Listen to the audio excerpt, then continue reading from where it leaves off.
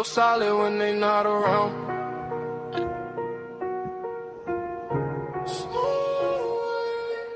I've been winning, I've been hustling, and I stayed on top.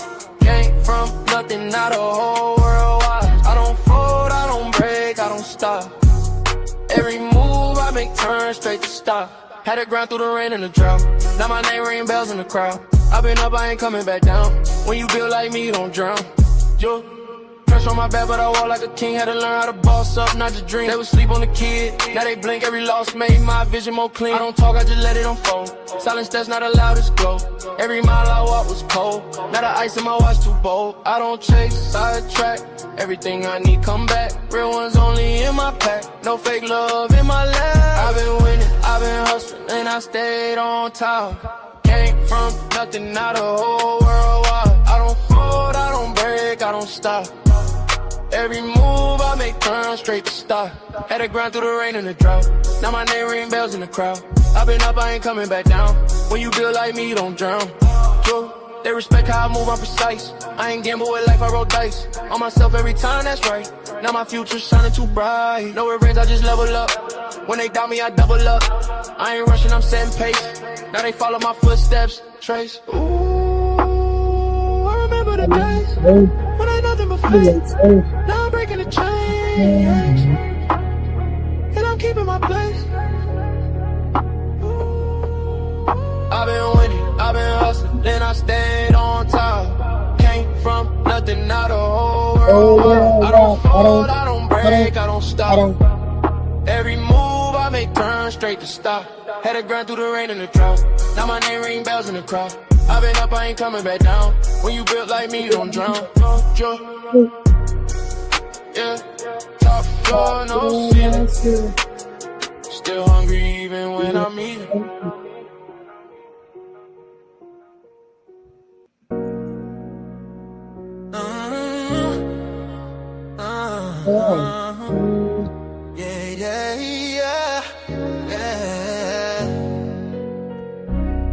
I lift my voice is lifted.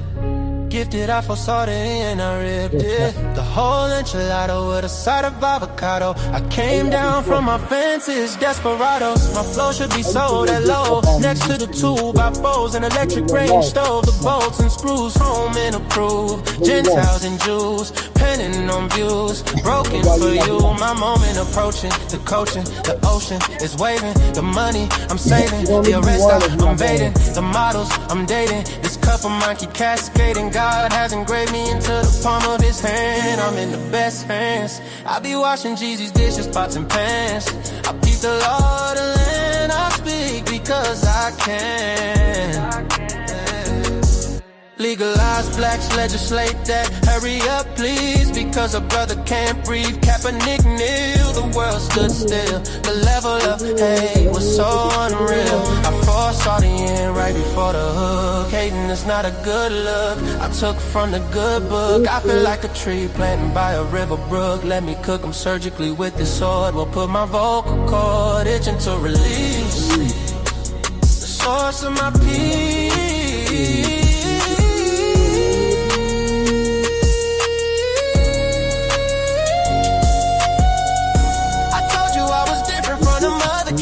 I'm flipping verses on these tracks like an acrobat. Yeah, glory to the Father, he implemented a plan. Jesus carried it out, it is finished. The Spirit empowered, blessing after blessing. We win this, we win this. My spirit's mine.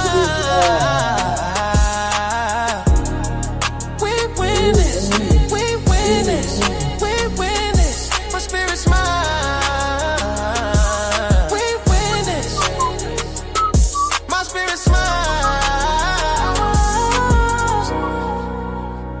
My spirit smiles, my spirit smiles. Do y'all hear what I'm saying? Think about it, think about it. Man, Jesus did that. We win this, we win this. My spirit get it. We win this. Do you hear what I'm saying? We win this. My knees buckle, my spirit chuckle. We win this, we win this.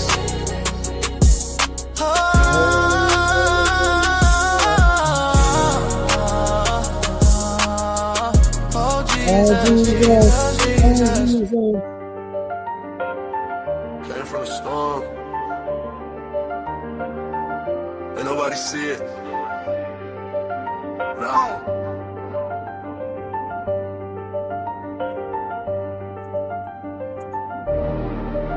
Came from the storm, I was lost in it.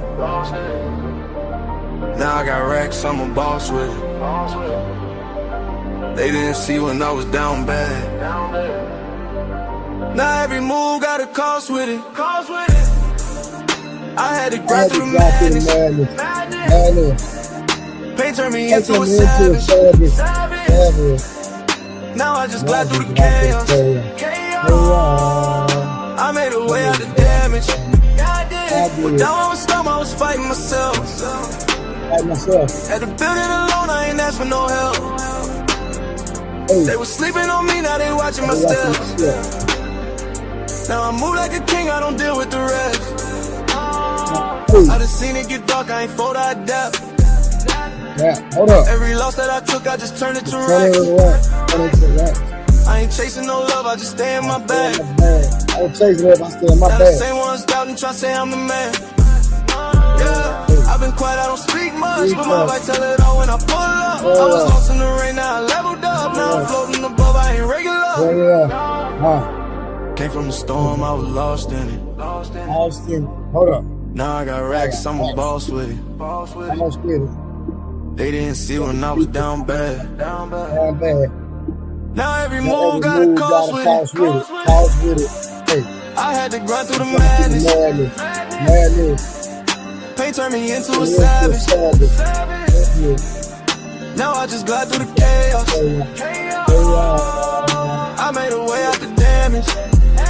I had nights I was thinking about giving up. Had to fight through the doubt, had to live it up. Now I'm up and they see how I'm living now. But they don't know the pain that it took to get up. I done been through the fire, ain't panic. I was moving through life with no plan.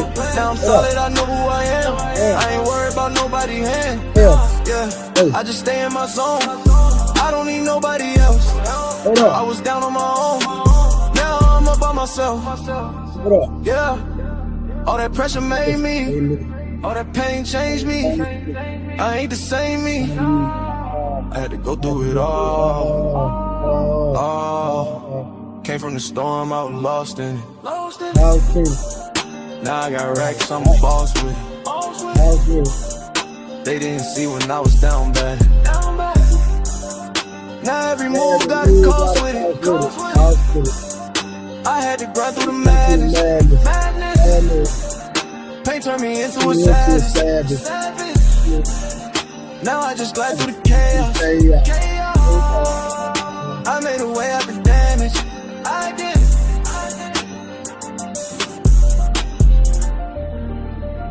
Yeah. Came from the storm. Still standing. Still. Hey, man, that song, listen, man. Man, that song made me wish I could play the piano, man. I swear, man. Man, what's good, man? It's your boy, TRAYTHETRUTHTELLER, man. I'm back in the building for another goddamn stream. We had a crazy stream last night. You know what I mean? We did some numbers, man. We made some money, man. We did what we do like we always do. Try to give y'all the best content on the internet with nothing but truth. We don't have to do all the production. We can just come up and have authentic conversations and people tune in. You feel me? Yeah. Yeah, the other niggas ain't like me. I can just get on here and just talk. Nigga, I ain't got to do all the extra, man. You know what I'm saying? I ain't got to do all the extra, man. I just talk my ish, man. Bring people on here and have real conversation, man. You know what I'm saying? So a lot of niggas out here don't like me, but all these niggas pussy. You know what I'm talking about? But y'all be watching these lame pussy niggas. But it's all good. It's just some more type people y'all are. But hey, I'm going to keep it pushing. I ain't gonna harp on that long. Y'all be supporting all the lame niggas. Supporting all the pussy niggas. And just let me know what type. If you support the lame and the pussy, that mean you lame and that mean you pussy. You did? Yeah, I stand on that. Here you talking about. TRAYTHETRUTHTELLER. Well, now when these niggas play with me in my face, I slap the hell out of one of these niggas. On my mama, man. Real talk. But listen, man. I'm off all that, man. How y'all doing tonight? I'm going to give y'all a few minutes. We're going to see who we got in the building. We're going to see who I'm going to pull up. And we're going to go through that, man. We're going to have some great conversation. We're going to have some great conversation tonight. You did. Let me find that one joint real quick. Hold on. Man, make sure y'all put some goddamn color in the chat, man. Support the realest nigga on YouTube, man. Real talk. Put some goddamn color in the super chat, man. I mean, in the chat. Or the cash app, whichever one y'all feel like doing, man.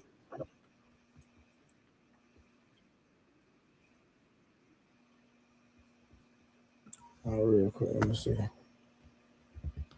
Let me pin this message real quick. Give me a second, y'all.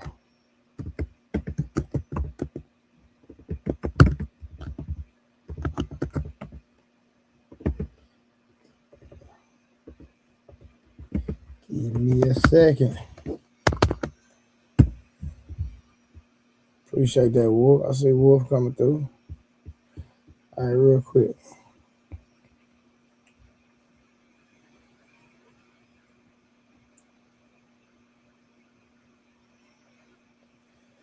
But yeah, man. I'm just being authentic, having these conversations, man. I'm not trying to be nothing I am. I'm gonna do a roll call in a minute, man. Make sure y'all get in this goddamn chat, man. Make sure y'all have any conversations in the chat. That helps. It helps the algorithm, man. But like I said, man, there's some niggas on YouTube, some of these content creators still saying my name. Let's see what's really going on. I really want to get with DJ Hamp. And let me tell y'all something. These niggas that got my name in their mouth. See, DJ Ham have an event, from my understanding, in November. And I want one of these lame niggas that got my name in their mouth to pull up. I want to punch. TRAYTHETRUTHTELLER want to get in that ring and punch on something. You feel me? But guess what? These same dudes that got my name in their mouth, I guarantee they won't get in the ring. I promise you they won't get in the ring. Nigga do all that talking on the internet, want to cuss me out, talk about me, call me all this type of stuff. I heard one of these lame niggas call me the gay teller, but I promise you he won't get in that ring and punch on something. See, guns down, gloves up. See, we want to do it the right way. See, we don't want to hurt each other. We don't want to promote any violence. So we can just do it the right way and get in the ring. I want to get in the ring and punch on something. And man, DJ Hamp, from my understanding, gonna have an event in November. Nigga, I want to punch on something. And get what? Listen, if these niggas that got my name in the mouth, listen, I don't even want no money. I'm gonna go down there for the free and punch on something. Let these niggas know, boy, I'm not the one to be playing with, boy. Real talk. So it ain't nothing but a friendly boxing match. That's all it is. It's all friendly, man. I'm gonna punch on something, and then you get to go home to your family and know you niggas don't take care of your kids. And, you know what I'm saying? And, you can go,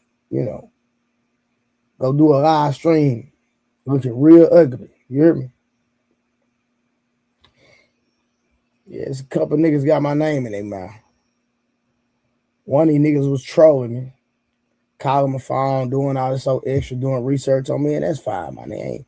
You notice I ain't entertaining none of that. But bro, listen, let's just punch on something. Yeah, I'm gonna look at you right. Yeah, I'm looking in the camera, nigga. I'm not gonna answer your phone call. I'm not gonna go back and forth with you on the internet, but I will definitely get in the ring with you, nigga. And you know who you are. Yeah, nigga. Steady creating these different YouTube accounts because I keep blocking you. But listen, I'm letting you know, I want to punch. Troll that, nigga. Get in the ring with me when DJ Ham do his next event in Houston, Texas, nigga. And let's get it in. This is an open invitation to the two men that got my name in their mouth that feel some type of way. Y'all want some attention. The only attention I'm going to give you is in that ring.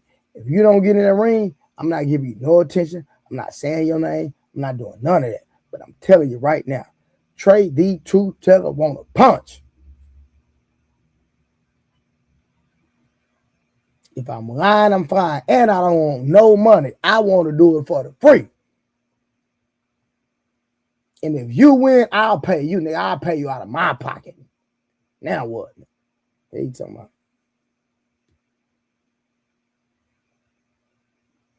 Yeah, I'll pay you out of my pocket. Nigga beat me from the shoulders, I'll pay you out of my pocket, nigga. November, nigga. Yeah. Guarantee you won't reach out to DJ Hap, nigga. You niggas know who I'm talking to. It's two niggas. Y'all know exactly what I'm talking about, nigga. I want to punch, nigga.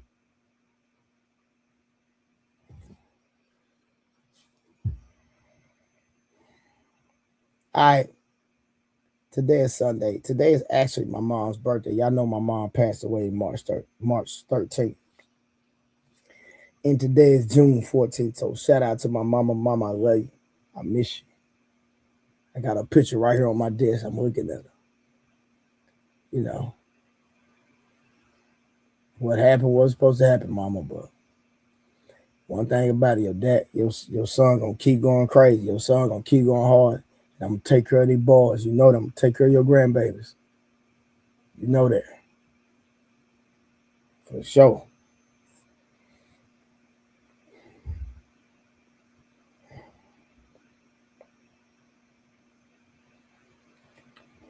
But yeah, man, who are we got in the building, man? Let's do a roll call. I'm gonna give y'all 1 minute to put your name in the goddamn chat, man. Put your name in the chat. And we're gonna, you know what I'm talking about? Yeah, man. So happy birthday to my mama. I'm gonna show y'all a picture, man. That was a picture of her when she was younger, man. You know what I'm saying? Shout out to my baby, man. I miss you so much, mama. Real talk.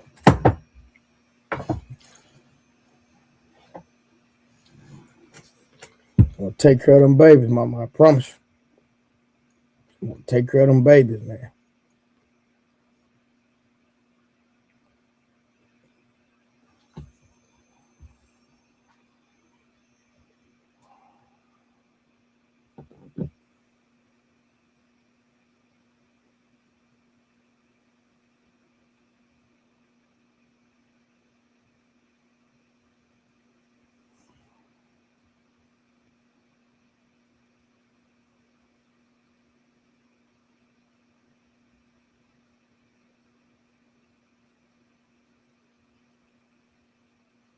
All right. I'll give y'all time to get in the chat, man. Let me go and see who all we got in the building real quick before we start working, man. Put some color in the chat though, man. We only got one super chat. Or hit the cash app, man. Come on, man. What a support at, man. All right, we got Wolf Stacks, the most lyingest nigga you'll ever meet on the internet in the building. That nigga Wolf Stacks the most lying nigga, but Wolf Stacks keep pulling up. He keep on support, man. So Wolf Stacks, I appreciate you, man. Minister Misty. She's a minister. That means she gonna preach the goddamn gospel. We got Serene Lemonade. How can lemonade be serene? Like, help me out. I want to know, how can lemonade be serene? Huh? I am Queen Tori. Tori, you a queen? Are you a queen? Tori, you know I'm gonna leave you alone. Hola. Hola. Yana. Appreciate you. Well, we got in the goddamn building. Hold on. We have Duce McGovern. What up, my boy? What's good? TLG. If I mess y'all name up, man, y'all need to get a better goddamn YouTube name. You feel me? We got Wolfstack with the $2 support, bro. Thank you. 30K in the building. Shout out to 30K, man. We got Miles in the building. Trey, you want that control rage like John Jones? No, man, it ain't about that, man. It's just, you know, we're a little older now, so we don't want to get on no nigga stuff. So we're just gonna keep it in the, you know what I mean? Keep it in the ring. Put the gloves on. I believe the way. What up? What's good? Bullets cost. What up? They surely do. Bullets sure do cost, boy. You ain't lying either. Mookie, how you doing, young lady? You doing all right? Wanda, what it do?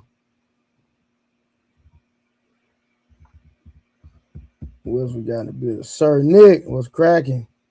Is it the most high? What's good? I need to cut my hair a little bit. Andre, what's cracking? Okay, hold on. We got Stan in the building with the 499 First Family. Family always respect to you and your mother, man. Stan, that mean a lot right there, bro. Appreciate it, man. Yeah, today, man, it's her birthday. You sleeping dark and lovely? No, I'm not sleeping, man. I'm feeling good. If you know what I mean. God dang, hold up, man. Hold up. Did she just do that? Hold up, man. Hold. Da, da, da, da, da, da, da, da. Da, da, da, da, da, da, da, da, da. Mr. came through with the 50 ball. Thank you, Misty. Thank you, Misty. You so sweet. Thank you, Misty. Misty. Thank you, Misty. Boy, Wolfstack came back with another $2. Happy birthday to Mama Love. Hey, respect, my boy. Real talk. You might be the lyingest nigga, but you gonna send that $2, okay? Well, man, you know what it is, man. You know what it is, man. If I didn't roast you, I didn't love you, my boy. Real talk, man. But we're gonna pack that nigga Wolf up. We're gonna pack him up, son. You hear me? Pack you all the way up, son. We're gonna pack Wolf up, man. Real talk, man. I started with a box Chevy. Hold up. What am I doing? I done did something. Did you meet the lady's boyfriend today? Nah, he didn't come. He was I was supposed to meet him last night, but he didn't come, so it was just me and her by herself. Harvin, what to do, boy? Let me see. Let me go and get a review going, man. Let's get some stuff going, man. Let's get some stuff going. Now her boyfriend didn't come, bro. I'm just telling you the truth. That nigga didn't come. It ain't got nothing to do with me though.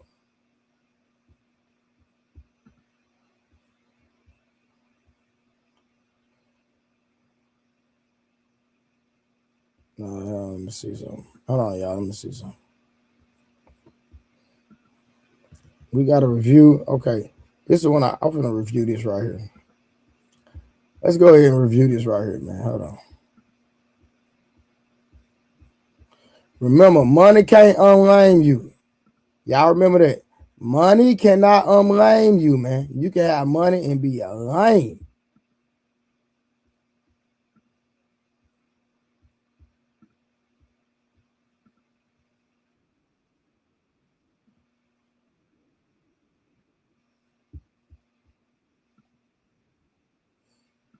Hold on, man.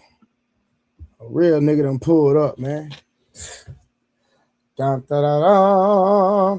Dun, da, da, da. Dun, da, da, da. Dun, da, da, da. Dun, da, da. My nigga Am done pulled up, man. Yeah, man. For my mama, man. That nigga real nigga right there, boy. Listen, let me tell y'all something, my nigga. It's a lot of niggas talk about my nigga Am, bro, but that nigga embraced me out of nowhere, my nigga. Real talk. That nigga Am embraced a nigga out of nowhere, bro. That nigga show a nigga number love, bro. That's why when nigga be talking down on my nigga, bro, I be like, boy, y'all nigga lame in here, and I take up for him every time, bro. We ain't doing that, man. That nigga didn't have to embrace a nigga, man, and show a nigga love like he be doing. Real talk, bro. So I appreciate that. Real talk. Let me drop that link, see if that nigga want to go on and pull up, man. Real talk. But we finna do a review, though. That's what we about to do. We about to do this review, nigga. Man, what the hell I just did? I'm doing something wrong. Hold on. What I'm doing? I'm doing something wrong. We about to do this review, so y'all can go and pull up on the panel. JT, what it up? Malcolm, what's cracking? Hold on, I done messed my camera up. Hold on.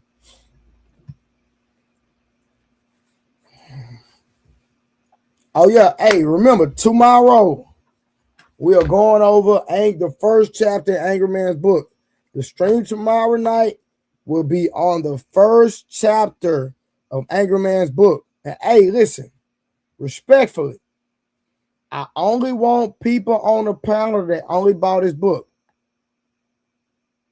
Let me say it one more time. Tomorrow night, the only people that's going to be allowed on the panel is people that have purchased the book. That's it. If you ain't bought the book, my nigga, for the next two nights, respect. No, if you bought it, hold on, let me tell you something. If you bought it, but it ain't came in, you good. As long as you done bought it, you good. Even if it haven't came in, you still straight. Okay, Wanda? So don't trip. If you bought the book, but it haven't came in yet, then yeah. Will there be bounties tomorrow night? The bounties are always on. Respectfully. Hey, now, the only person you will not be able to bounty tomorrow night is Am. No bounty on Am. Sorry. If you bounty Am, you wasted your money, respectfully. Okay? I'll tell you right now. So tomorrow night, if you put a bounty on Am, nigga, you don't waste your money. And if you want your money back, nigga, get it back in blood. You hear me? So I already put it out there. Hey, nigga, if you want your money back, nigga, get it back in blood. Nigga, that's all I'm saying. Yeah, you can bounty me off. Yeah, you can bounty me off. I listen.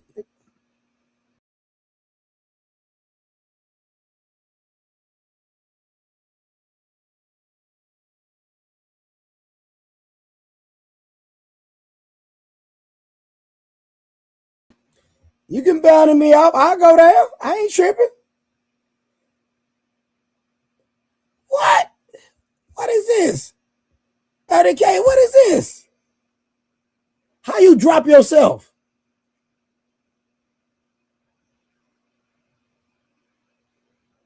30K, how you drop yourself?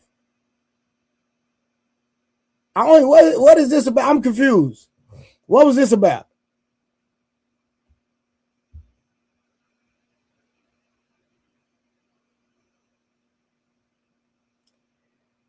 $30K, you're not even on the panel, fam. No, I don't have immunity. No, you can drop me too. Sir Nick, I can be dropped, respectfully. Oh, Malcolm said if they drop me, I need to double it.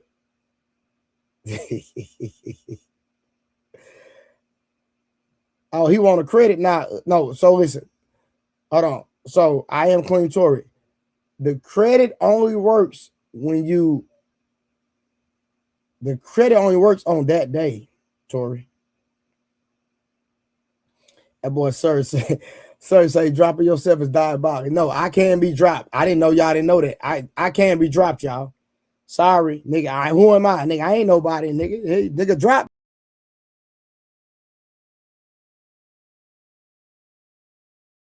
Oh, y'all didn't know I could be dropped on my own show? Yes, nigga, I can get dropped too. Y'all didn't know that? Yes, nigga, listen, I can be dropped. Nigga, the bounties is on at all times. I can be dropped. Y'all get tired of me, nigga, drop me, nigga. The only thing is you can't drop me for the whole show, though. You can drop me for a certain amount of minutes, but I can't be dropped for the whole show.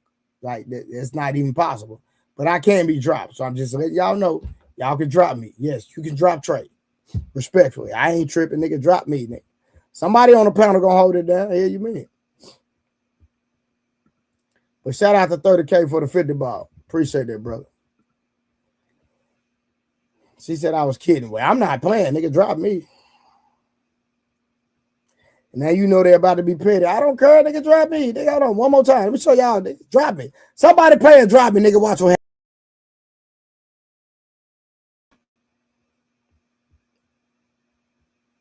I swear, hey, the realest, I swear to God. Hold on, look, hold on, y'all. Don't drop Trey, he'll fall asleep.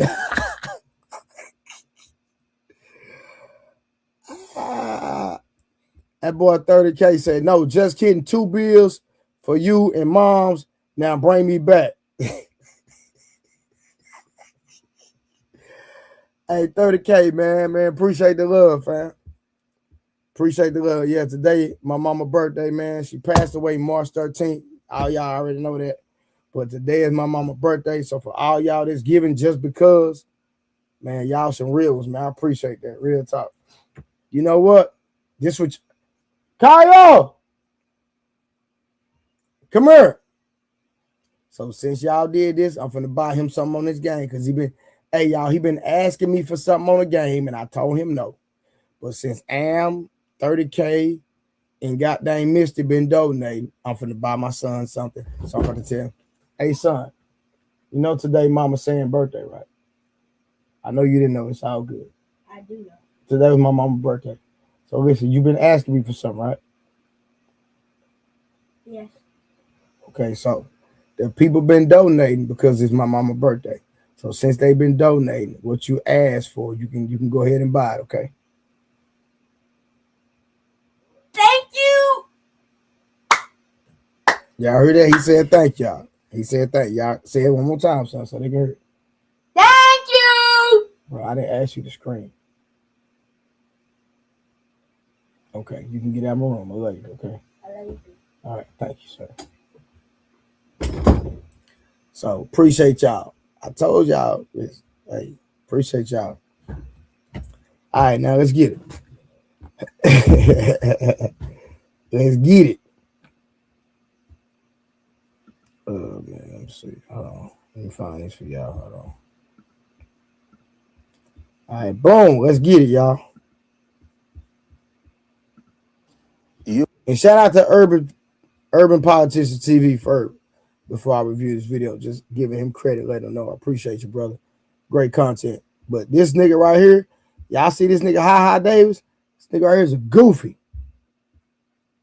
You don't want nobody else doing it to your lady. That's what I'm saying, though. So what did she say with hey, Carlos? No, after we got done, she tried to come to get the hell off of me. I just seen that man put you. I'm talking about he done turned you away but lose. I heard with him. You hear me? Cool. Because it was like when you want to have fun, you want to have fun in your life. That was, you know what I mean? That was a one-time thing, though, right? Oh, of course. Hold on. Let's stop this right here. Somebody help me understand this. Somebody help me understand this. Hold on, I gotta bring myself back. Hold on, what the hell? No, bring me up. Somebody help me understand this. How is letting another man sleep with your wife while you're there on some P. Diddy stuff? How is that having fun?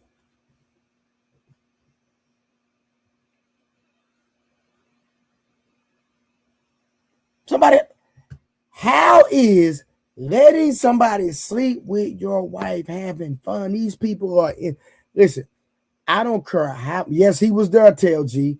He was shit. He was just like P. Diddy. He was there. How in listen, I don't care how much money. Let me look y'all in the eyes. I don't care how much money I get. I don't care if I'm in Hollywood. I don't care about none of that. I'm not finna sit there and watch nobody lay nothing in my wife. Nigga, you not even gonna get to be in the same house with my wife. These niggas is crazy, man.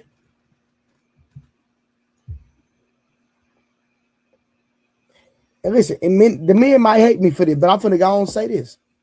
Ladies, you introduce another woman into your bedroom and you expect your husband or your man to be faithful to you.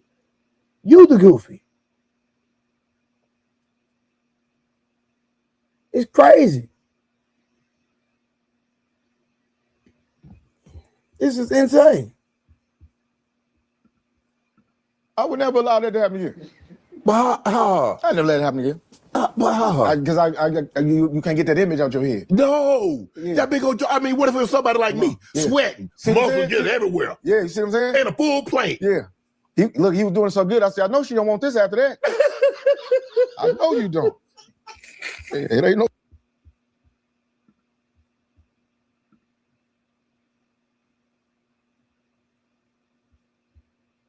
This nigga said the dude was screwing his wife so good that I know you don't want none of this after that. Crazy work.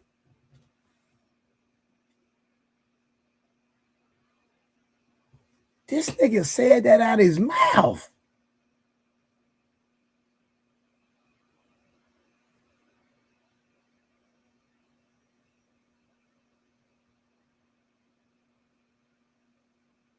Crazy work. How do you... That man said he turned her every which way except for loose. And this is your wife. No, he was not joking, Tori. No. What you talking about?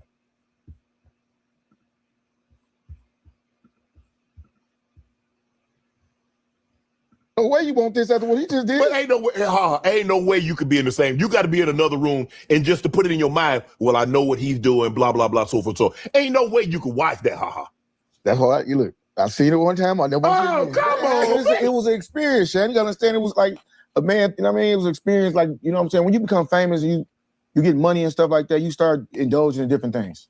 And I'm not saying crazy.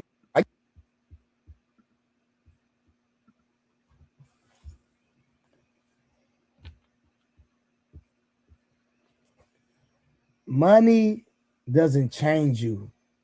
Money is just a magnifier. It just magnifies who you are as an individual. So don't blame it on when you get money, you want to have fun and you start exploring different things. No, nigga. You just a lame, soft nigga. That's all it is, bro. You lame and you soft. I've been getting money for a long time, my nigga. I done had more money than what you niggas would understand. And I've never inquired, had a thought or desire to do some goofy stuff. Ever. Never, nigga. You niggas is crazy. I guess I ain't never been famous. Yeah. Cause that ain't never crossed my mind. I ain't been even hold you, I started indulging in different things. Yes, ma'am. Listen, you swung a little harder than me, but look. But did you know the guy? Huh? Did you know the guy? Or y'all just somebody? Nah. Y'all went to one of them clubs. Yeah. This is something random. This is random. Oh, okay. Yeah, because Yeah.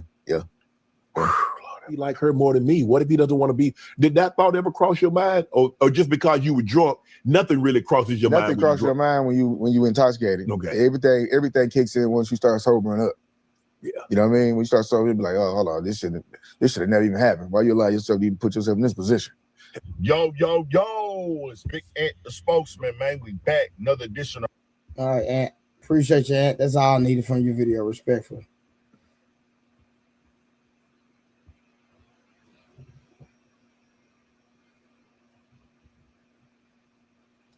Crazy work, y'all.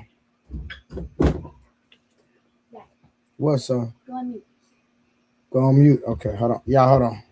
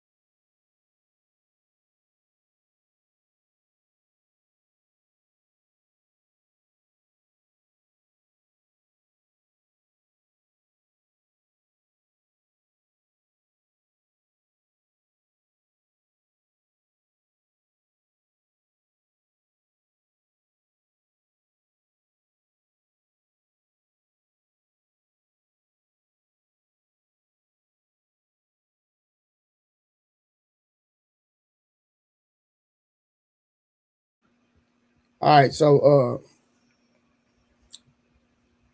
that's just crazy, man.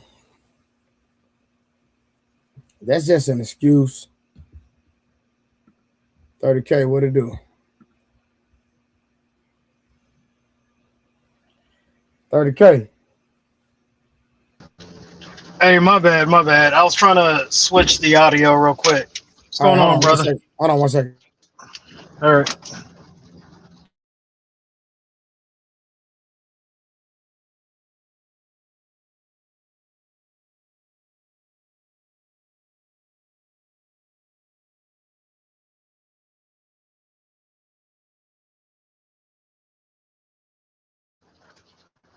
What's going on, Chad? How y'all doing? Yeah, I know it's been a while since I've been up here. How's everyone doing? Try to hold it down while he's talking to fam.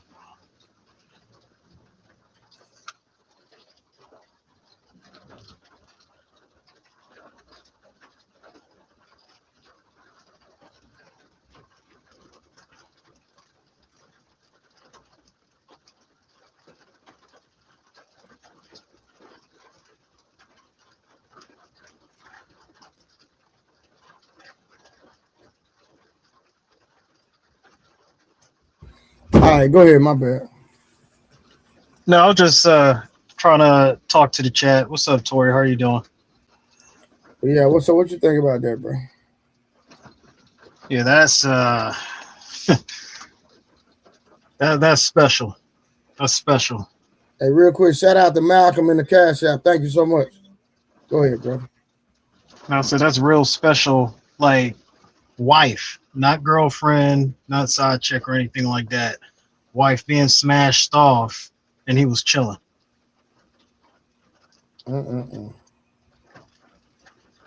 Crazy work. Crazy work. I don't understand how people get that strange when they want to dibble and dabble and stuff like that, especially with your wife. Well, in the 80s, I'll say in the 70s and the 80s, I heard some stories, even though I was, well, I'll say 80s when I was a kid. I heard some stories from some older people about how, you know, swinging was a thing. So it's Oh, not really? something new. Oh, yeah. Extremely common. Oh, wow.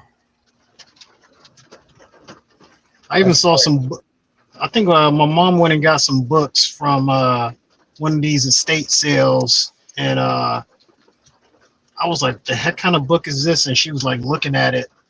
And I was like, what is that? She looked at it. She was like, oh, yeah, we're not going to keep this book.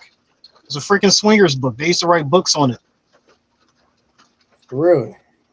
Yeah. Yeah, that's just something I'm not going to be down with, bro.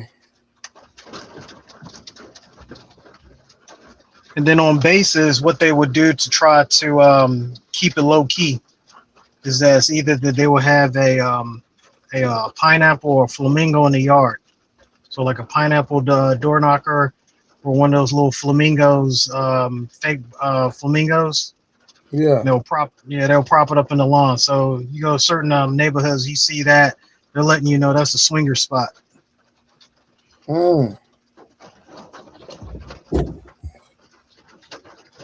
What? No, don't. I wait. Yeah, but yeah, that's crazy, bro. That is insane. Oh yeah, Misty. Sorry, just saw your chat. No, I've been here since day one. I know Trey since he first started. It's just that I got busy with work and then I got into somewhat of a situation I just don't want to really talk about. It's a little bit complicated, but I try my best to come over here and support my buddy before I got to go to sleep and wake up at 4 in the morning. Nah, I Hopefully appreciate that answers your that, bro. question. Yeah, the reason why I sent that chat, I was trying to get you to laugh a little bit. That's why I dropped myself and brought myself back. Oh, okay. I appreciate it. It got to me though. I ain't gonna lie. I appreciate it. Yeah, because I was about to get a little emotional if I'm being honest with you. You know what I'm saying? So I appreciate that. That did kind of divert my energy. You know what I'm saying? For real, for real. Yeah, I got you, brother. Trust me, I got you. Yeah, I ain't gonna have you up here by yourself. I was waiting for everybody else to come up, and then once enough people come, then I'll drop back down. But I'll it's try to be all, up here as long as I can. nah, it's all good, man. I'm trying to all right, let me go and start this other review I want to do. I'm gonna go and get to the main topic. I'm not even gonna wait, bro. I'm gonna go and get to the main topic real quick. Let me find it.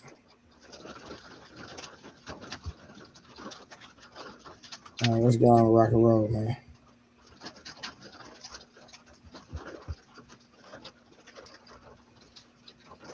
Appreciated her, and she showed up, and just been real ever since. So, don't let the name and the fame and all that fool you. She a real one. My sister Deandra Sanders in the building. Thank you for being Thank here. you. I love that intro. Okay? Hey, you know what I'm saying? Just something slight. Something That was slight. real good. Well, listen, I did mean that too, like in terms of you being just real. You know what I mean? Like I was actually, because a lot of times you meet celebrities, public figures, because I did meet you the first time at your pop's game when he was coaching. Yeah. And there was so many celebrities on the sidelines. It was just like celebrity row. And you were just authentic. You was like, yeah, this is Tuesday for me. You know what I'm saying? Thank you. You was just Tuesday. And then, you hit me up like, hey, you coming you having an event in Dallas, I'm gonna show up. And I was like, oh, that's what's up. Like she just real, like no airs, no, you know what I mean? None of that fake foo-foo stuff. Yeah. And I was like, okay, I rock with that. Cause you could be, but you're not. Thank you. Yeah. So I love that, man. I got to see your son Snow. You know what I'm saying? Snow.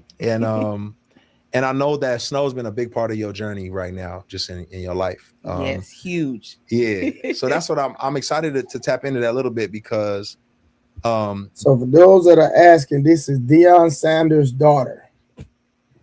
This is Deion Sanders' daughter. All right. So matter of fact, hold on, let me see something. All right, hold on. Let me get to the because I don't want to watch the whole entire thing. Hold on, let me see something. Yeah, that glazing was a bit much. I ain't gonna lie. Yeah, there's a reason I'm reviewing this because. All right, let's start here. Hold on, let's start here. Let's skip something. Let's go. why? My dad took the fun out of it. Really? What you mean? Like When I was in school growing up, it was just like too serious. give me a story. Give me an example. What do you mean? I mean, just like he just would be like, because he wants you to be the best at what you do. Mm-hmm. I wasn't really a sports person like that. So it's just more like, oh, well, you scored 10 points, but you missed 2. Like, seriously? Yeah, we're going to be running tomorrow. Like, Daddy, I don't even want to do this no more. Like, Yeah. I'm doing this so I can have fun with my friends in PE class. Okay. Like, so for me, he just took the fun out of it growing up. Yeah, I think I'm that dad too. So I guess I gotta chill. You just But then for boys, it might be different because the taking the fun out of it, looks, see where they at now. Yeah. Very successful. So it depends on the kid, I guess. Yeah. Depends on what they want to do. What did you want to do? That's the thing. I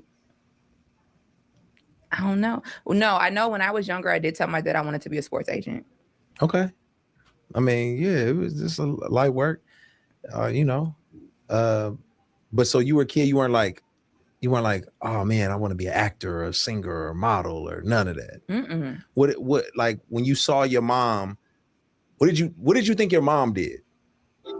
She did so much stuff. Okay, so I'm saying when you thought of her, did you think of her as like, oh, she's an entrepreneur, she's a model, she's a this, she's a that? What did you think? No, I knew because I asked a lot of questions. So I knew she had a bunch of different jobs. I knew she wrote a book where she was like on Essence bestseller. Mm-hmm. Like I just knew. I just never really see that's where the lack of ambition came. I don't even know how to describe it, but that's where, yeah, it was just the only thing I ever wanted to be that I told my dad was a sports agent. And I was like in high school then. So it wasn't grown up. Well, now how does that change to the version of you today? You know what I mean? Ooh. Like, yeah. It changes a lot because now I just want to know myself again. Okay. So baby steps, baby steps. Let's talk about that a little bit, because you're like, I just want to know myself again. Like, you went through some trauma. A lot. You went through some trauma. So I guess let's talk about what you said earlier. So Snow was here, Snow gone. Mm-hmm. Took you a long time to connect with Snow when he was a baby, right? Mm-hmm. Because of the postpartum. Oh yeah, what was talking about? Okay. Right. So Mm-hmm. what does that feel like for somebody who doesn't know what postpartum is like? What was that like for you? What were you going through? Talk me through it. Like, you have the baby, and then what happens? You have Snow, you're in the hospital. Postpartum for me was, I mean, I don't think let me think about this for a second. Okay. Because there's so many different. When I first had Snow, he was in NICU. So I couldn't really connect with him anyways. Of course, I would go see him every day for hours, but it wasn't like the overnight. Breastfeeding was very hard for me. Mm-hmm. Pumping milk, and I only wanted to do breast milk at the time. So I couldn't really connect with him like that either, because I wasn't he wasn't latching on. Mm-hmm. So it was just really me like, am I able to feed my child? Like, am I a good mom or this like that? That was the beginning stuff. Mm-hmm. As time went on, as months went on, I found a solution. I was still breastfeeding, but I found a donor milk, which helped a lot. But it was more so of the thoughts of, it's like they tell you when your baby sleep to do chores and stuff like that. But then it's like, dang, I'm just so tired. Like, I don't want to do anything. Mm-hmm. Is me sitting here with my child sleeping? Am I a bum now? Am I this and that? No, it's like you really think these thoughts, like, am I considered lazy? Am I like, you really think this stuff? So it messes with you, because you're like, dang, I wasn't like that before. You try to do stuff, but just physically, you're just not able to do that. Then it's like, when you do sleep with your child, you do this, you're like, dang, am I doing too much? Am I just not giving enough? It's like all these thoughts that just keep going back and forth to be like, are you a good parent? Are you being a good partner? Are you being a good sibling? It's like, am I enough right now for everybody? Yeah. Because I'm just getting pulled in every direction, but I really just need to focus on my child. Yeah. But mentally, I don't know how to do that. It was real public, right? The pregnancy and and then even Snow being born, it was really public. And then of course you have a very popular father of your child. It from the outside looking in, just social media and in the public, it looked like, oh, everything's great. So even Bulja. So talk about it. What was really going on behind the scenes? I think I won't say a lot, because I still felt regular feelings as a mom, just figuring out who I am again. Like, I had to grieve the old version of me. Like, I didn't know this new person.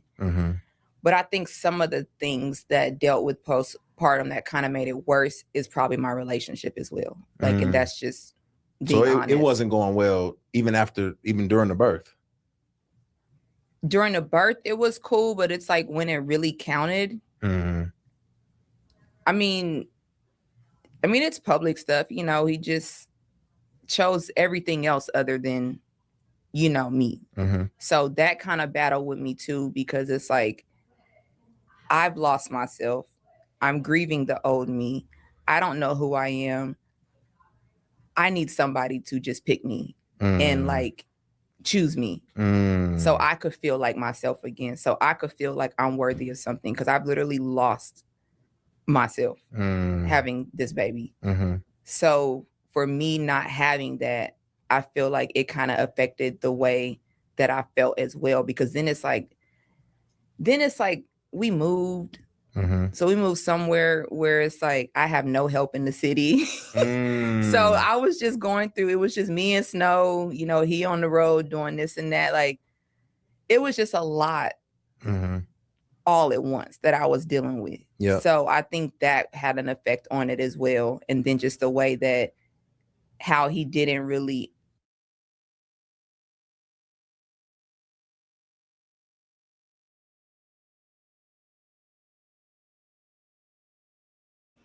real quick. I know the lady's gonna get mad at me for this, but like she just said, she had a lot going on at the moment.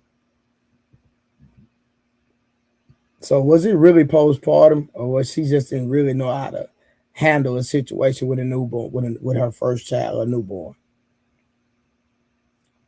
I'm just saying. I know the lady's gonna scold me. I know y'all gonna roast me. It's fine. It's okay.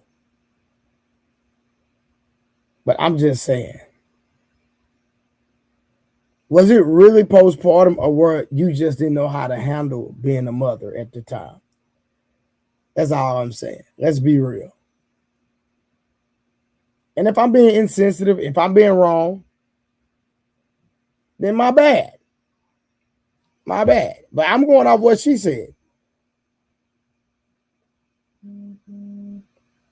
Did she not say that?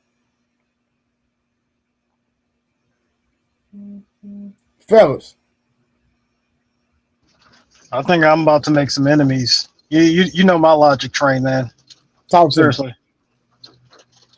I mean, I'm looking at it from the standpoint of, if you choose your actions, right? Mm-hmm. You weren't brainwashed. You weren't forced into the situation, regardless of what that might be defined as. Or you might have been thrown into a situation. But once you're thrown into a situation, you still have decisions that you have to, you have to live with. But the decisions that you live with, right, or the decisions that you made to live with, how selfish are you if it affects someone else or other people?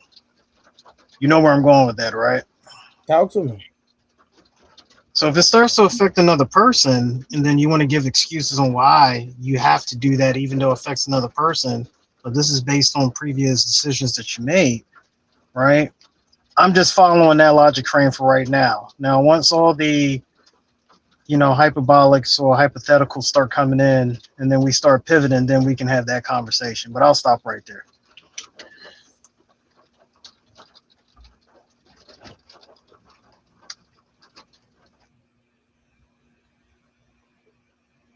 Ricardo? Yeah, I'm just coming in at the tail end, like the last few seconds of the video. Is she talking about uh, postpartum affecting her specifically, or what? Yeah. She's talking about postpartum affecting her specifically. Oh, okay. Yeah, I know that's a big. My only thing is, maybe it's just me. I'm a little uninformed on it. Not, just being transparent, but um, I don't understand why, if people know that that's a potentiality coming up, why it's not prepared for more. Or maybe you can't prepare for it. I don't know. You know, am I making sense? I hear you. I'm gonna respect your viewpoint. I'm not, that's all I can do is respect your viewpoint. I just believe that she was just a new mom and she didn't know how to handle it. That's how it was. It had nothing to do with no postpartum. That's my personal opinion. Oh, you're saying they don't apply here at all in that circumstance at all. Yeah, I don't believe that. Oh, okay. I believe she just was a mother that she had Okay, a gotcha. kid and she didn't know how to handle it, and so she want to blame postpartum. Hmm. Okay. That's That's just me That, though. that's the reason why. That's the reason why I answered the way that I did, because it's like at the end. Like if we're going to start from the beginning, did she choose that life? You see where I'm going with that, Ricardo? If she yeah. I hear you. chose that life, right now you have to live with the decisions that you make. But Hmm. oftentimes people would choose to do something, and then they want to do that yellow stuff. You only live once, right? And regardless of how severe the decision was, they still want to do whatever is trending at that time, right? Grass is always green on the other side of the fence, as some people may say. So, I mean, let's take it to the extreme. You decide to be a mom. Okay, cool, right? Now you got to be a mom. But I mean, does she even know what that even means? Right. So now all of a sudden, all these excuses start popping up, and then you got to make a decision. But the escape will be, well, you're going through this. It's like, okay, like, did you go and seek the the help that you need, because you know your child still needs you at the end of the day, regardless of what you're going through. But some people might say it's like it's not that black and white. And then we got to enter into the gray space. And if we enter the gray space, then that's when it's going to be a lot of anecdotal and hypotheticals. Well, that's the reason why I answered the way I did. No, for sure, for sure. All right, let's get back to it, because there's some things in the video I want to extract, for sure, for sure. Understand, or I don't think he saw me for what I really needed him for at that time. Yeah. You now were y'all already dating when I met you at the game? I don't think so. I don't think so either. Okay. I think that was like the start. Okay. I remember your dad. Your dad was hilarious. Your dad was like, he said something to me and he was talking to you and he was like, who told you to wear that dress? You got a longer one? Don't you got a longer? Oh yeah, my daddy be tripping. Like all my brothers do actually. So at that point in time, that's what made me feel like, oh, he's like overprotective. He wants to. Now, I say all that to say, you're at this game. You are running around with other well-known people, and position look for in a man at this, like, because like, did you feel like, oh, he's got to be known, or he's got to be seen, or like I got to add to my, like, do you feel like you were looking for some type of guy? I don't think I was looking for Y'all see it? the type of guy. I knew the type of guy that. Hold on, real quick. Can y'all see it? Yeah, I can see it at least. Is it loading?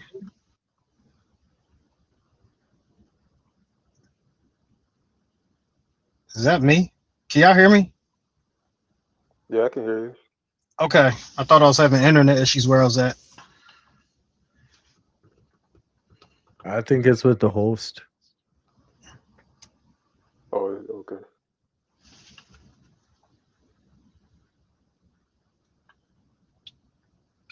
Oh, that's 187. Man, I ain't seen you in a while. What's going on, brother? I go on 30K. Who that? Yeah, you probably don't remember me. I'm from way back in the day. Big up to you, bro. Thanks for remembering me. I appreciate you, man. Yeah, I don't forget faces. I do forget names, but I don't forget faces. But I do remember you. It was I think you was on one of Trey's live, and it was freaking hilarious. I don't think I've ever been over here before. Nah, he ain't never been over here. But hey, but I just want to make sure y'all can see it. I don't know what was going on. I was having some type of problem though, but I think I'm good now. But everybody can see it though. Yep.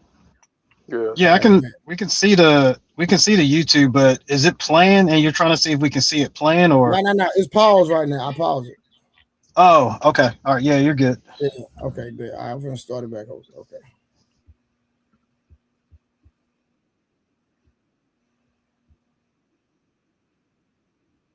We can't hear it. I can't hear it.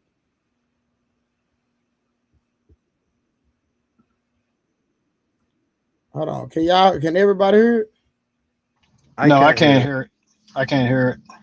All right, hold on. Give me a second. Hold on.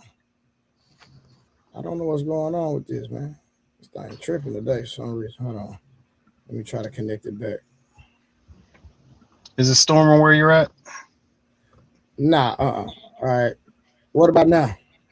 I guess I just didn't really know that all men aren't certain. Yeah, you're good. You grew up with a good example. Yeah. And you're like, this is how it is. Yeah. So I thought that was like normal.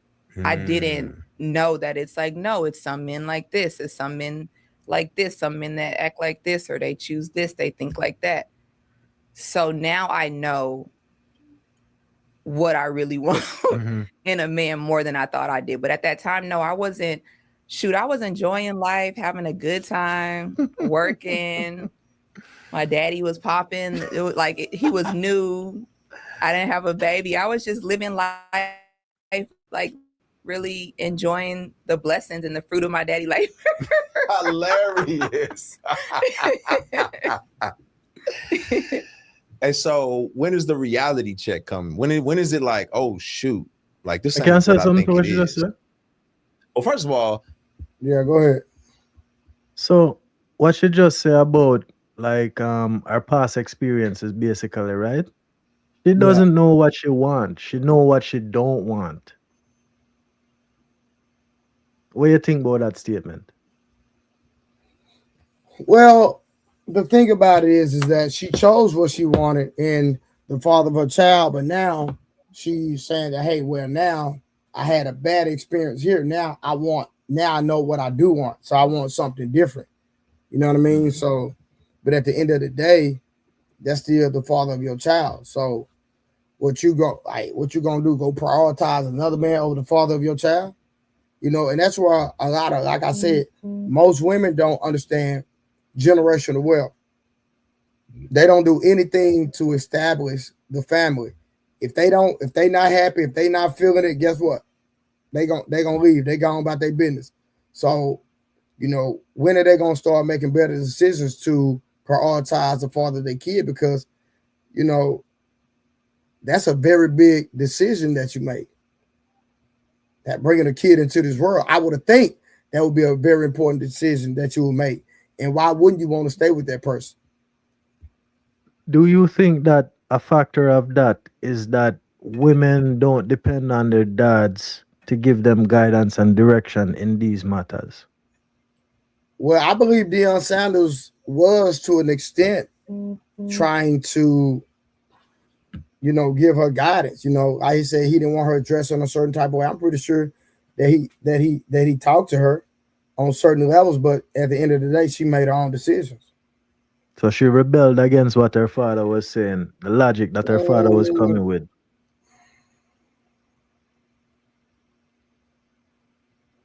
Oh, yeah, I can't.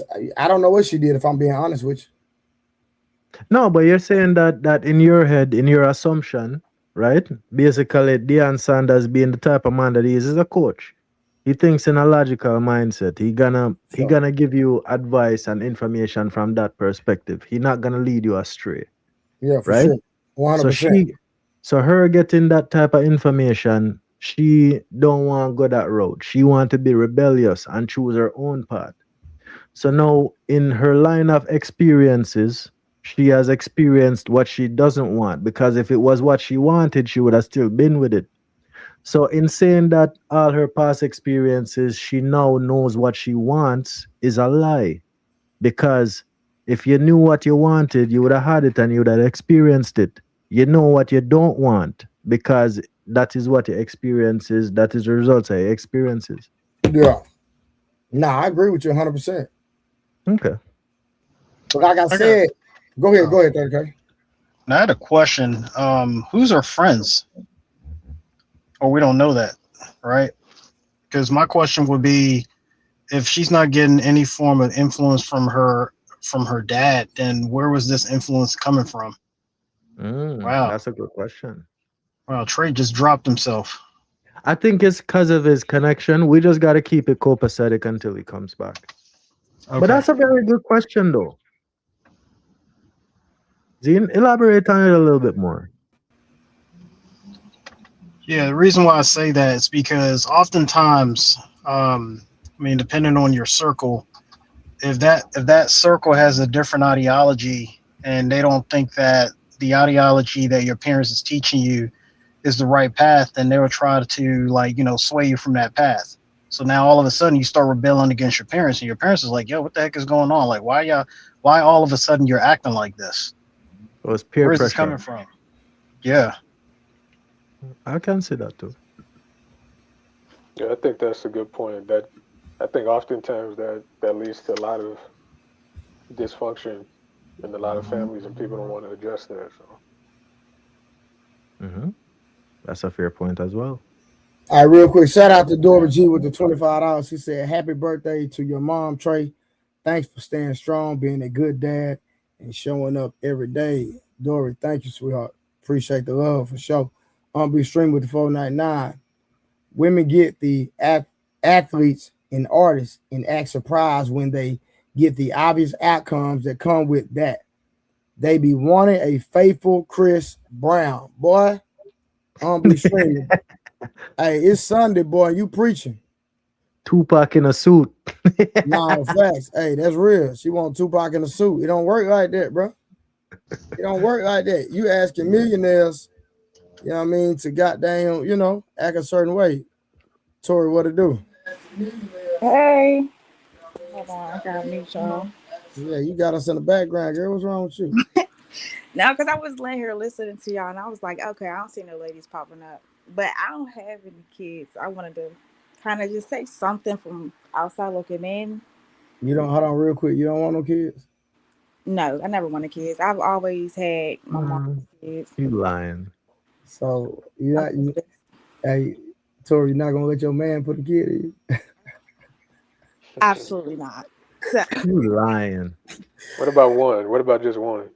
At least one. I just had my sister just had a baby girl. She's beautiful. She just turned 1.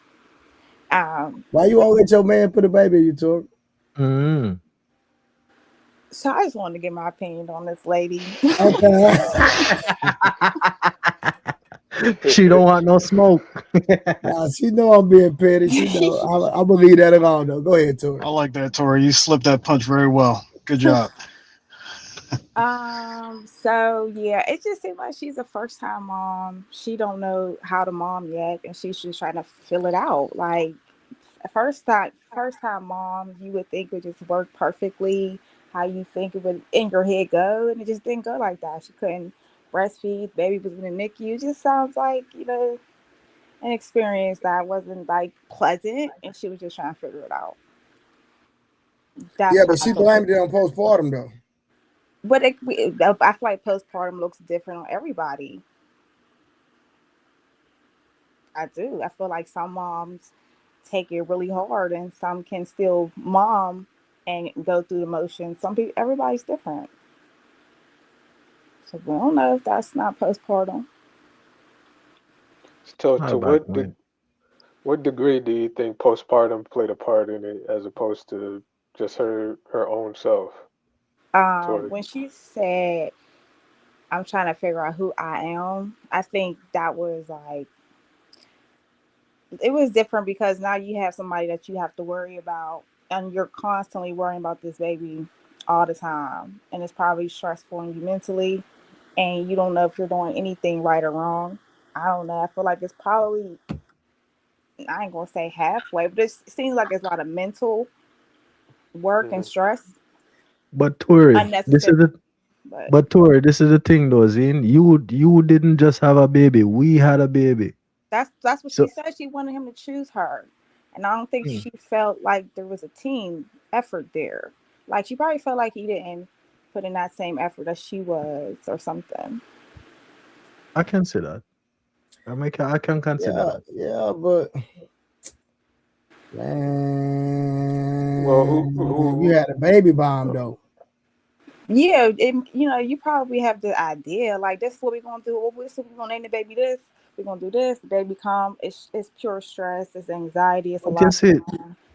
see, this is the thing about you women though. You guys very emotional, right? And in my opinion, a man supposed to exude a certain level of emotional resilience. So when you get in your emotional state, our emotional resilience not supposed to subjugate you and bring you back to reality, but it's supposed to comfort you in a certain way, like a mother with a child, to bring you back to reality.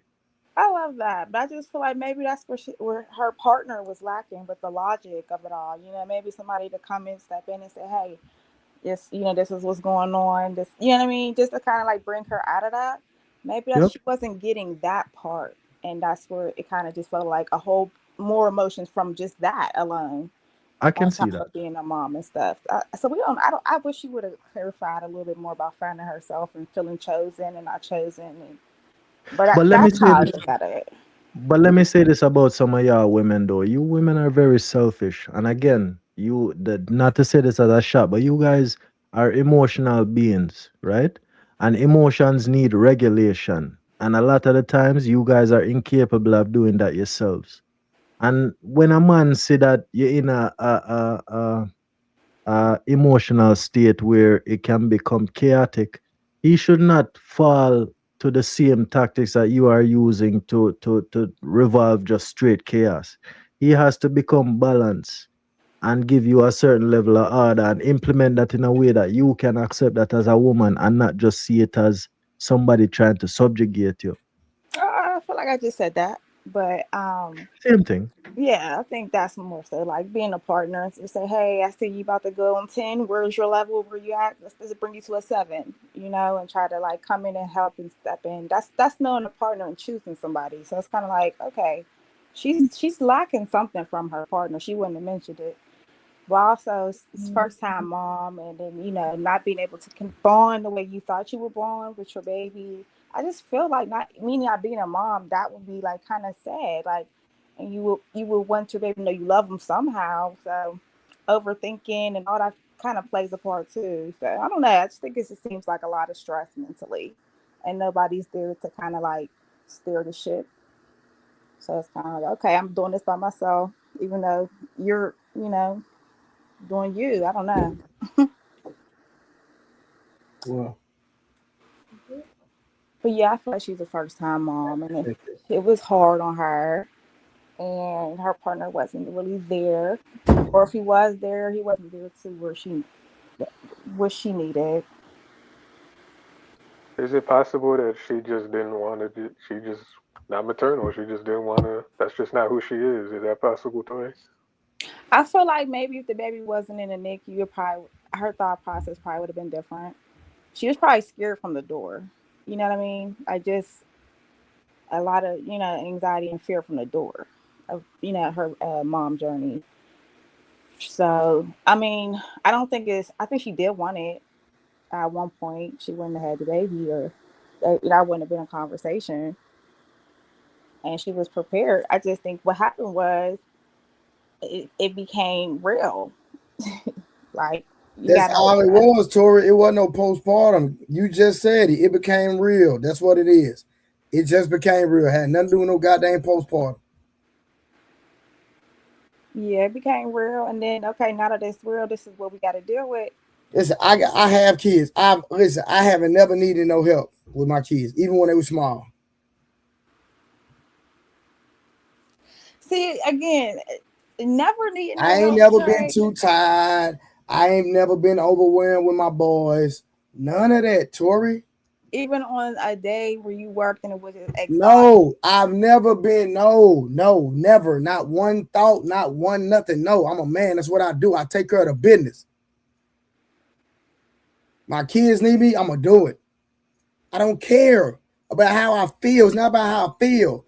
My kid needs some milk. He need to be burped. He need to be fed. He need to be changed. I'm doing it. Right. These kids don't ask to be brought into this world. So how I feel, it don't mean nothing. If his mama don't come pick him up, so what? I got him. Okay, so you feel like doing that and still feeling sad about everything, like that's not postpartum too? I got a quick question on that. So the thing is this, right? Like, when a person has a priority, like in their life, or a list of priorities in their life, now oftentimes there can be situations that will force them to change that list of priorities. But some people, they just don't want to change it. So they will say, like, I need to focus on me. So in their list of priorities, they're number one, regardless of anything that comes into their life.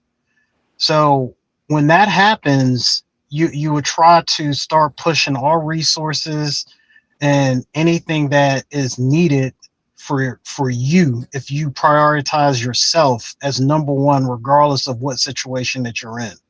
That becomes very dangerous, right? And the reason why is because, like, so say, like, for me, I'll just use myself as an example. I don't have kids, but I'm already preparing myself for the situation that if I need to quit my job just to make sure that I'm there for the kids, then I will quit the job. Now, the first thing people will say, well, then you're not bringing in any money. Who said anything about me staying jobless? It's just the fact that I need to make sure that I'm there for them. So there's certain things that you got to give up once you decide. Well, I can't say decide. Once you like fall into a situation of becoming a parent, those lists of priorities have to change. But if you start making decisions where it shows that you're not prioritizing those kids, and they didn't have the choice to say, okay, I want to be born or don't want to be born, that becomes something where now people will say, yo, aren't you being a little bit selfish? We understand that you're going through this stuff. You're going through probably postpartum. Let's go ahead and get you the resources that you need, because we got to make sure that this kid is taken care of, because they're at the most vulnerable state of their life as being a newborn. Do you think that's something that should be looked at in that way, of like why that person is making themselves the number one priority in all things in life? I think that's what I'm trying to say. If you understand why I'm asking the question in that manner.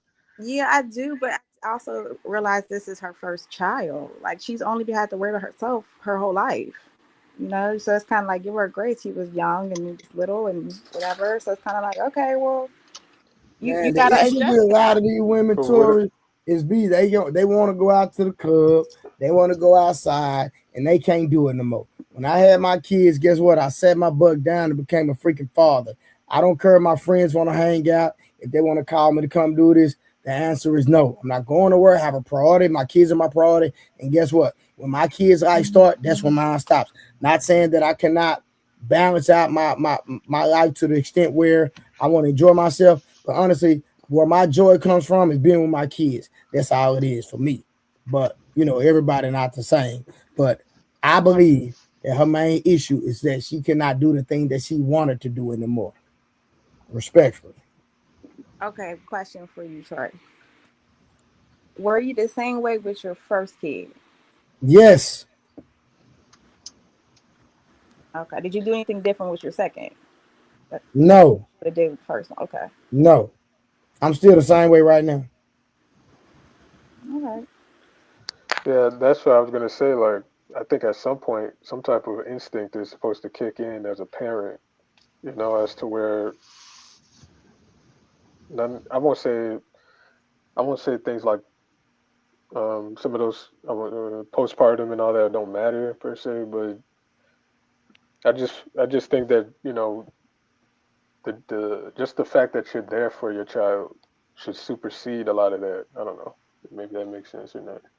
We gotta remember too, postpartum it doesn't affect as many people as we also make it out to be. A lot of people use postpartum as an excuse not to do the work that they signed up to do when they were wanted to have the baby. It's possible. Yeah.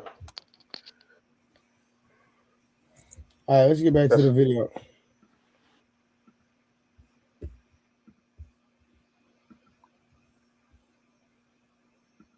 Even the pregnancy, like, was that a controversial moment for y'all, for the family, or was it just like, okay, I hope this guy is serious? I hope, like, was it? Um,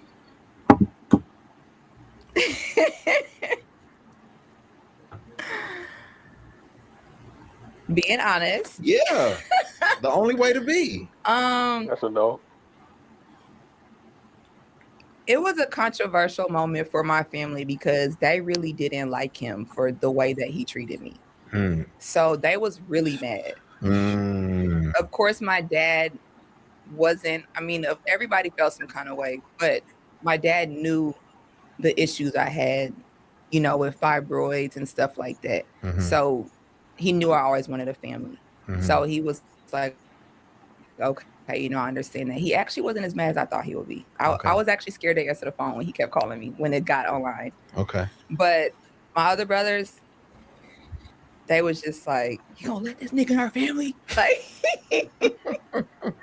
so, but they only because they're very protective of me. Like, I'm their sister. Like, I'm the cool one. I'm the one that, always like doing stuff. And then for me to just be going through so much what I did, they just really didn't like to see me like that. That's all.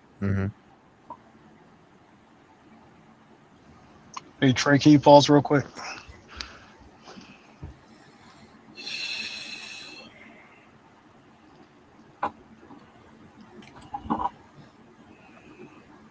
Yeah, that's a very interesting thing that she said about, because she just mentioned the vetting process. So I the know men you in the happy, family. angry man. Your Knicks won.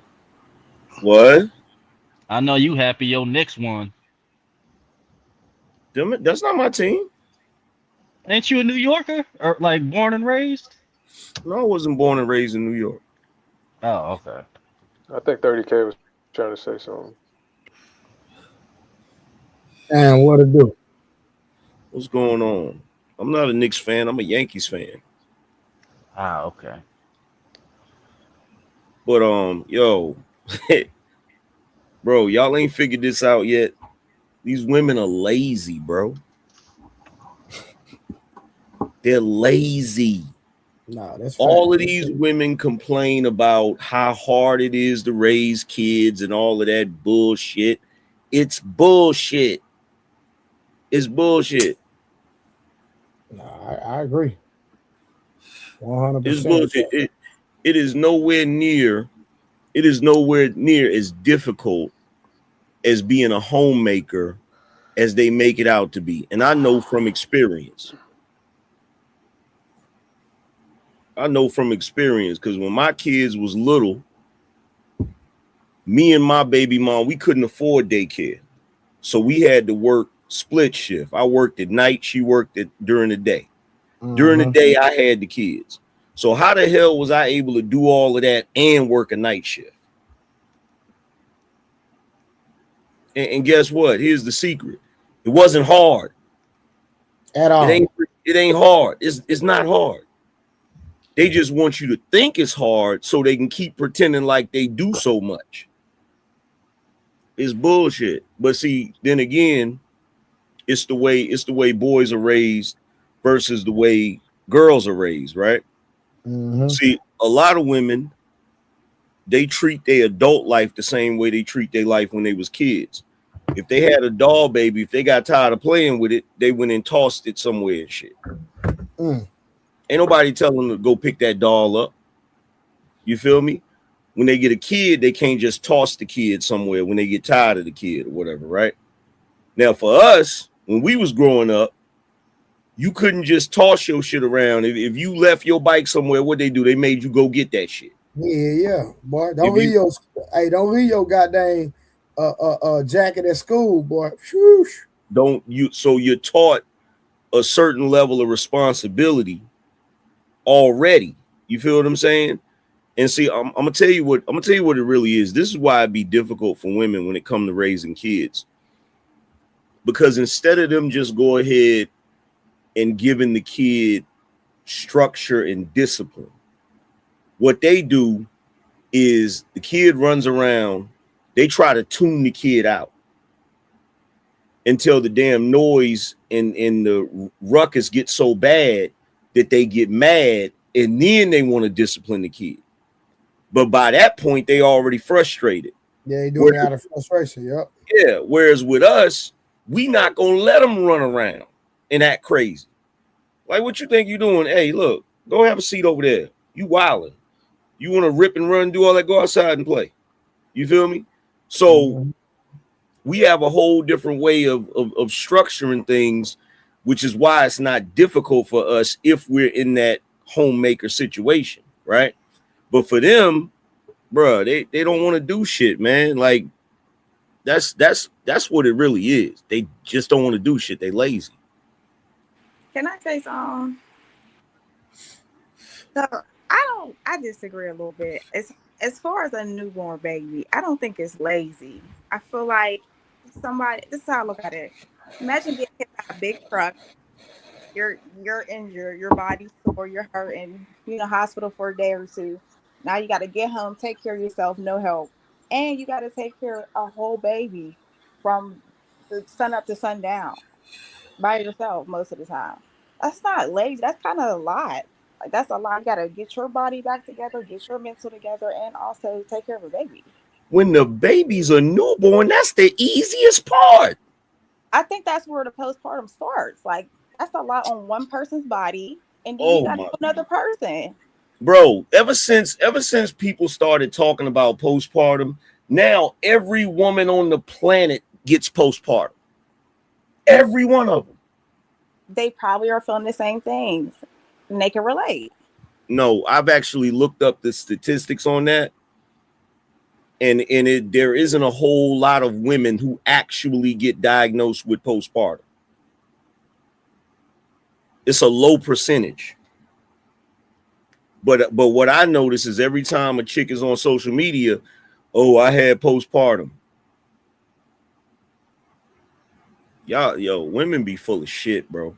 And don't nobody want to call it out. It's just like Patrice O'Neal said. I think it was either Patrice O'Neal or somebody else. Women be full of shit, and nobody wants to call it out because everybody want to have sex with them. I don't think every woman is full of shit. I really do feel like a lot of them do feel. Everybody's body is different. You can't tell somebody how to be after they have their first child. Like it might be great, it might not be great. You know what I'm saying? That's why I compare it to like an accident. Like, oh my gosh, because you have to heal. Your bones got to heal. I got a solution. I got a solution. And you got a crying baby who needs you every moment of every day. I got a solution for you. Don't have no kids. Oh, I didn't. But I just feel like for women, I feel like a lot of them. Wait a minute. Wait a minute. Time out. Pause. Tori. Yo. You don't got no kids. Absolutely not. Get the fuck out of here. Absolutely not. So you sitting here you making a whole defense for some shit you ain't even experienced? That's why I compared it to a truck. This is my interpretation of having a child. That's why I didn't do it. I feel like it's going to be a lot on you mentally, physically, emotionally. And what if you don't have that support you had 9 months ago? Like, you know what I'm saying? It's just, what if it's all on you? Can you handle it by yourself? If you can't handle it by yourself, don't do it. I did it. What I'm saying as a man, as a man, I did it. You want me to call him? Hold on. You want me to call him in here? No, that's why I call him in here right now. That's why I answered it like that. I did. I call him here right now. I can show y'all. I can show you his National Honor Society, AB honor roll. No, I can't handle it by myself. So if I'm not gonna do it by myself, I'm not doing it. Bro, check this out, yo. So me and my kid's mother, while we was together, we had to do the split shift thing, right? Then when she was pregnant with my second oldest son, she messed around and had to go to the hospital like 3 months before it was time for her to deliver because she was having like issues or whatever, right? And so for them 3 months, nigga, it was just me dolo all the way around the clock. You feel me? And then even after that, she had to stay in there for a little bit longer because my son was a preemie or whatever, right? Look, I'm gonna tell you right now, the way women be complaining about that shit, because you got to keep in mind, women be complaining about that shit even when they got a husband, even when somebody with them, they still be complaining. And I'm trying to figure out how the hell is y'all complaining when the women back in the day, my wife was watching something earlier today talking about black women back in the day, how black women would get up at like 5 a.m. and cook breakfast for their family and then go work for white folks and cook for them too. And we talking about back in the day when you had to cook from scratch. We talking about back in the day when you wash clothes, you had to wash them on a scrub board. Y'all got washer and dryers where you just throw the clothes in there, turn the button on. You got dishwasher, you can put the dishes in there, turn the button on. You got these freaking y'all seen that robots? Y'all seen that cradle that go from side to side that you put the baby in and it just rocked the baby to sleep? Like, bruh. Yeah. Y'all like y'all that cleaning Roomba too. That cleaning Roomba. But y'all also see a woman on her period every month, once a week, going through it. Oh, the period. Here come the period. Just saying, like y'all, it's real. Or if you can control it at work, you can control it. You can control it in the house. You control it at work, you can control it in the house. Listen, you cannot. I can't hear that. If Oh, you but do I have a you question notice? for you. Hey, Miles, do you notice that though? Do you notice they will complain endlessly about the work they got to do at home, but they can't wait to get to that job? I see So, money your uh, God, Tori. what you say? Money's your God, huh? Who's good? I don't know nothing about that. I don't know nothing about no money. I work from Because you home. know, hey Miles, you know why they can't wait to get to work, right? I don't Yeah, I know. feel bad for Because they them. ain't doing shit. They sitting behind a damn desk on TikTok and shit, chilling. so Tori, so clearly the men are saying, you know, things are a little easier than the women are saying. Why do you think that is? Like, what do you think the disconnect is? I think the disconnect is when we didn't let 30K finish. I think that's where it all started. But I feel like it's not easy, and it's y'all don't have a menstrual cycle every month. Y'all didn't grow up with it every month. It's still a pain. On top of that, having a baby is way worse than that. Like that's y'all see it. It's physically draining on women. Y'all don't go through it, so y'all can't be like, "Oh, it's not that." No, you know what? You know why we don't go through this? Because we be at jobs lifting heavy ass shit, sweating like a slave, going through it. Y'all, bro, y'all be talking about the shit y'all go through. Y'all have no earthly idea the type of shit men go through. And I may be a YouTuber now, but I done had some real jobs. I'm talking about I done worked at a furniture factory before. I done worked at a textile plant. I done been in shipping and receiving where the freaking you loading the tractor trailer and whatever the temperature is outside, it's gonna be either 10 degrees hotter or 10 degrees colder inside that damn trailer. Like y'all, bro, y'all be talking, but be trying But to hear y'all none of that bodies shit. are built for that. What? Your Y'all body's built for that. Does that literally my make it body. any easier? Wait, hold on. Your body is built for a cycle and your body is built for giving birth. Does that make it easier? And we also have emotions, so we can't complain. We can't say, I feel this way. I'm hurt today. No, Even you though can we're say going that. through You it. can say that, but the problem is this is what the problem is. The problem is women have been complaining for so long that y'all have been taking advantage of the fact that everybody's willing to listen. See, with us, we can't complain because nobody gives a shit. If you come home and be like, man, you never guess what happened, man. This dude, man, he freaking lost his arm in one of the damn machines and shit. Damn, that's messed up. You better not be thinking about quitting that job though. You don't get to, the dudes don't get to complain at all. I Tori? understand that. But I feel like you're mentally, y'all go through a lot. Y'all have to hold in a lot. But why do everybody have to do that? I don't think that's fair. You said Somebody should what? somebody should be able to express their feelings. And I feel like the one going through all the pain naturally should be that one. If it's gonna be that way. Everybody can't just be emotionless. It's not. It's not. It's not. Listen, it's not that we are emotional. It's just the fact that we understand that. Hey, why am I gonna sit up in my emotions? My son got to get fed. My son got to get changed. I got to go to work. I got to pay the bills. I have to listen. If I was to sit up and start crying, as soon as I get the tears, guess what? The situation is still there. Yep. So what's the use Facts. of getting in my feelings when it still got to get done? Forget it. We gonna get it done. So you don't Facts. crash out later or crash I out. don't. I'm not gonna crash out. I'm not gonna crash out. I'm gonna do what I'm gonna do what I gotta do. And I, if I did, and even if I did cry in my prayer closet or got dang in while I'm riding in the car, guess what? I sucked it up, no diddy, and I got there and made it happen, regardless, because it still had to get done. My kids didn't ask to be born into this world. So Mhm. guess what? I gotta get it done because they depending on me. I can't worry. Listen, see, when you're a real parent, you solve the problems before they even present themselves. So get what? My son know how to go say, Daddy, what we gonna eat? Mhm. The food is already there.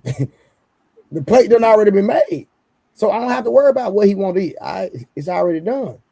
Yeah. See, I'm gonna tell you what happened. I'm gonna tell you what happened. The modernization, modernity has made people stuck in arrested development.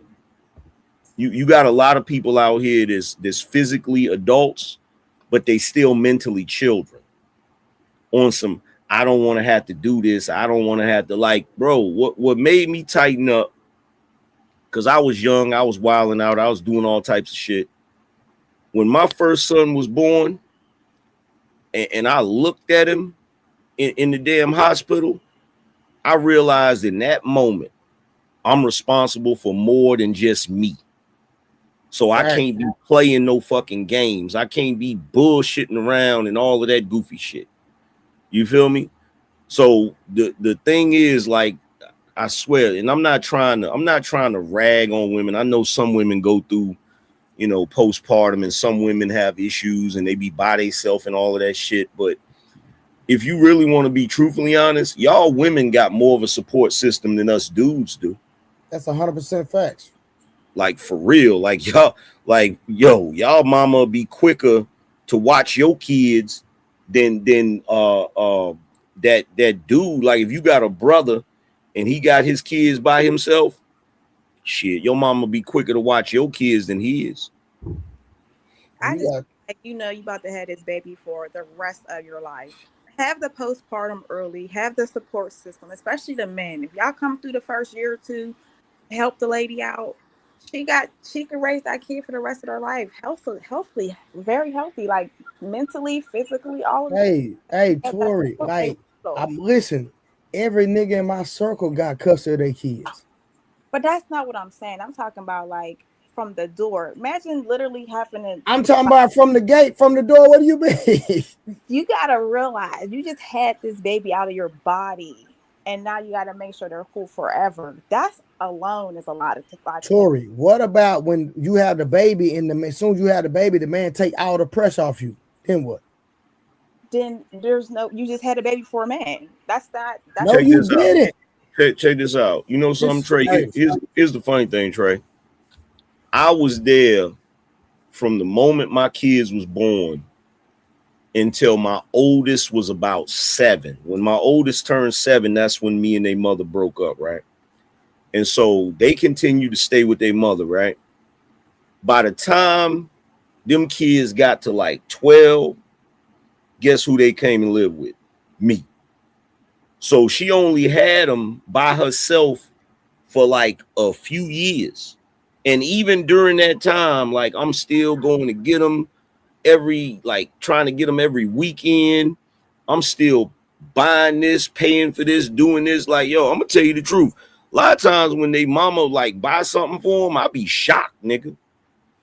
I be shocked because every time they needed something, it was like, yo, they need this, they need that. And I be like, damn. And you, as a man, you can't be like, damn, when you gonna buy something? You know what I'm saying? No, and let me address this comment. I use it, but I like Missy, so I'm gonna address it. She said it's crazy how you guys are talking about women having babies and never had a baby or a menstrual cycle. Missy, that's not what we're talking about. What we're talking about is the responsibility of taking care of the child once the child is born. That's what me and Anger Man are talking about. And I was there from the gate. Anger Man was there from the gate. We have been in our kids' life for their entire life. Anger Man kids are grown. Mine, my oldest is about to be a teenager. So guess what? We've been taking care of our responsibility. So it's not we're not downplaying y'all having the babies. But guess what? Again, what if once when you have the baby, the man takes all the pressure off you? What is your excuse then? I don't think there needs to be an excuse. I feel like you just literally had a baby for this man to take care of. You're not having you're taking that crazy shit. You're that crazy shit, right? The fact that you even keep saying that. No, you're taking a mother role away. You're you're basically taking on 100%. No, what I'm saying is I'm just gonna whatever you're gonna complain about, I'm gonna give you a reason not to complain. And you not having the baby for him. That's crazy. That sounds. But Trey said, if you take away all the complaints, that you can even think of, then what now? You can't even mother. You can't even, get into it, find your rhythm with your child because you have taken Yes, away you can. child, Trey. There ain't nothing to complain Be about. a mother. What do you mean? You have to learn from experience. If you're doing everything, what Listen. Even though I did everything, I never took away her responsibility on anything she wanted to do for our son. Never, not once. So what are you talking about? she could be there financially. She could come to the game, support. Well, What else? my situation. Well, that's not what happened, but it is what it is. I mean, I just feel like having your baby in the home with you is a part of being a mother. Listen, I'm not finna beg you to be no mama. That's you. I get it, but I just feel like once you take away every problem, that doesn't really solve the No, how problem. am I taking away a problem when I'm being a problem solver? That's what men do. Yeah, logically, but it's not an issue if it's a postpartum. It's, hey, this is what I have to deal with. This is what I'm going through right now. Help me. Don't take on the full load and just be like, now what? Trey, Because Trey, that's what you're gonna learn from. I got an easy solution to that. I got a very easy solution to that. And if say to your question, let my mama move in to help you with this, are you gonna have a problem with that? Absolutely. No, that is support. You have a support system, a mother that raised a son, and you know what I mean. You love the son, and of course you're gonna take her wisdom, her experience, and with no problem. Why would the mom be a problem? Do you think women would have a problem with that mother living in the house with you to help? Now, if you're trying to take over the mother and wife role, that's a problem. But you want to come in and help me with raising this child because I'm new at it. Come help. If you see, hey, this needs done or this needs done, let me see how I do it first. If I need you to step in, I'll ask for help. And see, this Or is that's why. See, this is why I be having a problem with once the kids get grown, these women be out here with their chest out like they was the champion of the damn family and shit. Meanwhile, the entire time you was in shambles and shit. Because look, at the end of the day, this is the main reason why women are supposed to be getting married before they have children. You're supposed to have all that shit squared away. You're supposed to have all of that shit structured. Some of these women out here are stressed out and going through what they're going through because they trying to do the shit by themselves. They trying to do it by themselves, and it was never really meant for them to do it by themselves. Now, us dudes, we can do it by ourselves because we don't handle problems the same way y'all handle problems. See, I've been saying this: men are built for turmoil. Men are built for problem solving. Men are built for hard shit. Y'all are built for comfort. Y'all can't handle no type of, I've noticed that about y'all. Y'all can't really handle no type of stress, no matter how much y'all try to pretend like y'all do. Y'all can't handle that shit. Every time anything get little stressful, y'all be bugging out and shit. But what I That, don't like, but Nigga, the whole world could be collapsing, nigga. And I'm still like holding on to hope, nigga. so when I Like, was saying yeah. in a Oh, go comment, ahead, go ahead. taking over the wife role is what I'm saying is if you're coming in specifically to help me, is this is my husband's way of helping me without physically helping me bringing his mom in. Come help me with my baby. You don't come in, you don't clean my house, you don't buy my groceries, you don't do all that overstepping. Let me still handle my business, and if you want to assist me with helping my child out too, fine, thank you. But that's what I meant by doing like the wife role and the mother. you and know then on top of that, I be hearing women complain about, oh my God, I have to clean the house up every day because the kids, they be doing this and they be doing that. Like y'all don't know the cleanup game. Clean up, everybody clean up. You make them little gremlins clean up everything. Little cross goblin. Pick up after yourself. You feel me? I'm not about to do that shit. Hey, go pick that shit up. Go do this. Go do that. You feel me? Okay, also I want to clear something up too, Trey. When I was saying, okay, if you take away all the problems and it's like now what, you're basically saying I'm taking I'll just handle the kid since the kid is the problem. Now, what do you want to do now? That's what I was saying. Like, well, how is she gonna learn how to be a mom if she can't? The kid ain't the problem. That's number one. The kid ain't the problem. The way you dealing with it is the problem.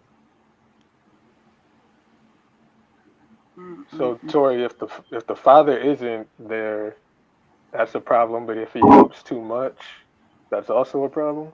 Yeah, If he because helps a lot. we're supposed to be 18. Like, we're doing 50-50. Where's my 50 if you're taking over 100? This sound like excuses. This sound like you looking for a reason to complain. That's how it is. I don't have no kids. I don't know nothing about that. I'm just saying. I'm just trying to understand, where's the team effort? No, your mom's not going to come in and Listen, I'm not finna wait on you. If you are sitting up here in your feelings, I don't have time for that. Okay. So again, having a baby, boom, body's all messed up, mentally messed up, gotta get your weight back down and raise a baby. On top of that, take care of a household and a husband. You don't have to do all. Oh my God. There's a white guy on the internet right now, right? He got a social media page, right? And he's a homemaker. His wife works and he stays at home. And he was doing lives talking about how easy the shit was. Them women got so mad at him, they started calling his sponsors and made him lose some of his damn sponsors. Because he was proving to them that the shit is nowhere near as hard as they claim it is.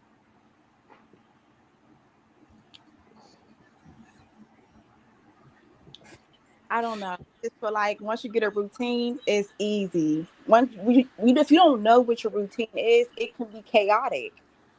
Is what I'm saying. That's why I said I see a lot of women having these issues early on, and I feel like the partner should step in and help however that partner can with the routine the mother is trying to create. Not take away all the problems and say this now it's fixed. Y'all just ain't built like the women was back in the day. That's all it is. It's okay to admit that. I mean, I'll admit that. That's why I have. Hey, ladies, listen. Any woman that wants to take care of me and let me sit at home and I'll take care of the house, feel free to email me.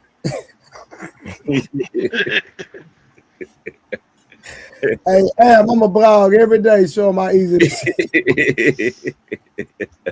Shit gonna be spotless. Man, listen, man, this thing gonna be so easy, man. I swear to God, man, for real. Hey, shout out Tiffany K in the Cash App, man. It's Tiffany K sent a 50 ball in the Cash App. Thank you so much, baby. Thank you. There was a TikTok.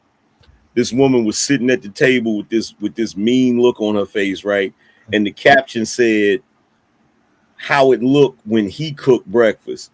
And the father was over there cooking pancakes. They had the music going. The kids was dancing. One of the kids was sitting on his shoulders. They was flipping the pancakes and shit. Yeah. She was salty as hell. Tori, why y'all don't like to see men happy, man? Because if I'm not happy, why are you happy? First of all, I just feel like that's diabolical. You said what? If I'm not happy, why are you happy? If I'm happy, you should be happy. Whoa, wait a minute. Let's back that shit up. Did you just say that? Back that shit up. Wait a minute. First of all, I am not responsible for your happiness. Oh my goodness. If you can't find a way to be happy, that's on you. That ain't got nothing to do with the dude. Nothing. You asked a specific question. Why don't we want to see it? The only reason why a person doesn't want to see their person happy is because they aren't happy. Why are you chipper today when you know I'm going through all this stuff? How could you smile? You know I'm hurting. Like, that's probably why. Because here's the thing. Men know how to compartmentalize. You looking at that man, he look like he content. He got a section of his brain where he going through it. But you know what a man does? A man will not show that because he doesn't want his family to be unhappy. So he don't want that energy coming off on them. See, when a man is unhappy, he keeps that shit inside because he don't want to spread that to his family. When y'all unhappy, you want the whole house to be unhappy. No, I don't know about the whole house. I feel like somebody, your partner is. Hey, Tori, hold on 1 second. Tori, can you repeat what you said though? I want to hear it one more time. What did you say? Which part? About the man, he shouldn't be happy if you're not happy. If I'm not happy, why are you around her chipper? I don't understand. It's not connecting. I just told you I had the worst day ever, and you all on the phone. Hey, what's up, man? Just cackling and kikiing. I would not smile. I would not do anything until I know my man has smiled. At least I try to get you out of your. This is the worst thing I've heard on the internet. Hey, bro, check this out. Al Bundy got an episode where he made a room in the damn garage, and a bunch of dudes was in there with him, and they was all laughing and shit. And Al Bundy stood up. He said, "Man, stop it. Don't you know the women can sense a man smiling a mile away?" And right after that, they poured in there. Like all the women came in there and shut down all of the fun and shit. They be on some bullshit, man. So Tori, you don't think the positive energy from the man in that situation could possibly uplift her? Or that doesn't play a factor. You just want him to be sad with you. But here's my be positive. Try to get me out my phone first before going to be happy outside of me. Like I gotta say something. Women, bro, no, his positivity is not gonna rub off on her. Like her negativity is gonna absorb all of his positivity and drain him. And you want to know what's funny? This was funny, right? Because I've dealt with women that act like that before, right? This is what they do. They'll be unhappy, right? And you'll be happy. You'll be chilling. They'll keep on, walking around with an attitude and shit until you finally ask them what's wrong, right? They'll be huffing and puffing, doing all that shit, right? Yeah, the worst thing you could ever do as a man is ask them what's wrong. Because what's going to happen is she going to start going into her bullshit. It's going to transfer to you. And then guess what? The moment that you get unhappy, the moment that you get upset, that's when she going to get happy. Yeah, I can't say. Yeah, that sounds about. No. Now, sometimes what I've seen is they won't tell you and they want you to pull it out. They want you to keep asking. Yeah, I've seen that too. Yeah, because that stresses you out. As a man, that stresses you out. Like you shouldn't have to. Men don't operate like that. If your homie got a problem, if he upset about something, soon as he see you, he gonna be like, "Man, you can never guess what happened." He gonna tell you what it was. And then after he tell you what it was, you gonna suggest a solution or whatever. And then he gonna be like, you know what? I might just do that. And then that's gonna be the end of it. But with them, no, they want you to be miserable with them. So the moment, because they don't want you to solve nothing. That's why she said what she said a minute ago. Like, don't come in and fix everything. Just help me, which really translates into commiserate with me. Just sit here and be miserable with me. That's crazy. That's what it is. That's what it is. Yeah, but it's okay. You talking about for a child, a newborn? That's only a year or two of working through that, and it's like, oh, okay, I feel better now. Now I can do this and do that. Like, oh, good, thank God. Now I can go back to normal. But she made that woman a priority. Tori, our brains don't work that way at all. Our brains are formulated to be problem solvers. When you put a man's brain in that space to try to work like yours, you're hurting that man in the long run. Especially if you try to do it for a long time, because he's gonna switch from being a problem solver to being a more emotional man. Because you're trying to make him tap into his emotions even more with you. Wow. Somebody said, thank God for childless. I'm hollering. First of all, my dogs love me. Secondly, I didn't want children. But my thing is, I'm very in tune with my emotions. Yes, I am.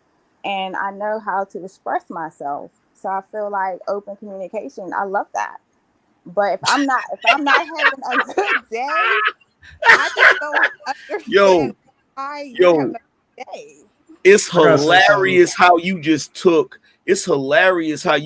some dysfunctional shit and try to make it sound like it was healthy. I'm great at communication and this thing. Like, get out of here, man. You basically just sat here and told us that if you having a bad day, you want your man to have a bad day with you, and that shit is fucked up. That is not true. I said that is the reason why somebody would not want their partner to be happy if they're not being acknowledged in their sadness. But Hey, Tori, I want hey, Tori. Tori. Oh, go ahead. Sorry. on that lady Nah, first. I know 30K been trying to go, but Okay. 30K, you gotta get in there, brother. I'm gonna say this real quick. Hey, Tori, I think you and Wolf Stats will make the phenomenal family. Oh shit. Oh man. Oh man. What you think? What you think, Tori? I have never disrespected you, Trey. I have always supported you. That's disrespectful. You took it as disrespect. That's disrespectful. That's your answer right there. You took it as Tori, that's disrespectful. Disrespected you in this manner. It's a joke. God dang. My So God.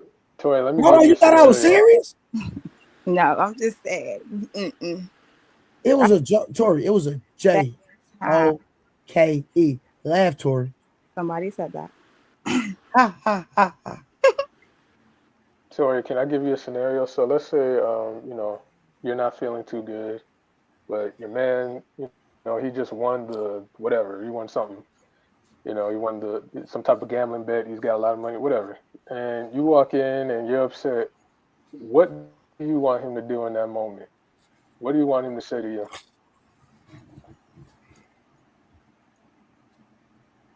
Okay, I'm sorry. Can you repeat the question? Let's say you, let's say your man is in a good mood when you walk in through the front door. He's won something, an accomplishment, whatever it is. He's in a good mood. He's happy in that moment. But you're unhappy in that moment. You've had a bad day. Something's been, really grinding your gears. What do you want him to do in that situation? What do you think is your preference for him to handle it? Okay, so if he's walking through the door, the first thing is I want to know why you're so happy. And then I'm gonna embrace you and on that. What? I would tell me why you're Okay. so happy. I could be like, I'm happy because my life is good. And I probably would have been even more happy if I would have stayed my ass out this house and went to a bar or sat in the damn car for another hour before I came up in here with your miserable ass. That's what. I never said that my energy would rub off on him. What I'm saying is, if you come to the door with good energy, I'm only gonna greet you with good energy, regardless how I'm feeling. Oh, okay. Well, okay. But you didn't ask me about me. You know what I'm saying? So you didn't. So my thing is, if I see you happy first, no, my energy is not gonna rub off on you. You know what I'm saying? I Okay. want to see your light. Like, okay, that's something good happened today for everybody. So you wouldn't bring up the issue you're going through, or you would wait? I would absolutely wait. I would, but don't not address it. Like, you know what I'm saying? Don't not. I noticed she wasn't really like happy after like later on throughout the day. I didn't notice you ain't really been, whatever. Don't not acknowledge it if I'm not Hey, acting. to all Real of the quick. to all the brothers out there, that have not married yet, stay single, little nigga. They jumped on me Live, today when I said it, but okay. live your life, nigga. Live your life. Enjoy your life, bro. Do you hear this wild shit she's saying right now? Live your life. All I'm saying is do not ignore your partner to be with forever. That's all I'm saying. Well, Tori, one Man, other thing, that's not my partner. I'm not gay. exactly. And number two, like, what is this? See, that's part of the problem right there. Y'all think the world revolves around y'all. Y'all think the sun rises and sets with you. It doesn't. Y'all got to get over yourself, especially if you have a kid. After you have a kid, it ain't even about you no more. Wow. So no longer happy life. It's not. It ain't about you no more. So real quick, I wanted to say this. I was trying to walk it down based off of the video, but I mean we're at the crux of the situation. So my question is this: when it comes to priority, right? Based off everything that we just heard, in a man's life, is the woman the number one priority in his life, or should be, Tori, regardless of the situation? Regardless of the situation, I feel like yes, we are a team, and we came into the team. We in this together. Where would I be on the priority list if this is what we started together? So is Actually, I so was going to give Tori? her an actual answer to that. No, no, no. I want her to answer it because we're trying to flesh it out, right? Oh yeah, go Because ahead. if a man is happy and comes in and the woman is like, "Why are you happy?" Right? And of course, I use that tone purposely, right? It's like, what's the issue? Because if it's in your mind unconsciously, right? And I'll say it, or subconsciously, like I didn't make him happy, so who's making him happy? So let me go and investigate and figure out why he's happy. Why is that an issue? I have no idea. I don't know where that came from. I didn't say that. What I'm saying, No, I'm implying that based off of why you have to figure out why he's happy, but you're not happy. I really don't know how to answer that. I just feel like if you know your partner, your spouse is not happy, get her some flowers. You see your spouse is not happy, get them a massage, get them a haircut or something. Like do something to be like, oh, that made me smile, and that way you could go be happy. That's all I'm saying. Don't not acknowledge the But things. Tori, So you see the issue. so That basically, doesn't you're address what the problem would be. You know, that's like a band-aid almost. so It's not. basically you're a child that needs a pacifier. No, you listen to the Oh problem. shit. Think, okay, we'll figure it out, and then hey, you do something nice for your partner, your spouse, because you care. Then you could go I do more. did do something nice. I did do something nice. Matter of fact, you know what I would do? I would walk over. I would walk over to the refrigerator and I'd open the refrigerator and I'd say, "See this?" Then I go over to the light switch and flick it on and off and shit. You feel me? Then I go point at the damn thermostat and point at the AC unit and shit. You feel me? Then I look at the house and say, "See all of this? I did a whole lot of nice shit." And then she's gonna go with that trainer and get real happy. Oh well. Oh my god. And guess what? And guess Whoa. what? And guess what? And guess That what? escalated. And guess what? If she go with that trainer, he can have a bitch. Damn. All I'm saying is don't ignore the He flag. can have a. Ain't nobody. Look, here's the thing. Ain't nobody handcuffing nobody or holding no hostages. You feel me? If I'm a man and I'm doing what I'm supposed to do, and you can't find no happiness out of all of that shit, and you think happiness is in another nigga's pants, more power to you. Deuces.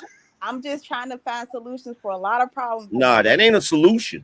That That's wasn't a the solution. That wasn't a That's a hell of a solution. solution. That wasn't a Solution. Y'all didn't like my answer. I that's said get some just flowers. further proof that's not a solution. That's just further proof that you got some issues you need to work out. And the thing, trying to help. that's some issues you got to work out. And what men need to realize, Y'all don't want to get her flowers. Y'all what don't want men need to realize, revolve around her. what men need to go realize. outside and find somebody who looks at her like she's the only person in the world. I'm confused. What? You literally just said the So world. let me make sure I understand this. Let me make sure I understand this, because now I'm starting to like, y'all never cease to amaze me the level of goofiness y'all operate under. So you think because you met some new nigga that's treating you like gold, that mean that's gonna be some successful shit. You do realize that when niggas first meet you, they treat you like that because they want to fuck you. You do realize that, right? I'm just going off of which y'all said no to. As far as that's why a lot of women go out and find the yes. All I'm saying is it's very simple. And that's why they end up, that's why they end up 50 some years old in a damn apartment by themselves with a cat. I understand that, but what I'm saying is look how simple the solutions are. You're like, no, go get That's something. not a solution. That's not a solution. The But with the solution, solutions, the you got that solution, no, the world don't revolve around you. No, I don't have to pacify you. No, I don't have to the tell you. solution, No, I don't have to listen to you. the solution is for you to go get some fucking therapy. That's the solution. How? You're my partner for life. You're my spouse. What If that I I mean? actually talk to agree with you on that somebody, part. I'm Tori. going to talk to you. You keep What? putting me on No, I'm not your Okay, other I'm not your therapist. people. therapist. Yes, Hold there we on. No, go. I'm There not we your go. I'm with her on therapist. this one. I'm not your therapist. No, You going to tell me to go talk to somebody else? I'm not the one. I'm Like not what? your therapist. I want I'm my not girl your talking to me. therapist. Yeah, but you're taking a small things that okay, how was your day? If something went wrong in that No, day, let me show you the difference. Let me show you the flowers difference. are Let, appropriate. let me show you the difference. Okay. Here's the difference, right? If you go to your man with an issue that you want him to solve, absolutely, because that's what we do. Right. If you want somebody to vent to, Mm-hmm. that's what a therapist is for. That's what your homegirls is for. Because for one thing, There we go. you in a relationship with a man, he already got a bunch of shit on him. He already got the weight of the world on his shoulders. The last thing he need is for you to add more shit on top of that. Because So y'all I keep now, agree with that. so now he's out here in the damn world trying to provide, trying to do what he need to do, and he can't even do that shit because he worried about you being miserable. or he could just get her some flowers. I don't understand what the problem is. Wait, real quick. So Flowers ain't gonna stop you. What you just described, the bullshit you just described, flowers is not gonna solve that. I'm not what I'm just talking about. I went from 0 to 100, yes. But what I'm saying is those little zeros can add up to 100. Like You know y'all how got many niggas out here? You know how many niggas out here? Let me tell you something. Every dude that I know in real whole life, not the dudes that get their woman flowers on a special occasion and shit. The dudes I know out here that try to shower they women like that give them flowers every time they upset about something. Them the dudes them women be cheating on and leaving. Yeah. all They right. call it So love bombing, right?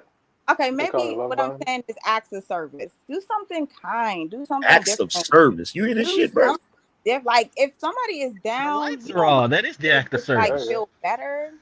But if you're down, you would want me to make sure you're feeling better, right? So I'm confused. Why is it so hard for the woman to get that from the man? Acts of service. Let me ask you a question. If that nigga married you, right? He went and got you a freaking diamond ring. What did you get him? Dun dun dun. And I'm don't you say no poom poom. Don't say it. What, Don't say it. did you get? What did you get him? Let's say he got down on one knee, Mhm. proposed to you with a freaking wedding ring that cost 3 months of his damn salary and shit. And then y'all went and had a wedding and shit, and he paid for that too, because you don't know who your daddy is. And then on top of that, he done went and bought a damn house and did a whole bunch of shit. And then you sitting up in the house talking about you upset, you need some flowers. No, you need some therapy. You done lost your damn mind. Okay, so since this ring is so extravagant, I guess you could get my attention for the rest of your life. But clearly, you don't want that. You want to go get my therapist. hey, What? real quick. Let me say something real quick. Wait a Hold minute. on, Wait. hold on. We can't skip past that 30K. Oh, I'm not, brother. Let Go me say ahead. something real quick. This is the thing that I don't understand. So, Tori, I'm gonna talk from this lens. All right, I'm gonna talk as if you are bringing up things that ladies have said, but something that you are not currently experienced, right? What? Because all right, so this is the thing. Those ladies that you are repeating their issues, right? Do they understand the consequences of their actions because they want to solve it their way? I don't know. 30K. I listen. I'm just saying. No. Please just answer that piece and I then don't know explain. no ladies from no experiences I'm talking about. I'm just talking about like, see this, I can understand why people have these type of issues because I just heard Am say No, you're not the center of the world or the universe or mine. Hey, I pay all the bills, and no, I'm not giving you a pacifier, flower, none of that stuff. Your bills are paid. So you're talking for No, yourself right now. no. What I'm I'm just saying, all no, I'm no, saying. no. Hold on, because you're not gonna twist what I'm saying. You said that. You did You say that. not gonna no, no, no, no, no. You're not gonna twist what I'm saying. I'm not saying that a man should not occasionally do something nice for his woman. What I'm saying is, I'm not gonna get you flowers just because you miserable and you want to make me miserable. I'm not doing that because that's rewarding that bad behavior. And I don't know any woman that makes a man miserable because they're miserable. I'm saying when I was asked the question, What? when I was asked the question, I was saying the reason would be probably be because if I'm not happy, how could you be happy? You didn't even try to come make sure I was okay before you went out and just was being happy. How That's was you happy? How was you happy before you met me? I'm talking about like that Now, day. how was you happy before you met me? Before you got into a relationship and you had a bad day, how did you deal with it? How did you cope with it? All I'm saying is that day. I'm not talking about in life in general. I'm gonna ask again. I'm gonna ask it again. There we go. When you were single and you had a bad day and there was nobody you could pawn that shit off on or blame, how did you deal with it? I prayed. Now I'm talking about Then that that's day. what your ass need to do when you marry. So just all right. What is a marriage? What are the perks? Because at this point, if I don't have a best friend I'm marrying, What are the perks? I don't I'm not want your it. best If you friend. can't be my best friend for life, I don't want it. What are Because the Wow. perks? this I'm sounds not your like a friend. business deal versus love. And What are Tori, the perks? Tori, hold on. Hang on 1 second. Tori, you might want to bag about this conversation right now. Would you agree, Tori? I'm conversation. All I'm saying is this is giving very much contract. Like Tori, hold on. Tori, this, it doesn't sound fun. hold on. Okay. Tori, Fun. you do Wow. realize Fun. you're. Hold on. No, Tori, I'm done. You're right. I'm done. hold on. I'm not gonna go there, but I'm gonna stay on the surface. But Tori, you do realize you're in a relationship, right? And you on the members only, you told all your business on the members only. You do know that, right, Tori? But my situation is not this situation today. Okay, no, hold on. So let's stay with the context real quick. So is your situation a business deal? My situation is far from business deal. It has its ups and downs. So hold on. So listen, the chat would disagree, but we ain't. Hey, don't nobody in the chat do not go in detail about what she said. That's for members only. That's But why I listen, put it so out. hold on, real quick. So me listening to your situation, you gonna tell me that what I heard wasn't a business deal? You gonna really say that? What you heard is what you wanted to hear. This I am feeling. What? I was there too. I I was was there there. in that members I only. listened to that as well. I was like, what the heck? All I'm Yeah, gonna I didn't hear it, and I Damn, don't you need do to. not want to hear it, I don't nigga. even need to. I don't even need to, because I No, know no. It's no, nigga. It's way worse than you think, nigga. I it's could not Oh It's that imagine. yeah. bad. I it's could not oh, imagine. But see, here's the thing. Tori. You ain't saying nothing. Like he suggested, who are these women that say these things that you? I know you're not repeating something another woman said. I know this is the shit you think. I don't I I know don't that. I I don't know think that. I think I'm afraid to even want to get into a marriage because of the stuff like this. It's like, why would I want to settle down with somebody forever? And it's just like, oh, okay, I gotta go talk to my friends when I want to vent. I gotta go talk to a therapist if I'm feeling like too down for your life. Like, what are we married for? Well, no. See, here's the thing. Right? What you supposed to do is you supposed to make sure you got your shit together before you get married, because it is not your husband's responsibility to raise you. I don't need him to raise me. I don't If know, you but acting like a damn child, if every time you get miserable, I gotta go get you an ice cream, I you do need to be raised. I don't even it's not miserable. If you let it get to miserable, it's because you don't have open communication and it's just spurring out. If you have open communication with your partner, it should never be miserable. No days, at no time. That's what I'm saying. Like, why would you? If my husband was not in a good place, he was not good, and I'm happy as heck. I'm not even worried about him or none of that. I'm just living my life like it's golden. That's kind He's of like gonna how be What? he's gonna be happy. He's gonna be happy. That's the he's thing. not gonna be happy. If he's let me tell you something about a man. Let me tell you something about a man. A man could be going through it. If he comes home and his wife and his kids is happy, he's straight. He's straight. I don't believe that. You okay?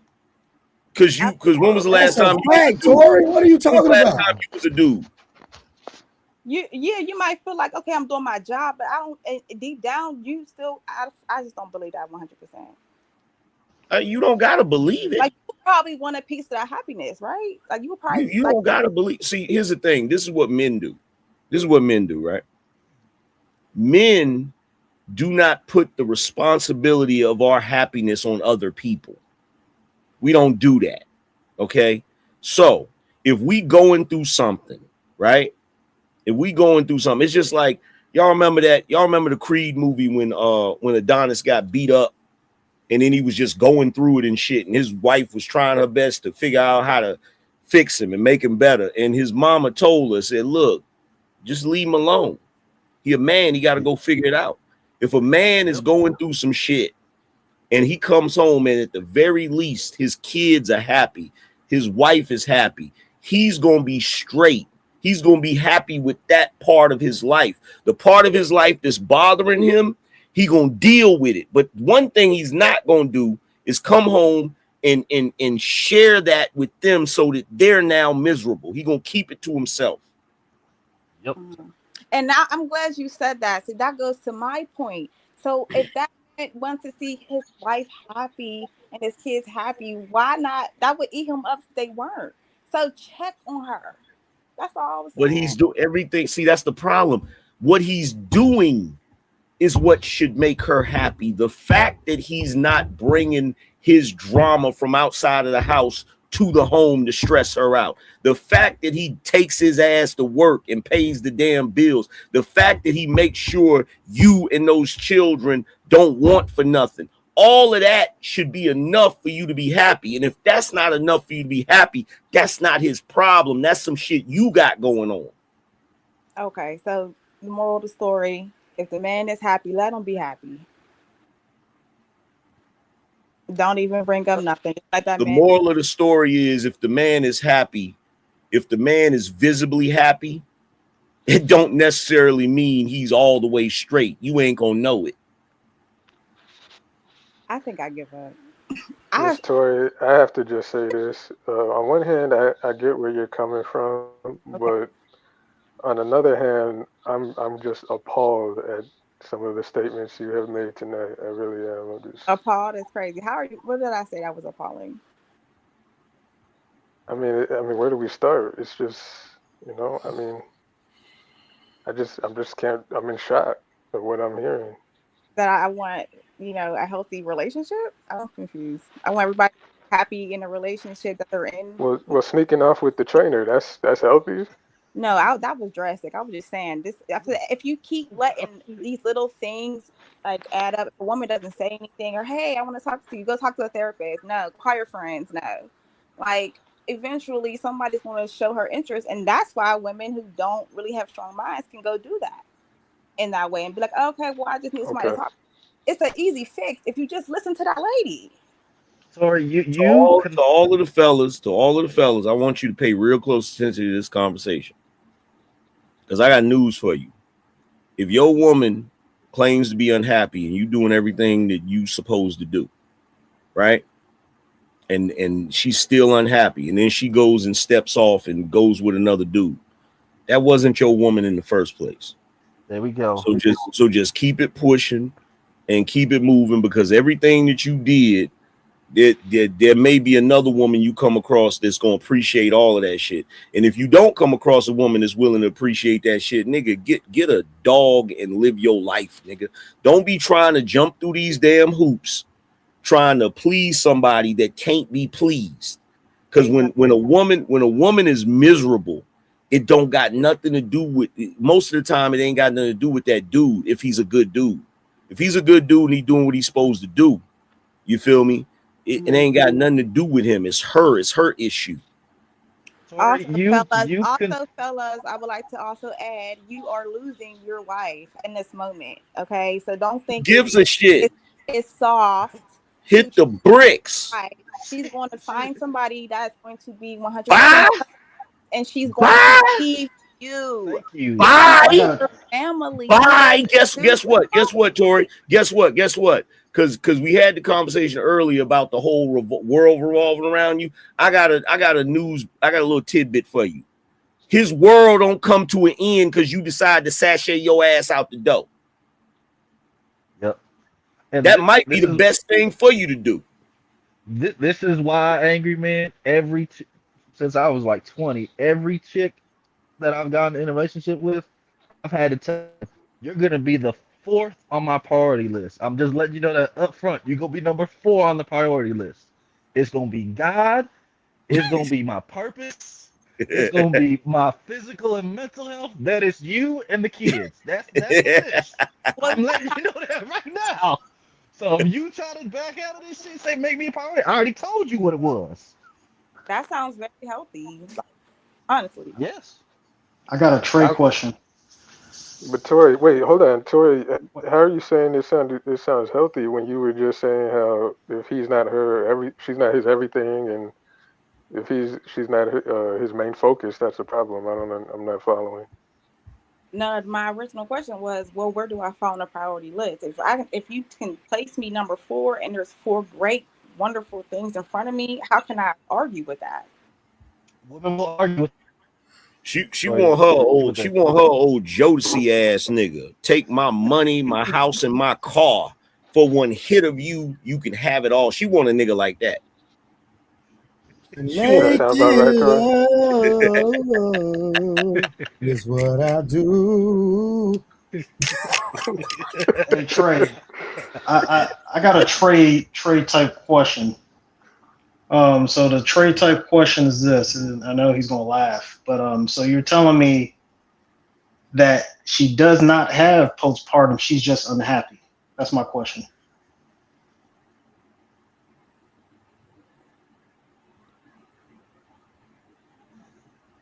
Anybody? So does she have postpartum, or she's just not happy? I just feel like it's different for everybody. It could be that, and it could be she's unhappy. She said she's not. She wants somebody to choose her. She doesn't feel chosen, obviously. Okay. She's not like, here's the thing. This is the thing. This is my theory. My theory is when a woman is by herself, it's not that if a woman is unhappy, she's the type of woman that's unhappy. When she's by herself, she's still unhappy. She just don't got nobody to blame for it. So she deals with it. You feel what I'm saying? But the moment that she is in a marriage or she got kids or anything like that, now she's going to pass the buck. She's going to blame them for her unhappiness. And I keep saying this over and over again. When it comes to human beings, whether you male or female, your happiness is not going to come from somebody else. You got to be content with yourself. That's the only way you're going to find any type of happiness. If you ain't content with yourself, you're going to be miserable. But I think and again, I just want to reiterate that I do agree with you, Tori. To an extent, you do have a point. You know, when your partner is concerned about something, I think, you know, to an extent, you should be attentive. But I think there's a limit to that, you know. And I think it goes back to what Angry Man was saying about the difference between just venting and there being an actual solid problem we can come to a solution on within that moment, you know. Yeah, I think that's probably where the miscommunication is coming from, because I'm not saying that that's not understood. That should be understood from the door. You can only make yourself happy. What I'm saying is in that day, in that moment or whatever, if you see your partner is not doing being herself or himself or whatever, you're going to not be 100% happy because you're going to be like, what's going on over here? Because you're not happy and I'm a little, what's going on? You will want to be concerned about that. If you're not and you just go be happy, be merry, I wouldn't want that person. I wouldn't want you to be happy either, because why wouldn't you care? I would care for you. That's what I was saying. I hear you. I hear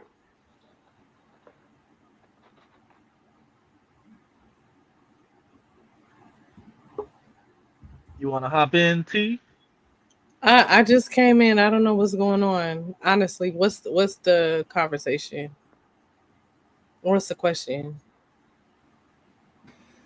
It wasn't a one question. We was just kind of dealing out with postpartum, and then Tori came in making some diabolical statements that if her man is happy, then he I shouldn't can be talk happy. about postpartum. I dealt with postpartum. Man, you ain't dealing with no goddamn postpartum. T, you might hear that. Yo, I really did. T, whatever. I promise I did. Like what? You just couldn't be outside no more. Man, I heard that. No, I literally dealt with T, postpartum. stop the cap, man. Stop all that, man. Say, man. What was postpartum, T? It wasn't like I didn't want to be around my baby. I didn't have that effect. Like I love my Then baby. what effect did you have, T? You couldn't. I was just like You couldn't put your makeup on and do your hair. No, I could. It's not that. It was just like a feeling of like. I think it was. I don't know if it's because I had my last baby at 33. Even though they're still young today, but like, I was like, dang, I felt different from when I had my baby in my 20s. Can your husband not want to feel like going to work? Not for too long. Exactly. Exactly. Being honest. I'm keeping it real. Don't nobody want to hear that lame stuff, man. Why can't I just tell my truth, though, Trey? Listen, man. Can I tell my truth? I ain't saying you can't tell what's in your head. Go ahead and tell what's in your head, just like Tori up here doing. I was just kind of like sad, like for a minute. Like it was just, I can't explain what it was. I love my baby to death, right? But it was just a feeling of like, I don't know. I just was. I'm gonna let you have your postpartum. See, I don't even want to argue. I told you, Trey. Didn't I tell you that? I guarantee now y'all gonna trash me. I guarantee. Everybody trying to trash you. Don't do that. Don't be doing that. Hey, T, don't do that over reverse psychology. And I ain't bull crap on. Don't do that. Ain't nobody trashing you. Like I guarantee you, every woman that comes up here that had a baby had postpartum. I bet you any amount of money. Of course, but here's the thing, angry man. Even I'm sure my mom had it too. Her mom had it, but it wasn't something that was talked about. It wasn't something that was, that they were able to talk about. You just dealt with it and moved on. You know what I mean? That doesn't mean that it didn't happen, and it's just unfortunate that. So let me ask you this question. Honest. So in the best words you can use, describe for me what you felt, or even what other women claim they feel when they go through that.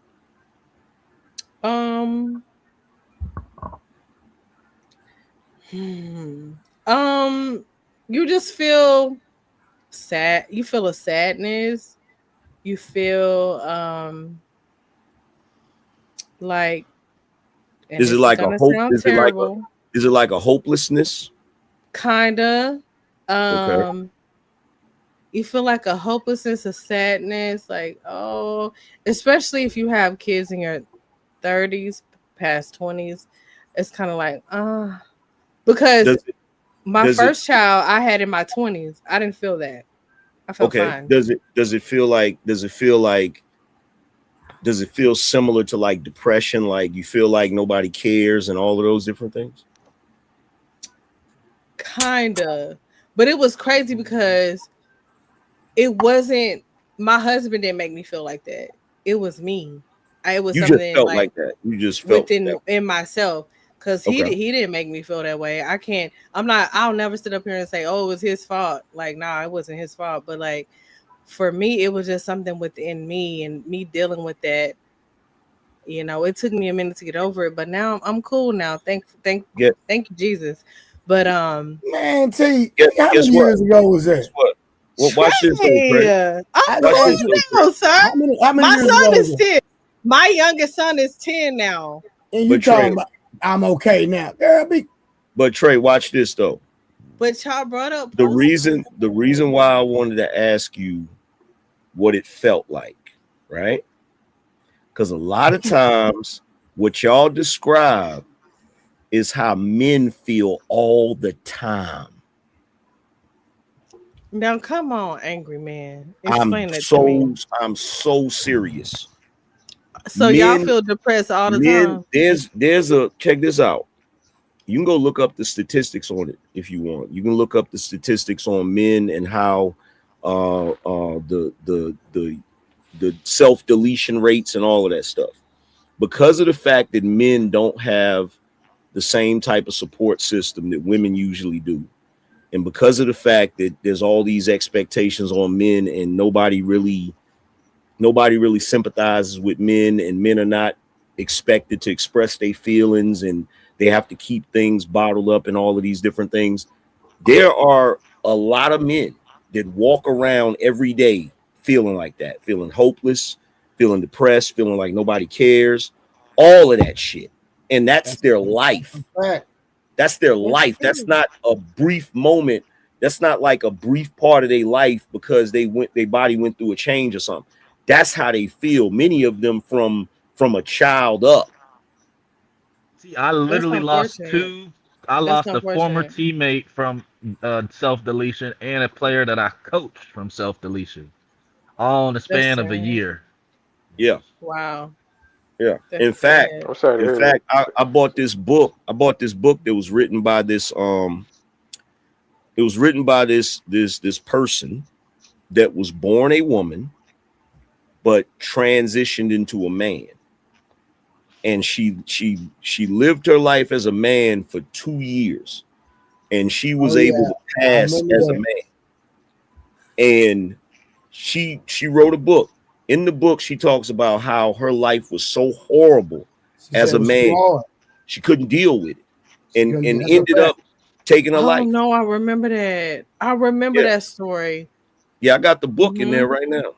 And it's like, and it only comes from one thing. It comes from the expectation that is on men to not express what they go through.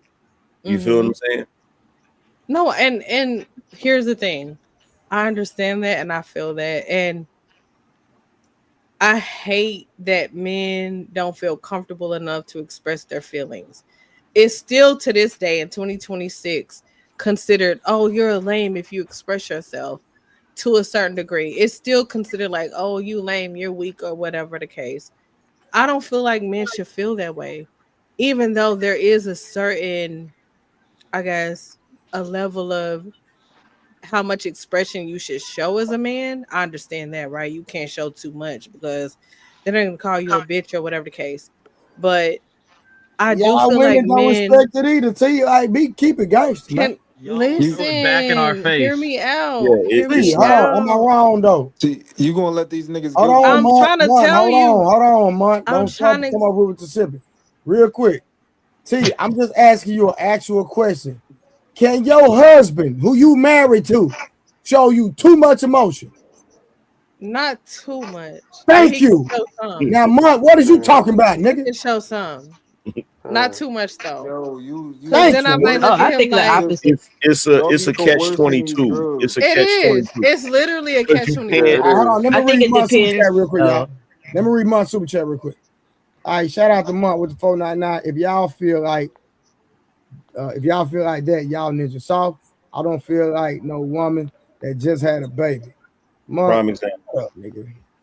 Wow. Prime example. I think the opposite. I think it depends on the woman, right, or the man, whether or not you can show too much emotions or not. But for me, I don't mind it. I show me all the stuff so I can know how to move, so I can know how to maneuver appropriately, right, Man, to maintain the marriage. Man, So, first, okay, but first of so all, China, Summer, that wouldn't. Hey, wait. not too Aaron, much. she a feminist, bro, so Don't she let cool. Not these too niggas much. guilt trip. Y'all First of letting these all, niggas Summer, guilt trip y'all. first of all, I'm not a Summer, feminist. first of all, Summer, I said Summer if is. Oh, if okay, a I okay. said woman feminine. if a woman told a man, if a man was watching a movie with a chick and it was a sad scene, and she told that nigga, like, it's okay if you cry, and his dumb ass actually cried, soon as they get into an argument, she gonna be like, that's why your punk ass was crying during that movie.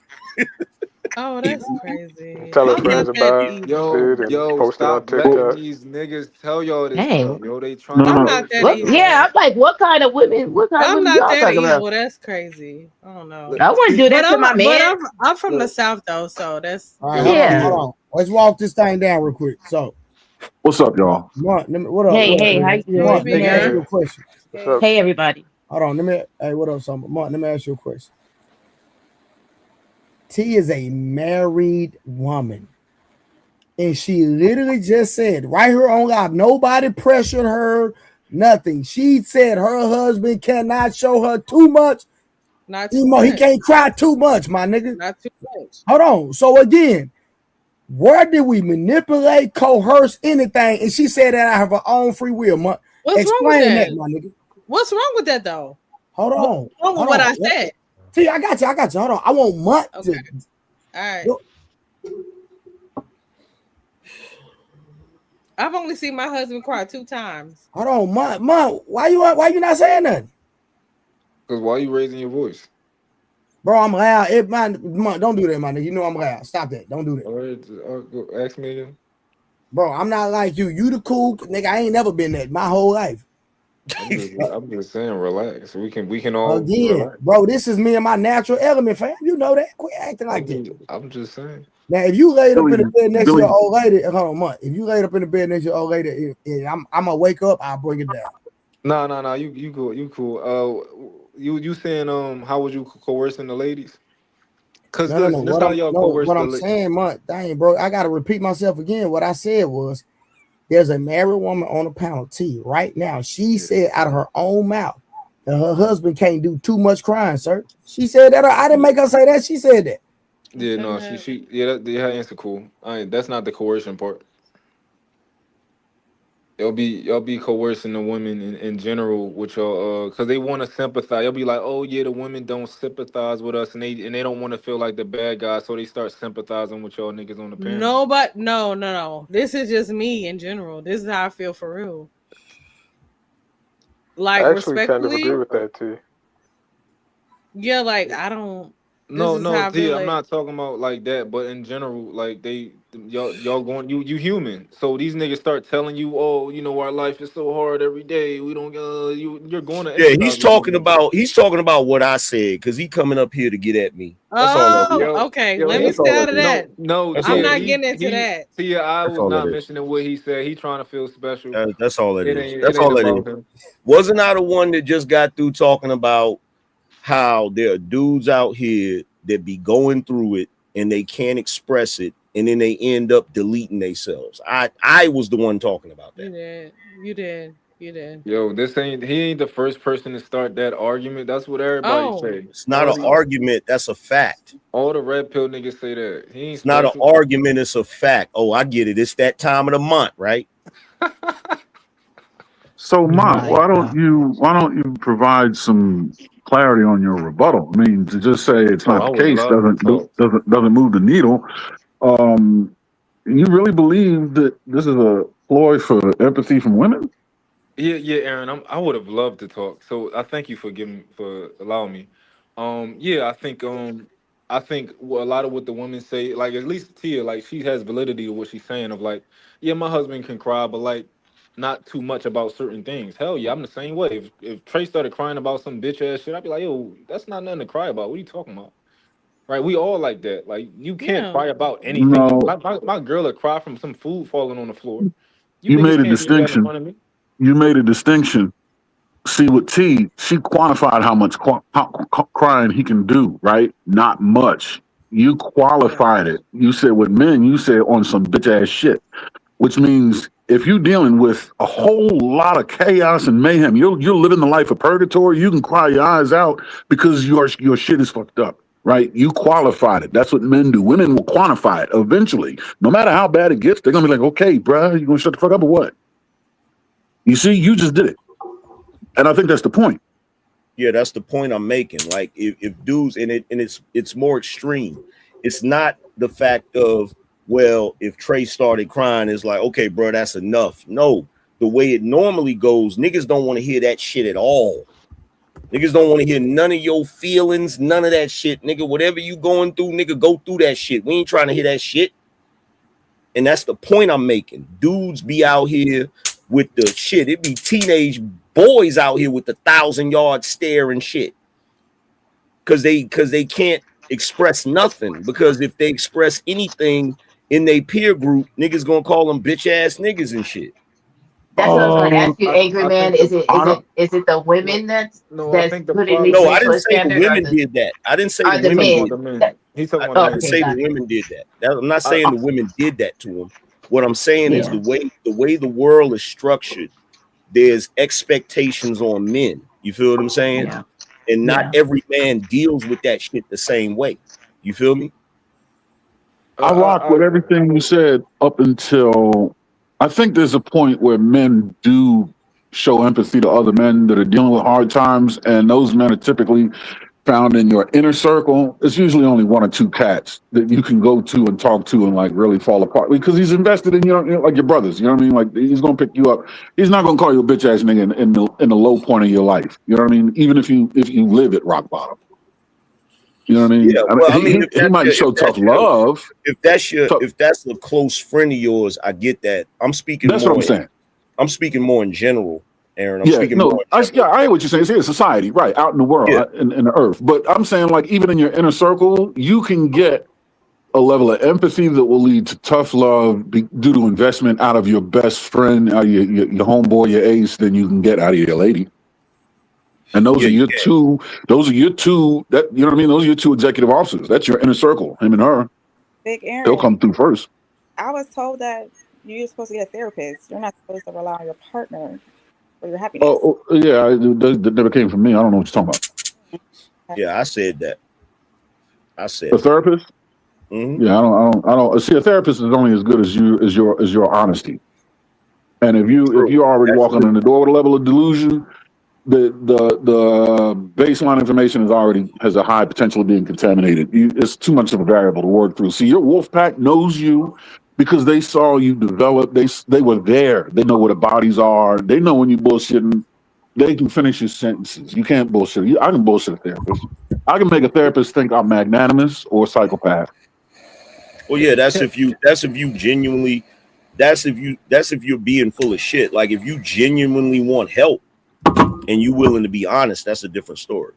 Right, exactly. Hold on, Aaron. I think think a lot of people lack. I think a lot of this is, and I could be wrong, right? This is my current position. I think a lot of this, what we do is like a little bit of projection to women.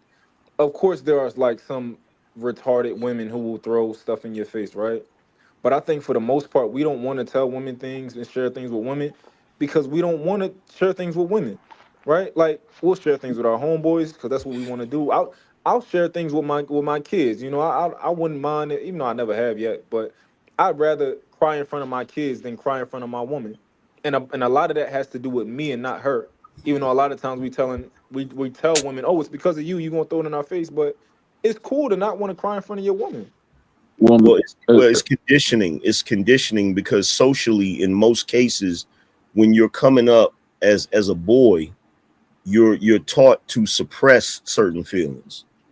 If you're whining and complaining about certain stuff as a child, a lot of times your parents will say to you, "Hey, toughen up," you know, because you're a boy.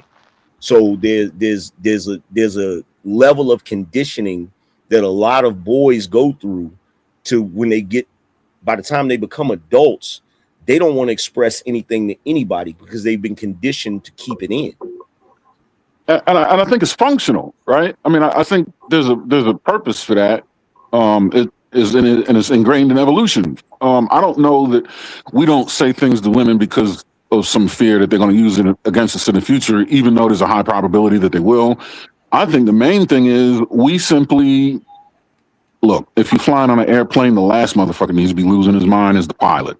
Okay. Yeah. So right, and even if this thing is going down, emotional expression has little to no function in the strategy of repair. Right, somebody's got to at least appear level-headed so you can stay organized, or actually be level-headed so you can come up with a solution, rather than run around with your hair on fire, watching this thing burn. You know what I mean? Yeah, it's the catch-22 I was talking about. It's compounded. Right.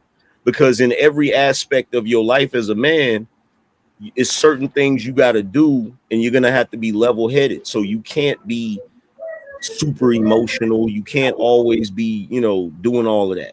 So it's a bunch of shit compounded. Yeah, I want men to know that you can express how you feel to people, right? I express how I feel all the time, but that don't mean it might not come out how people want it to come out. But I can say, yo, you just did something that hurt me. Say it. I didn't like the way that made me feel. Just say this shit. It's like I express myself all the time. Well, with easy. All due respect, I'm gonna keep it funky with you. For dudes that's younger, you came up in a society that tried to push that more, that tried to be more like, okay, emotional intelligence, express yourself, use your words or whatever.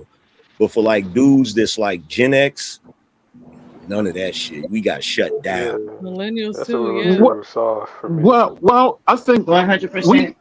We got to be more emotionally intelligent, right? I don't think emotional intelligence manifests as expression. I think you have to be more emotional intelligent because you have to understand emotions to better be able to pick your battles, right? Right. Great point. Yeah, well, the thing about it, the reason why I point out in this age they're using the word emotional intelligence, because a lot of times they're using it in the wrong way. Yeah, it's freedom of emotional expression. Yeah. So like when that wasn't even a word. That wasn't even a term that was being used back in the day, right? So back in the day, if the girls went through some or whatever, they could express themselves. That was normal. If the boys went through some, you had to toughen up. You had to take it on the chin. You had to, all of that shit. You feel me? Yeah. So you have a lot of dudes that, and even when you go back to the older generation, like my father, I've never seen my father express no emotions. He's the most stoic dude I've ever seen in my life. The only time I seen him even come close to expressing any emotion is when he had to get a heart surgery. He had to get heart surgery. You know what I'm saying? And then he was willing to express some emotions then. But for most of my life, dude just been stoic. I'm talking about just. What about so, love though? So he never got. So you saying you never see him get angry as well? Nah. So when he disciplined, he disciplined with how he disciplined. How did my father discipline? Yeah. My father, I can't even remember a time that my father actually disciplined me physically. Like my father would talk to me. But he was never, my father's never been, he's the most stoic dude that I know. He's never showed emotion like that. None of that. He just even keel all the way around. You feel me? Like my emotionalness, I get that shit from my mother. You feel me? So you say. No, I know. My mother's How old's your dad? My father, he's If Angry Man's 60, what's your dad? Your pop gotta be what, 80? Here we go, Mark. Okay. All right. Shot number one. Yeah, you got that one. No, my dad is like in his, you got that one. My dad is like 70, late 70s. You was how old your dad am? My pops my is dad is, my pops is 67. Oh, yeah, my dad's gonna be 76. My dad will be 76 in December, and he makes me look like sticky fingers. You want to talk about story? My dad too, yeah. Angry Man, you was raised by both parents in the household? Nah, I was raised initially by my father, and then later, like around, I'd say about 4 or 5, I was raised by my grandmother. The rest, you feel me? Damn, that generation, Angry Man. You said what? I said that generation, Angry Man. Yeah. I keep trying to tell everybody, most of us grew up with our grandparents or auntie, not our parents. I grew up with my parents, but Yeah, my parents are boomers. Y'all's are too, but I think I don't know. They Yeah. had us kind of late, I guess. No, my mom had So my brother 14 going on 15, and then me Oh 16 going on yeah, 17. my mom was 25 when she had me. I was But I born in think, '83, so but I there's think that. about when y'all talk about the emotional part. I think it's okay for a man or a husband to show his wife emotions, as long as it's the correct emotion. You cannot just be going through the house crying all willy nilly for no reason. That's even for a grown woman. If a Oh grown yeah. woman is crying for any willy nilly, that's a problem as well. It better be something. You better been watching a movie and you thought about your grandma or something. You better be watching the movie and you seen a little kid die and you just you just had so much empathy that you cried. Like you cannot just be crying for no reason. I think that's the issue that we have is that majority of the time we look at men crying and we act as if it shouldn't be a reason for a grown person to cry. But well, is see, there no the reason issue with that technically? I is mean, No, I there. don't.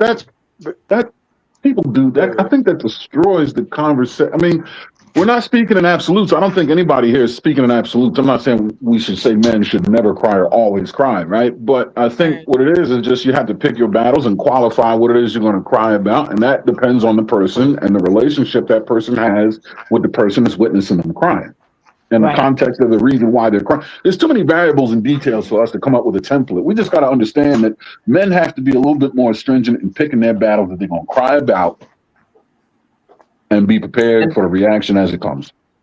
and I also agree with that it figure. gotta be Yeah. a proper kind of cry for the Mhm. situation too. If you're Not talking a about proper something cry. very Well, emotional, Yeah. yeah. you should be able to talk and cry through that emotion versus you crying like a baby.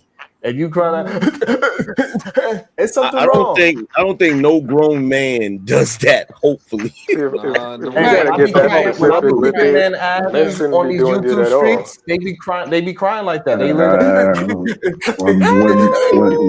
When my mom and dad check out of this hotel, I don't know, bruh.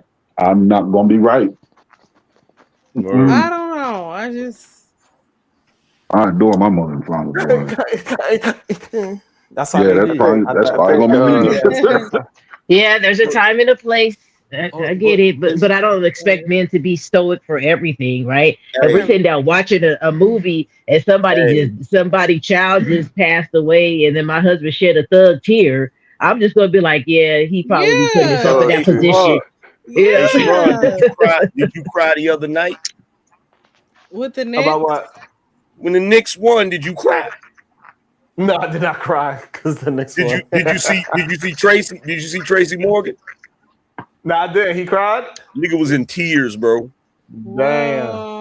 So Whoa. you He know, was like in I could, tears. you know what, I could, the crazy part is I could kind of understand it if you was there. If you was there, you might feel emotional if you there. Mhm.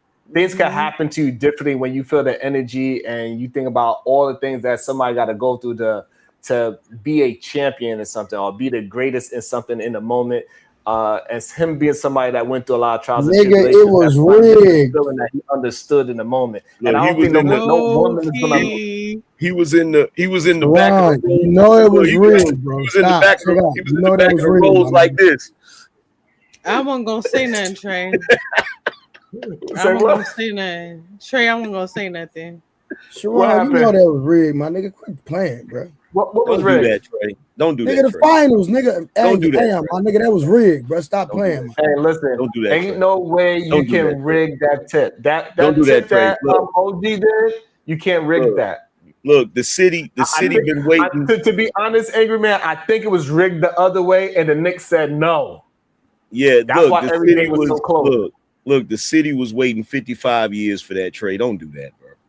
Yeah, Don't. 53. Rigged, man. Them niggas came back from 29. That other man, stop playing, bro. No, it's That was not. just It's bad not rigged, culture. Trey. We won. We won. Don't worry. We Yeah, that was won. just bad You culture. man, That's you all. stay in California. You don't even stay in New York. What are you talking about? Hey, it's my husband's team. We won. Okay, I've been happy Nigga, all y'all weekend. not from New York. What you talking about? That's He not. happy. I'm happy. We Hey, look. won. Woo! Hey, look, Angry Man. I ain't crying, but I'm not taking off my jersey. And I'm not washing it. I'm wearing it all month. Oh, musty. That's right, goddammit. Musty. That's crazy. Yeah. Oh my But god. I think that's the real issue with the whole crying. I think if it's your woman and y'all been together for many years, I think she will understand if you crying, it's probably something serious. It ain't something just light as you got fired today. You know what I mean? Like getting fired and you crying, that might be a little like, hey, man up. Mm. Yeah, I think it's okay for men crying to be something that we want to keep private, right? Like Yeah. y'all want to fart alone, right? Y'all want to go and to another, go outside and fart or whatever y'all want to do, and y'all don't want us to know that y'all got humanly bowels and shit. Cool. I want to cry by myself, so you might never see me cry. It's private to me. We gotta cry together, man. Nah. No. Bro. Mm. I mean, that's evolution, though. Soon as you feel the swelling up, you like, damn, I gotta go to the bathroom. You go close the door and deal with, get straight. You feel Now, before you come back now out. I can understand where you come from, Angry Man, because I understand when you watch the Tyler Perry movies, you get a little bit emotional, but we're not talking about when you're watching that kind of film, though. We're talking about like in real life. First of all, Negro, the only time I ever get emotional to the point of tears is whenever it's a father-son moment in a movie or some shit. Like that shit with Fresh Prince and Uncle Phil. Now that had me a little choked up or whatever, right? But ain't no Tyler Perry movies making me cry, nigga. Cut it out. Yeah, Hey, not no look, Tyler's. Tyler Perry, he focused on those kind of relations all the time. I'm saying just be careful. You might get something in your eye. You might have to go to the bathroom. You watch it. Yo, I just think men, we don't like people seeing us in certain vulnerable positions, and it makes sense, right? Like, and your woman is that certain person? Yeah, I don't. That's crazy. Sharon, have your woman ever been in the What's bathroom? crazy about that? Have your woman ever been in the bathroom, like doing something in the mirror while you trying to use the bathroom? Yes. Now, have you ever got up and wipe your butt in front of her? Yes. That's crazy. Pause. That's crazy. Like I don't understand. So what? Hold on. What you? Hold on. Let me understand. So you wipe your ass and then you bring it outside? No, I'm not wiping my butt in front of nobody. That's crazy. Don't do that in front of me. Yeah, don't do that in front of me. I'm confused Don't about do that wiping in your front of ass me. and showing her. Like if I wipe my ass, is it white in the No, toilet? it's just like White in the toilet, and then a I don't flush. know. It's a very weird thing to do in front of somebody. No, he for the start. Trash. That. She gotta leave the bathroom when it's time for me to do that. She Hey, gotta get look, out. if you want, No, hey, for look, real. if you want to I'm be laughing here, because it's true, but it's very true. Don't be doing that in front I'm of me. good with that. Wait till I Like, leave now. me too. Like me, I've been married for umpteen years. I still don't fart in front of my husband. I don't do none of that. Like I'm very I dainty, have very girly, never heard my wife fart. very girly, yeah, very listen. dainty, very so much Hey, like a lady. Do Period. you people sleep? what the? Yeah, that's Hey, not none of my Aaron, business. But you I'm hear what still I'm trying to saying? look. Aaron, usually she's sleep and I'm up, so I'm still trying to figure out how she performs that magic trick. But Exactly. My I've shit is never heard it ever. Hey, listen, hey Crazy. fellas, stop making your woman feel uncomfortable and making her gassy it's throughout the just day. Tell her me. it's okay. I don't do Release, that. goddammit. No, Release. my mom is still like that. My parents been married for how old am I? 42. They've been married for 44 years, going on 45. My mom still don't do that in front of my dad. Like it's just a All I'm thing. saying, T, it's not healthy for your body. Let it go. We can Let go that somewhere gas else and do out. that.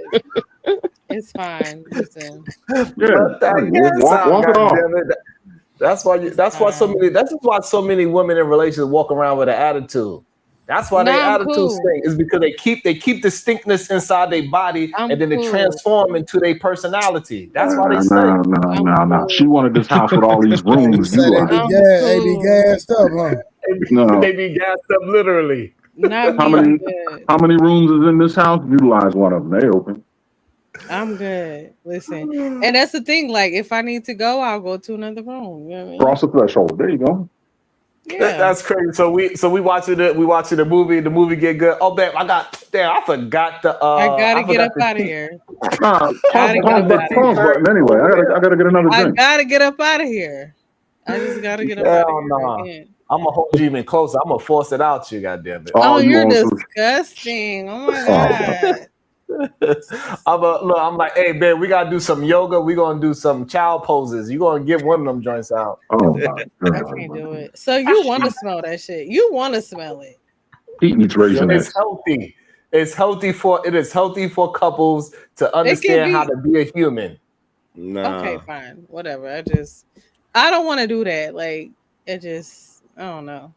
If you It's don't not for fuck Just me. let around her, it you go won't love and her. say, just It's let it not go and for say, me. excuse me, babe. Like, my bad, babe. Excuse me. Just go ahead.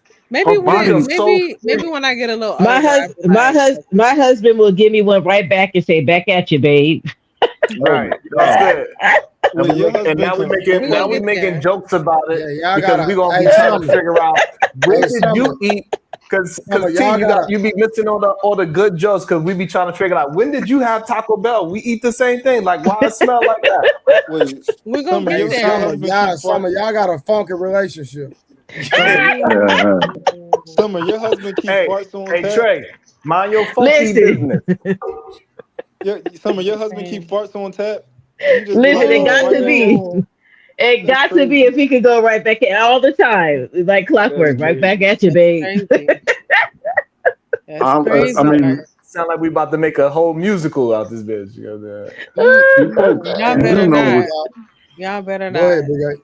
Go the ahead. body like gets rid of waste in three forms of matter, and I don't see anybody ingesting fecal matter that's a solid, drinking urine that's a liquid. Why inhale gas just because it's a gas? Your body got rid of it. Get rid of it. Right. I agree with that. I mean, Oh no, you fair don't. No, enough. you don't. You up here talking about I Fair can enough. analyze what you had for lunch. You know what I mean? Fair enough. Fair enough. Mm, That's because, hey, look, just because she fair got enough. rid of it doesn't mean I'm not going to analyze it. Yeah, Did you go to yeah. Applebee's without me? Drink up and bon appetit too. You can have it.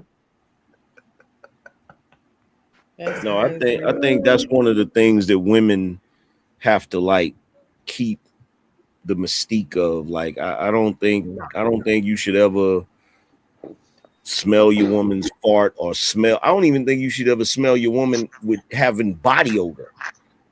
That's Mm. crazy. I agree. Y'all tripping. Y'all. Yeah, I think y'all That's tripping. crazy I work. think I don't know. Keeping it I think real. if you're around your woman enough, Hey, it's not I agree possible. with that, man. I try my best, My It's but wife not possible. always smell good, nigga. I be Yeah, amazed, but like all the time, nigga. Like I'm amazed, nigga. You mean My yeah, but stinky it's husband just feet? not changed if you after surgeries. My husband, because I had to have multiple surgeries, and my husband helped me go to the restroom. He helped me wipe if I needed to because I couldn't move a certain way. mhm. He's seen me in right. so many compromising positions that a fart ain't gonna really do nothing. We've been Well, together that's for different. 28 Oh years, yeah, That's yeah. so different. Yeah, I mean, in fart sickness and away, in That's yeah, in different. sickness and in health. But when We you're healthy, haven't don't been be there right? sick. yet. We haven't been there, yet, Yeah, but that's Yeah, different. listen, yeah. by this age, listen, do you? I'm gonna do me. We ain't going nowhere. And that's a beautiful thing. Like when you would have somebody be with you in those vulnerable situations and moments. Absolutely, that's what marriage I is think really it all stinks. about. It does, but you have to be there because what if you in that situation one day and you need her help? You No, no, you yeah, know of course. I'm all you about know. when in sickness and in health. But when you're healthy, don't feign sick. Oh, You know Yeah. that time will come. I But I can agree. walk. I can walk and I can wipe my. You'll have your chance, dear. I'll take care of this right now. You know what I mean? I agree. I No, I agree, feel. Aaron. I Yeah, I think your think woman should if be. you're around your significant other enough, it's not possible to escape those things. If you working out together, y'all running 10 miles together, y'all doing this, it's not possible. Yeah, you're gonna No, smell a little funk, I you choose to know. embrace everything about my woman. So I like her body odor. I prefer it. Don't shower. Yeah, Mm, yeah. okay. Are you attempting to be funny or what? Oh, No, he's serious. No, he's serious. Serious. That nigga's serious. I made a song about it. You already said So- yeah at the end of it. So Doc, He's serious. So, you Doc, like so it a little if your woman musty? says, "Hey, musty. since you like to smell and hear my farts, I want to see you wipe." What you gonna do? Who, me? Yeah. She can't see me. No, she can't see me do nothing. She can't touch my butt. She can't lick I my didn't say nipple. touch you. I It's didn't say all nothing about about her. touching. It's all about her. I didn't say nothing about no damn touching. I'm off limits. He said, "I'm in here doing my makeup. I want to make sure you wipe properly. I don't want no dingleberries." Oh, hell no. Oh, no dingleberries is crazy. Yeah. Y'all niggas is nasty. It's disgusting. Yeah, I don't know how we got here. I don't know how we got here, but Yeah, we finna get Because back you- to the video because y'all Because niggas you are holding it in. That's why, T. Because if you didn't let it go, we would never have this conversation. Raising God intonation damn it, strike. so it's my fault. It's my fault. All right. I'll take it. All right, real quick. Let me get back to this video real quick.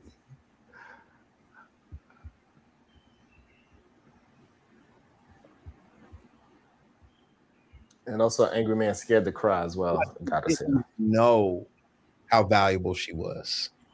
You know what I'm saying? Like somebody who's like, and you know you were valuable. I can understand that. Yeah. So yeah, for I can me, definitely understand that. for me, I was like, yo, you are blessed. Not even because of your dad, not even because of your brothers. That's like extra. That's just extra stuff. But just somebody who's like, oh man, God really loved this girl. You know what I'm saying? God loved this girl. God really this is his daughter. And so even for me, I wanted more for you. You know what I'm saying? Just being honest. Thank you. I thank you for your honesty. I mean, I don't know my man's. yeah, no. But I wanted more for you. All right, so this is him saying he wanted more for Deion Sanders' daughter, right? You know, but she had a baby by Jacquees. So this is him speaking, saying that because she chose Jacquees, that he wanted more for her. So this is the man, she's not in a relationship, speaking, saying that, in my opinion, this is a month stuff. You know what I'm saying? But he loved her, but he dodged the bullet. Thank God she did what she did before they walked down the aisle, right? Wait, that was her. What do you mean? But from what I understand. Oh, go ahead. Hold on. What is the relationship? They already between had a these two? baby though, so they're already. Hold on, he's a married man. He got a wife. Yeah, he's married. Hold on, what's the relationship between her and him? They just cool. They just Yeah. friends. Mhm. Yeah, they just cool. Sister type. He's a gospel artist or something, right? Lecrae? Yeah, Lecrae. Yeah, Out of they- Dallas. DeAndre and them grew up in Dallas, you know. Yeah, is it like big brother, little sister type relationship? Nah, I don't think they. I Like, think I don't around the think same they. age. I don't think they was raised like hung around each other from the dirt. You know what I mean? They probably like, as he grew and she grew, they just became cool. But Yeah. Okay. you know what I mean? He was just saying that she chose to date Jacquees. He felt like she can do better than that. So she feel like he feels like she can do better than Jacquees as a person, or he feels like she could have been married to Jacquees and had the baby. No. He No, feel like, as a person. He feel like he feel like she could have picked a better person to date Yeah. and have a baby by. Being that she is Deion Sanders' oldest Daughter. child. Yeah. But he I never always dated thought- her? Oh. No. No. I mean, I think Oh, it's cool okay. that we I thought found they out did. Jacquees is not gay. That's number one, so that's cool. But maybe he knows her a little bit more intimately, and he knows Jacquees, and he just feel like Jacquees is just not at her caliber. I mean, that's why he feel that way. That's the only thing I can assume. Interesting, because I don't. maybe he know more about Jacquees than me. Shit. Right. I know he's short, but I Who's want Jacquees? everybody short to be with my daughter. Super short. He's an R&B singer. Jacquees is Trey's twin. Trey's Really? twin is crazy. Yeah, they look Oh, he looks exactly like alike. him? I don't see okay. that. But okay. It was So, meant but- to be. It was meant to be a joke, but you see, I didn't budge right. I'm just like, okay. But he sings R&B music. Mm-hmm. Yeah. He's Okay. okay at it. He got a couple good Jones, but a lot of his He got a couple of he good alright. Jones. Okay. Yeah, you know. Gotcha. But my Yes. thing is about with that situation. Like, my nigga, don't be speaking on me, bro. You don't even know me. Cause that's what In regard, Jacquees actually on the shade room. That was his response. He was like, "How bro gonna talk down on me and talk about me, and he don't even know me."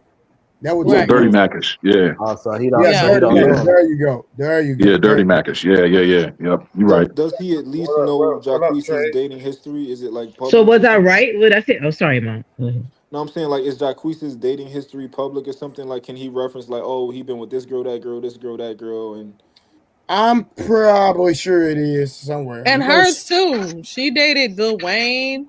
She dated she dated my homeboy. Hey, you talking about? Boosie. he tripping Well, then. you know they from Dallas, so you Bro, she know. dated my homeboy from my hood, my nigga. Oh I yeah, believe then why he you. acting like she can do better? She That's like why I hood said the niggas. host. I think She like he's hood Because that's why niggas. flirting that's with her. why I asked that were they ever together, because it gave off jealous vibes to me from his perspective. Like he wanted her, and that's why he Right. making comments. Nah, he a That's married what it man. gave He Yeah. me. don't, you He know. just a You could be lame Right. married Christian, and So still probably. you could be married and still be jealous now. He probably just a lame That's ass true. Why are we Christian. talking about like how these ladies like get run through like that? Like you got What? Hold up, like say that here's again, with this, Simon. here's with that. Say that again. Why ain't we talking about why aren't we talking about why and how these ladies get run through like that? You don't talk about like, here's with this, here's that, like he's the player. But this lady's getting run through. You know what I mean? That's outrageous. Like You I don't don't know like how you girls like ladies that? do that shit. You don't like What? girls like that? Listen, you could be as pretty as hell. You could be as pretty as hell, but you're being ran through. You know what I'm saying? You trying to get to the top boy. That's what you're trying to do. But every top boy is running through you. So what kind of value can we actually understand about you? That's outrageous, bruh. Simon, can you stay with the context of the conversation? Mm-hmm. Yeah, because that's crazy to say that the girl is ran through because you can name 3 boyfriends that she had. That's actually ridiculous. That's Well, crazy. actually, Sharon, come on. Sharon, technically, I don't think Simon can name not one person she been with. All right. Maybe not even Jacquees, and we just said his name. What's the girl's name? I think you skipped. I think you skipped along this damn subject because Her I was name is listening. DeAndrea Sanders. I Oh, know who you're talking about, but I'm just saying that's a typical example, and that should be But I mean, going I on guess that's just 24/7. Lecrae's opinion on what. It's now that Jacques is saying that he don't know him though, that makes it a little bit more strange. But I don't know. That's Yeah, he weird. did. It He did definitely. an interview on the Shade Room, and he spoke specifically. He said, "I don't even know the guy." He was like, "I can see if I knew the guy, and the guy spoke with me." He was like, "I don't even know that dude like that." So The why? thing is, she spoke on him, and that's what he probably knew in the back end. Yeah, he probably believed Some everything that she. information about him. There, yeah, and this, he played. he believed in everything she said because they got a relationship. So it's like a lot of times, a woman to tell you her side, but she won't tell you the dude's side. So it's just like my ex-wife. My ex-wife, if somebody have a conversation with my ex-wife, they might hear from her and then have this perspective about me. But then when they have a conversation about me with me, then I'm gonna be transparent, but like, hey, this is what happened, boom, boom, boom, boom, boom. But okay, now it makes more sense because she didn't tell me all that. Yo, how do y'all think? Secondhand. How do y'all think it happens when his sons can be so buttoned up as far as like they to make 2 athletes like that, high level athletes. It means you kind of with them, all the time. Like how does the daughter kind of stray so far away? And his other son is pretty buttoned up too. Dash trying Yeah, to real spoil his quick, daughter. Simon, you got Shana. Yeah, dropped. I know. I got Simon, you. Don't worry about it. I knew it was gonna happen. you got dropped already. So when I see it, I'll put you back up. But go ahead.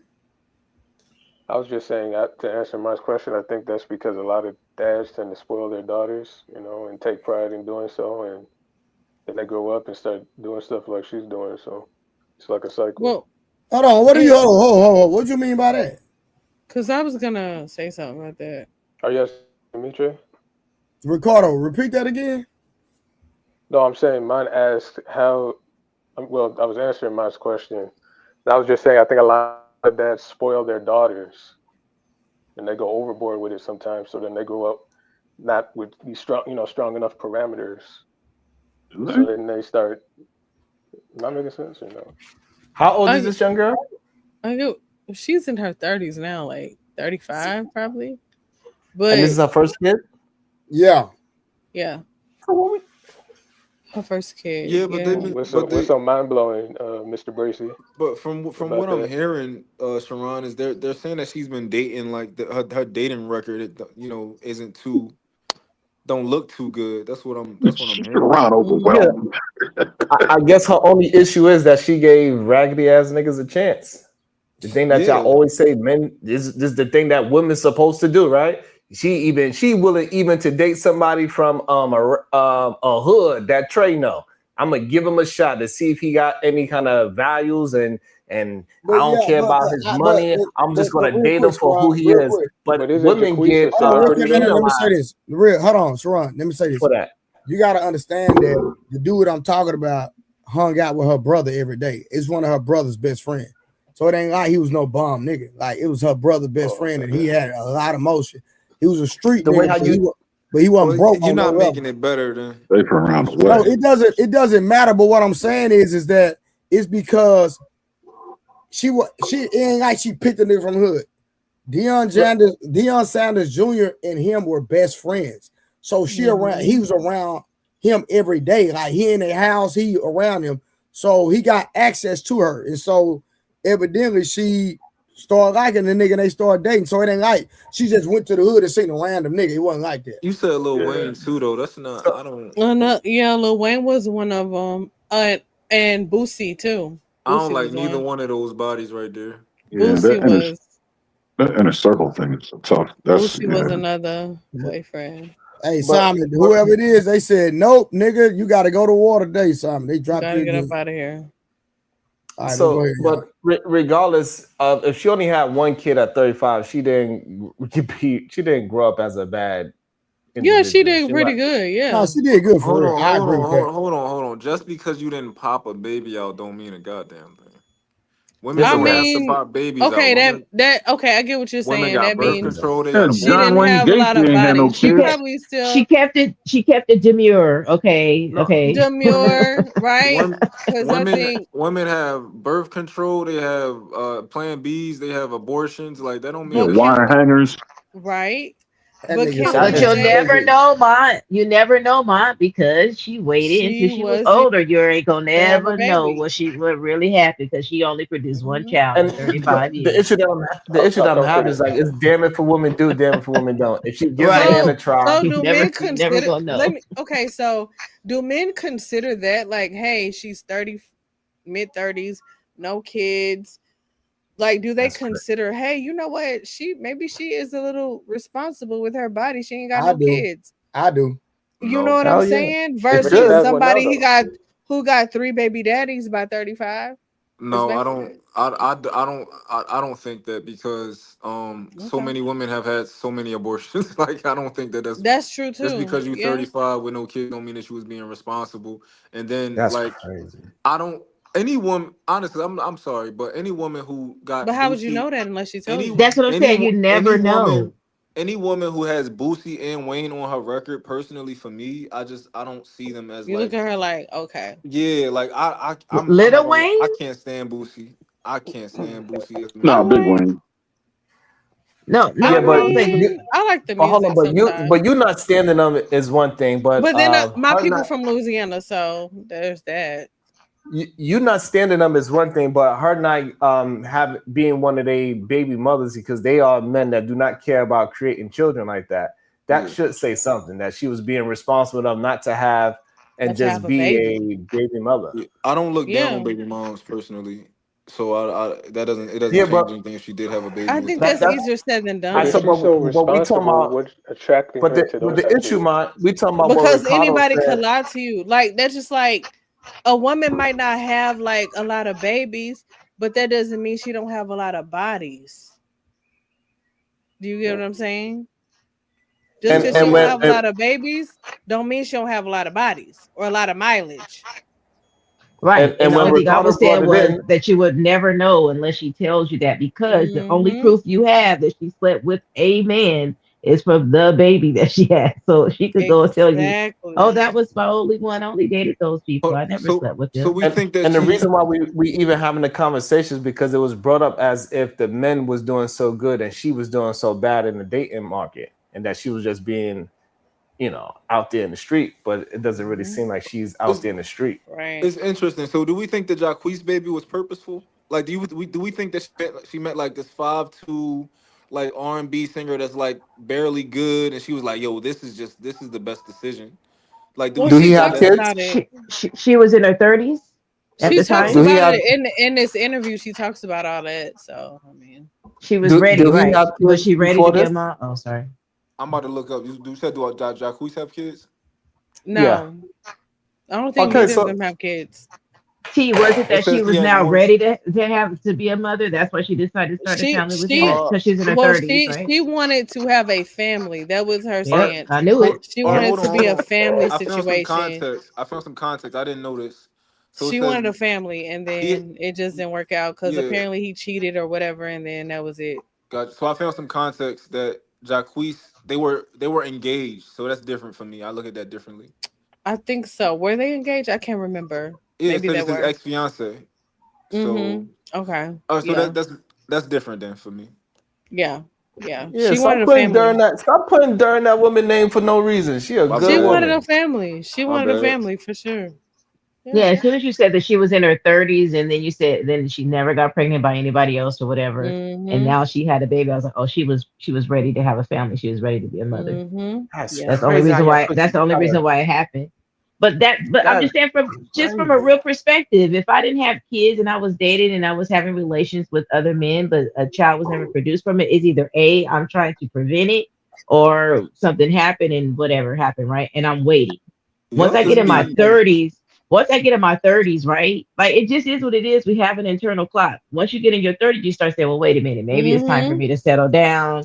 I want Mm-hmm. a family now. I am getting older, because women do think of these things too. We are getting older. Do I Yep. want to have a kid later on? Or Mm-hmm. do I want to go any further than this? You know what? It's time for me to have a kid. I'm 32 or whatever. And she Right. had the kid with her person she was with. It just happened. He just happened to be the person she was with when she made that decision. People just be Not playing because with their not because she didn't genetics. want, People be playing with their genetics. Like that is Deion Sanders' daughter, and you Hey, choose this hey, five man, I'm foot not black lying. nigga. She fumbled on that one with the genetics She aspect of it. Yeah, did. She fumbled She big time. did. like Yeah. if you don't go have a kid with an athletic man, and you trying to ruin your fucking bloodline. Yeah. That That was sounds crazy. Yeah, that was crazy. insane. I'm I ain't She sorry. never like heard no. short. No, She that's That's like the real though. short craziest guys Sharon, thing that's I a though. ever real heard. thing. What you mean? That's That's a Deion. real So why He thing. got nobody that ever say Deion that about blood. the men that do that? I say the It'd be same No, thing six about that's foot. them. Sharon, I that's an never heard. actual thing. What do you mean? No, they do. I never heard any man say, "Hey, why he with that 5'3" girl? He's 6'10." I am. No, people No, say no, no. that. No. Some men do it. Some people prioritize it. Some people Mhm. don't. It just depends on the person. Yeah, look at like Dion. His women have Bruh, been like 5'10" and taller. Now hold Karuchi, I on, think she the shortest one, Yeah, but but he that old don't matter. now. They're not having He no hold on. kids. So Who cares? y'all Yeah, he saying done that having kids. That's why. it Yeah, is nobody well. cares. So you say that it is well said amongst athletic Not all men. of No, them. that's not what I said. No, not all of them. I didn't say it When was you well said. Like It's it was But becoming more like it was Dion, a popular. normal but thing. Dion, his women that he's had children with, his first wife and his second wife, they've been pretty tall women. And Dion is like I think 6'1" or something like that. So That's yeah. I think there's a significant amount of athletes that do care about height. I mean, Hmm. it's Yeah, it's a look. thing. I played college ball D1. Like only tall women for me, Yeah. and I'm not speaking just anecdotally. I think it's a thing. I mean, especially if you ever plan on dancing with this woman or hugging her. You know what I mean? I think I said it Mhm. before. I got back problems and knee problems galore. I can't be on the ground, greeting my wife. I need her to be tall.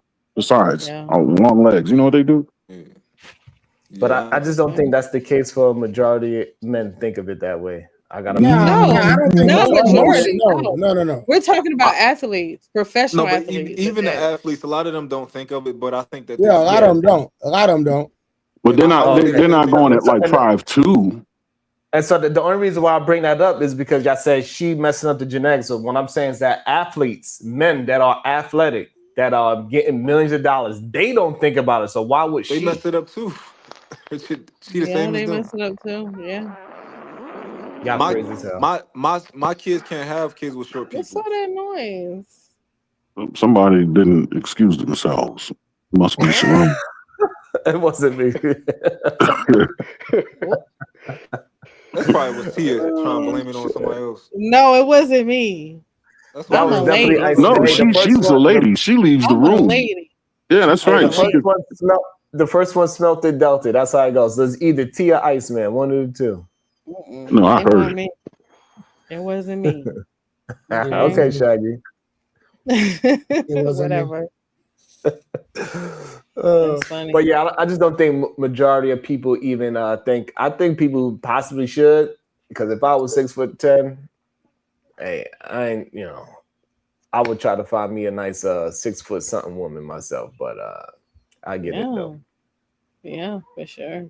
We be Yeah, two man, goddamn giants walking down the streets looking all intimidated. footers, You know man. what I'm saying? I'm 6'10", she's 6'3", with some heels on. She like 6'7". We be looking crazy. I would love With that. some giants. No, Yeah, man. My My wife daughters is can't 6'1" choose a with man heels. under six. My daughters can't choose a man under 6'5", and it's against the family Boy, you rules. should choose in it. Wait, what you say, what? My daughters can't choose a man under 6'5". Oh wow, that's crazy. It's the family Okay. rules, or you lose access to the trust. Nah, that is hilarious. You lose access That's to the gonna be estate. tough for him. Hey, what about Try look, that. Jalen Brunson, bro? You better bring it He down a can. couple of inches, bro. That's. I'm about to say, is that the only exception? Is like Like 2 inches. a world class Allen athlete? Iverson, bro. I Yeah, don't that's a know. good one. Nah, I just Stephon want. Marbury, bro. Nah, I want my whole lineage. I just want big. I That's just want not a the league lineage of no big more, people. though, Sharon. What are you talking about? That's not the league no more, bro. So everybody like 6 and over. We just won a championship, 6 foot. Just won a championship, Bro, that bro. was, man, that thing was rigged, boy. Stop playing, bro. Russell Wilson, bro. Russell Wilson. Like we could keep going with That's this. football thing. though. Russell Muggsy You ain't gotta be Bogues. super tall. You ain't gotta be super tall for football though. A quarterback, you should be tall, but Not too tall. Russell Lineman. Wilson is average height. He's regular height. He like what, 6 you know. feet, 6'1"? Yeah, but not for a quarterback. You shouldn't be that small though. Quarterbacks, linemen, wide receivers, and D-backs should be pretty Kyler tall. Murray. Kyler Murray. He's another one. He only 5'10" as well. But he has issues. Like we can keep going down the list. He has issues because he's short. Shout Though out he to the can't see over short the line. kings. Shout out to Hey, the short listen, kings. you could say he have issues all you want. He still got a $200 million contract. Both of those dudes. So it don't matter how difficult. It don't matter how difficult. What I'm saying is you saying that's going to mess up your genetic code, and I'm just giving you examples of that could be a $200 million kid coming outside. That's all. How tall are you, Sharon? According to the internet, I'm 5'7". Oh, okay. That's what not it. what he asked you, nigga. He asked you how tall you are. I'm 5'7". I'm going with the internet. The internet don't lie. Nah, nigga. He asked you how much tall are you, nigga. 5'7". Sit. That nigga, I'm gonna tell y'all, he between 5'9" and 6 foot. Okay. You think so? Yeah, I'm looking at him. He between 5'9" and 6 foot. He between 5'8" and 6 foot. Yeah, 5'8" and 6. I said about 5. Why you not let me live in my 5'7"? So goddamn? he's between short and short. He's just not that short. At least I could fit in a Porsche. So can I. Yo, Aaron, tell him you put the seat all the way back. You get in there. I put the seat all the way back and I can't touch the pedals. Crazy.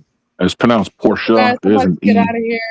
Trey, thank you for having me. Shout out to all the You leaving fellas. early? Nah, you usually be all right. I know. Yeah. I gotta I get gotta some get out here in rest. 6 minutes as well. I love I got 6 y'all. more Thank you minutes. for having me.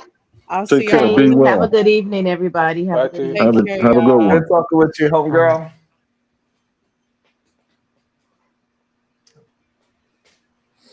Yeah. Somebody say you 6'4", Sharon. Is that true? I'm 5'7", bro. Nah, this nigga right here, bro. I'm a short king. Y'all niggas be on the internet be try to be so secretive. I'm a short king, goddamn it. Me and Anton was eye to eye. All right, T King, serious question. When did y'all start wearing jerseys with no undershirt? Shout out to Sharon. Damn. I mean, it's not the early 2000s no more. Like it's switched up. I remember early 2000s. Like you had to have a T-shirt on under it. But nah, that's kind of corny now. Yeah, you can't do that no more. You know, I never wore a basketball shirt in my 45 years on the planet. Damn. Wow. You got to put it on your bucket list, man.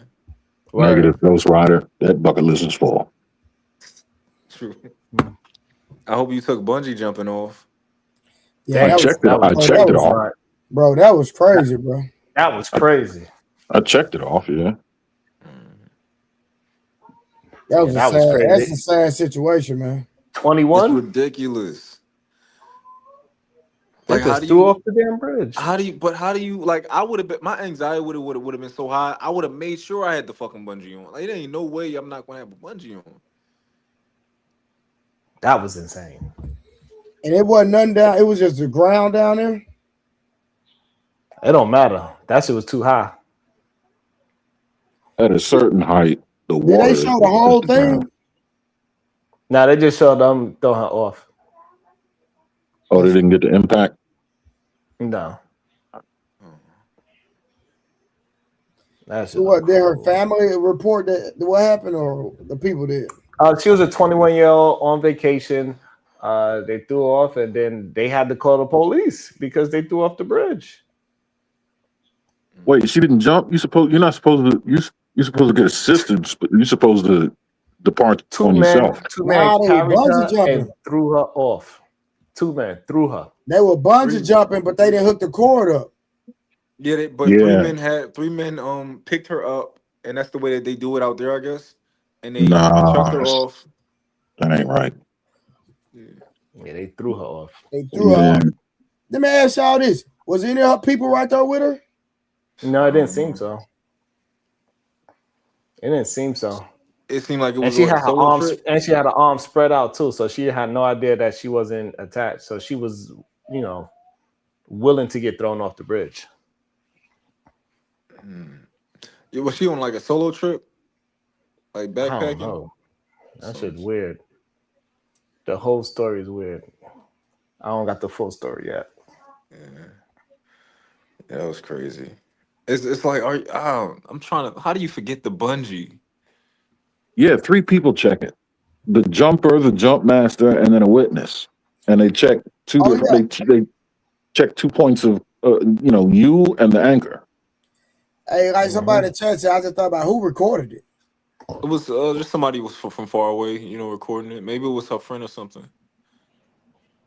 But Or maybe somebody maybe somebody going next. You know what I mean? Maybe it could have been that too. Well, why didn't nobody say, "Hey, the thing is not connected"?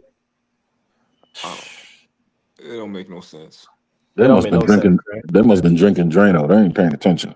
Bro, they were literally behind her though. Yeah, I don't understand it.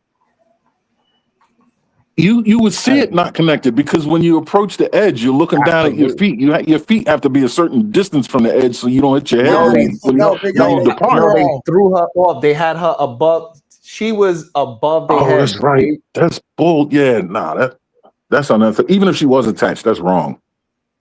That's bad. Yeah. You don't. Nah. Yeah. Everything about it was wrong. Like I'm like, Nah. What the hell? Yeah. We don't. Nah. That's crazy. Yeah, that's insane. Young soul too. I mean, that's scuba diving, wingsuit, skydiving, bungee jumping. Nobody gets thrown.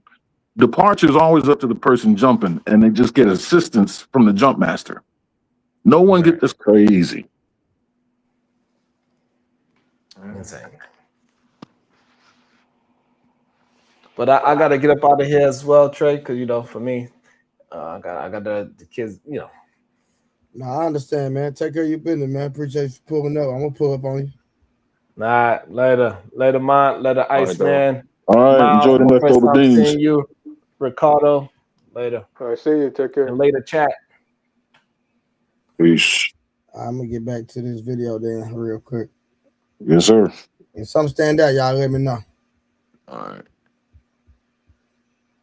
It's like, DeAndre, you would have never put up with that normally. You know what I'm saying? Like, so I kind of was upset at myself for a very long time. Yeah. Like a very long time for just allowing to be the fool. You know what I'm saying? But love make you do crazy things. Yeah. So Yeah, I think in a moment, because I have a teenage daughter, and I think of myself a lot like your pops, in a sense. Like I was out there, I was wilding, and then like God kind of transitioned me, and I was in a healthier place. And now I got this daughter, and I know what a wilding type of individual can be. So I'm always telling her, don't date these type of dudes. Stay away from me, because they was me and I was them. at least you honest with him. But that's how my daddy always been. He always been honest with me. Like, we're the type of family, like my dad is the type that even if he don't like it, if it's something I like, he's gonna support it. He gonna tell me what it is from the beginning. Like, look, this what it's gonna be, this, that. Yeah. But he'll support it just because he wants me to be happy. Yeah, that's good. And how tall are you? 5'5.5". Yeah. So what you wanted a little kid? You wanted like a short king? That's what your thing was? I'm just curious. You just can't control who you fall in love with. Okay. Like, You got a thing for the short? That's cool. I'll just checking. I don't have a thing for the short kings, but I had a thing for that short king. But I don't have a thing for the short king, so short kings, stay on my inbox. Stay on my inbox. But no, it's just, you just really can't. Yeah, I know what you're saying. Yeah, you just can't control who you love. Honestly, first I'll be like, oh no, but then it's like when you get to know somebody, you're like, oh, okay. How did y'all end up meeting though? Somebody introduced y'all? Someone introduced us. Okay. And you was like, all right. Yeah, I was like, okay, he cool. Okay. Okay. Now, there had to have been. So I'm just wondering, how picky were you, or are you? Because there had to have been tons of athletes, entertainers, actors, all kinds of people who came your way. All of them. Okay. So what makes your decision? Like, what are you at the time? Like, what was the X factor for you? It was somebody's conversation? It's not really an X factor for me. It's more of a feeling. Okay. Like, I've had the best of the best, the money of the money, like hit me up, but I'm not the type of female that can just like fake it to just be with somebody that's paid. Like, I've never been. Sometimes I wish I was. No, you don't. We don't want that. No, we don't. No, we don't want that. But like, honestly, like, I've never been that type of female that could just like fake it just because, oh, they're so-and-so. Like, I really go off of feeling. Like, it could be. It's just a vibe. It gotta be a vibe. If you have money, if you don't, if you work at Walmart, if you like, it's just, it has to be a vibe with me. And that's what I go off of. But I know for a fact, I don't know for a fact, I'm assuming for a fact, some tall 6-pack NFL, NBA type of dude has tried to holler at you and you shot him down. Why you shoot them down? It's the vibe. Okay. Like, some people really be really cool, but I'm like, they're not for me because it's like, I don't feel it. Okay. Like, I'm the type of person to give people a chance. I'll hang out with them, go eat and stuff like that. Conversation could be good and everything, but I would just tell my friends, like, I just don't like them for some reason. Okay. And I'm not the type to just continue wasting my time. Like, I don't need a free meal. Wait, no crab legs and macchiatos for her. I don't need the free meal. So what has changed now since, all of the trauma? We're going to get, like, what has changed? Do y'all feel like he was low-key hating? Nah, absolutely. I do. He just seems like he's just prying a little too deep. It's like she answered the question about 5 times already. It's almost like he's being subliminal, dissing. Just, you know, And very it's like weird. he could have just asked, "Hey, you know what is it about him? You know the whole short kings statement and all that. You know what I mean? You got a thing for the short kings. Like, that's dry hating to me. Y'all might look at it different, but that's Yeah. dry hating to me. Yeah, no, I mean when you taller, it's just a nice humor. It's funny to He make laughing a little fun. too hard though. And you know, Yeah. I don't know why he had to. He just asking her these weird questions back, just in different ways. I don't really understand it. Mm. But it's just that was weird to me. That was weird. I don't know. I guess they know each other, but I mean, I'd have said something about it, but it would have been out of humor. I'd have been like, yeah, what's up with the short niggas? You I know, wouldn't. Yeah, but why it have to be the short dude? It could just be like, hey, old boy, or Jacquees. You know the nigga name. The nigga more famous. it's funnier to say short niggas. It's just a You're little. a bully. It's funny. You're a bully. Aaron would have I said the just same. Naren would have said no such thing. Yeah. I just think as an interviewer, you'd expect a little more tact, you know, especially Oh, when you're now the talking nigga ain't about, got tagged. especially when you're talking about the father of, or he's talking about the father of her child, you know, and she's up there giggling, and you know, I guess everything's a game. They ain't together though. Still, I mean, that's you don't think that's like, Yeah, you got a point. You're discussing her current and hopefully future, and you're inquiring about alternatives. Why? No, I don't think they're together. I think it's her ex fiance. Oh, Yeah. So yeah. I mean, well, he could have framed it like, "Well, what's next?" Not "Why didn't you?" Well, anyway, well, whatever. he asked her if she had a thing for like, did she not care about genetics? Yeah, that's the past. Had a thing. Yeah. I also noted she stated, I think it was like in the middle of that clip that her dad, which I think I'm paraphrasing, but she said her dad is the type to support her and what she does, and I think that just go back to what I said. Like, a lot of these dads, I get that they love their daughters, but sometimes the spoiling it just gets a little overboard. I'm not saying just in regards to her, but I just in general, I think it, you know, With the Yeah. I mean, experiences in the world we live in today, when it comes to black women, you think the princess status is too much? it can be, yeah, because What's the you alternative? know, well, the raise alternative is them to with discipline. right. Yeah, you Discipline don't. in the world, discipline in the world where black women are looked as lesser than. I'm not trying. I'm not hearing that nonsense tonight. You try and coddle us. We all right. That's We can handle crazy. They say you be monting, so you saying I'm out monting the mont? you motting right now. What's You in your motting cup, hard. Nightish? Chardonnay Shit. and tequila. Jesus. So Chardonnay and so tequila now is crazy. so now you're saying that spoiling is the solution to prepare our daughters for the As a, as a world. as a girl dad, Hmm. we wanna let them have that princess opportunity because the world is gonna be abusive. So at what point do we bring her to reality and let her know, hey, the world is So that abusive? was my question, brother. Before you asked me the question you Yo, asked me, y'all. I'm not where do about you to want? be on this black people woe is me train. I don't agree with y'all. I'm not talking about a war is me. I'm saying, so what do you want? What do you mean by war is me though? Light skinned dude that The talk about how world. pretty you are and sit sideways and show your lips off. Wow, now I'm light skinned. You talking about some? Yeah, I told y'all niggas earlier. Cut that shit out. Stop talking about. Stop making passes at me, low I'm key. not making no pass at you, potty mouth. Y'all niggas is complimenting me. Anytime you have duck lips and a man bun, it's crazy. Yeah, all right. What was I saying? Let me get back to my point. Yeah, don't get Stop throwed off. all this woe is me like all That over the nigga, world, that the nigga world nice for though, black fool. people.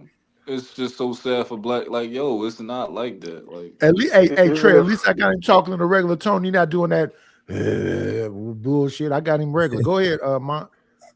even if so we take the black part out of it, as far as daughters in Hey, general, that should just be a Ricardo, problem. don't say Mont. Let Mont talk. listen, that that soft, oh, the world is rough for black people. I don't buy none of that. That's not how it is. It's just not. You trying to hear that? You can give your daughter discipline, and and she'll be fine in this world. So I mean, but what does it look like? Is all I'm asking. What the What does discipline, the is like discipline look like? it look regular. It's like you talk to your children, you give them boundaries. Mm-hmm. If they do something wrong, you correct them, and you punish them, and just like that, give them structure. No, but we were talking about daughters and putting them in a princess position, and you say you're opposed to it. So, what does the opposition look like? I mean, boundaries and all those things, that's fair. But what does the opposing her being a princess look like?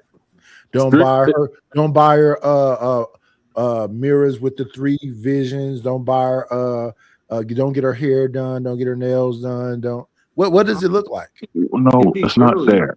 No, Aaron, don't say this. This between me and mom for just for a moment. Then you can beat me up later. Go My ahead, mom. apologies. My apologies. Go ahead, mom.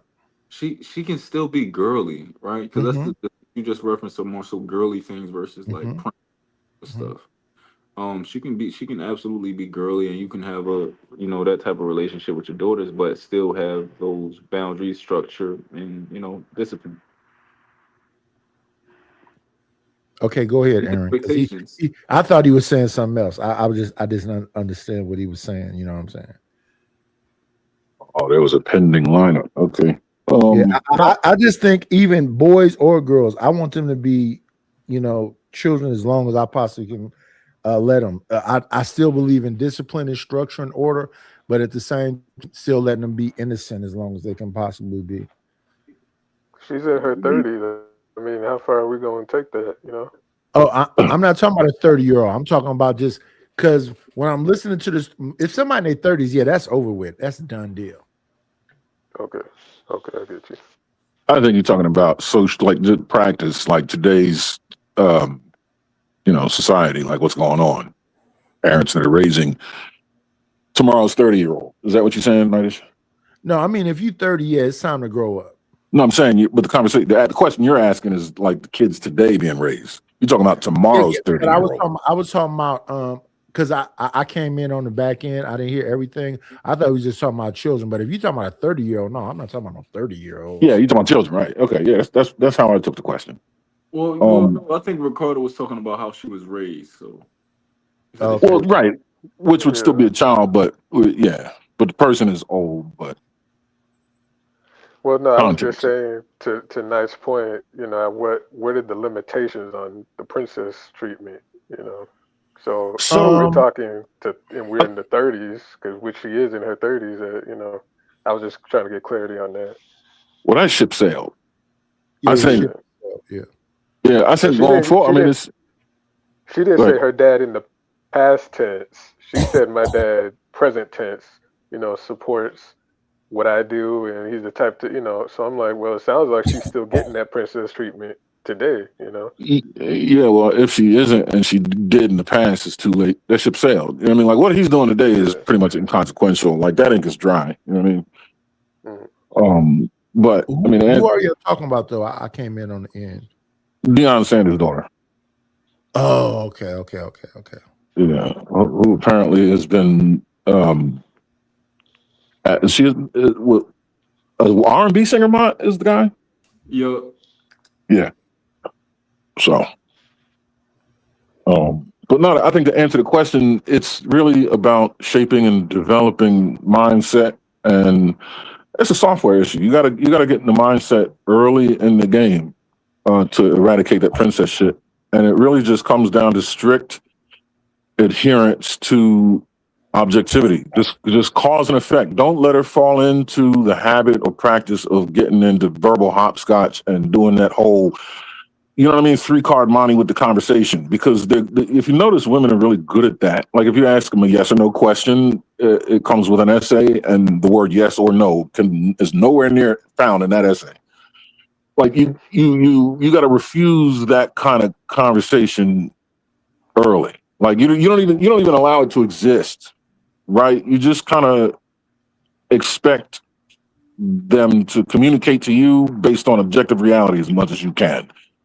And if you lose, I mean, if you win out loud, you lose out loud. Yeah. You know what I mean? Like we're not gonna.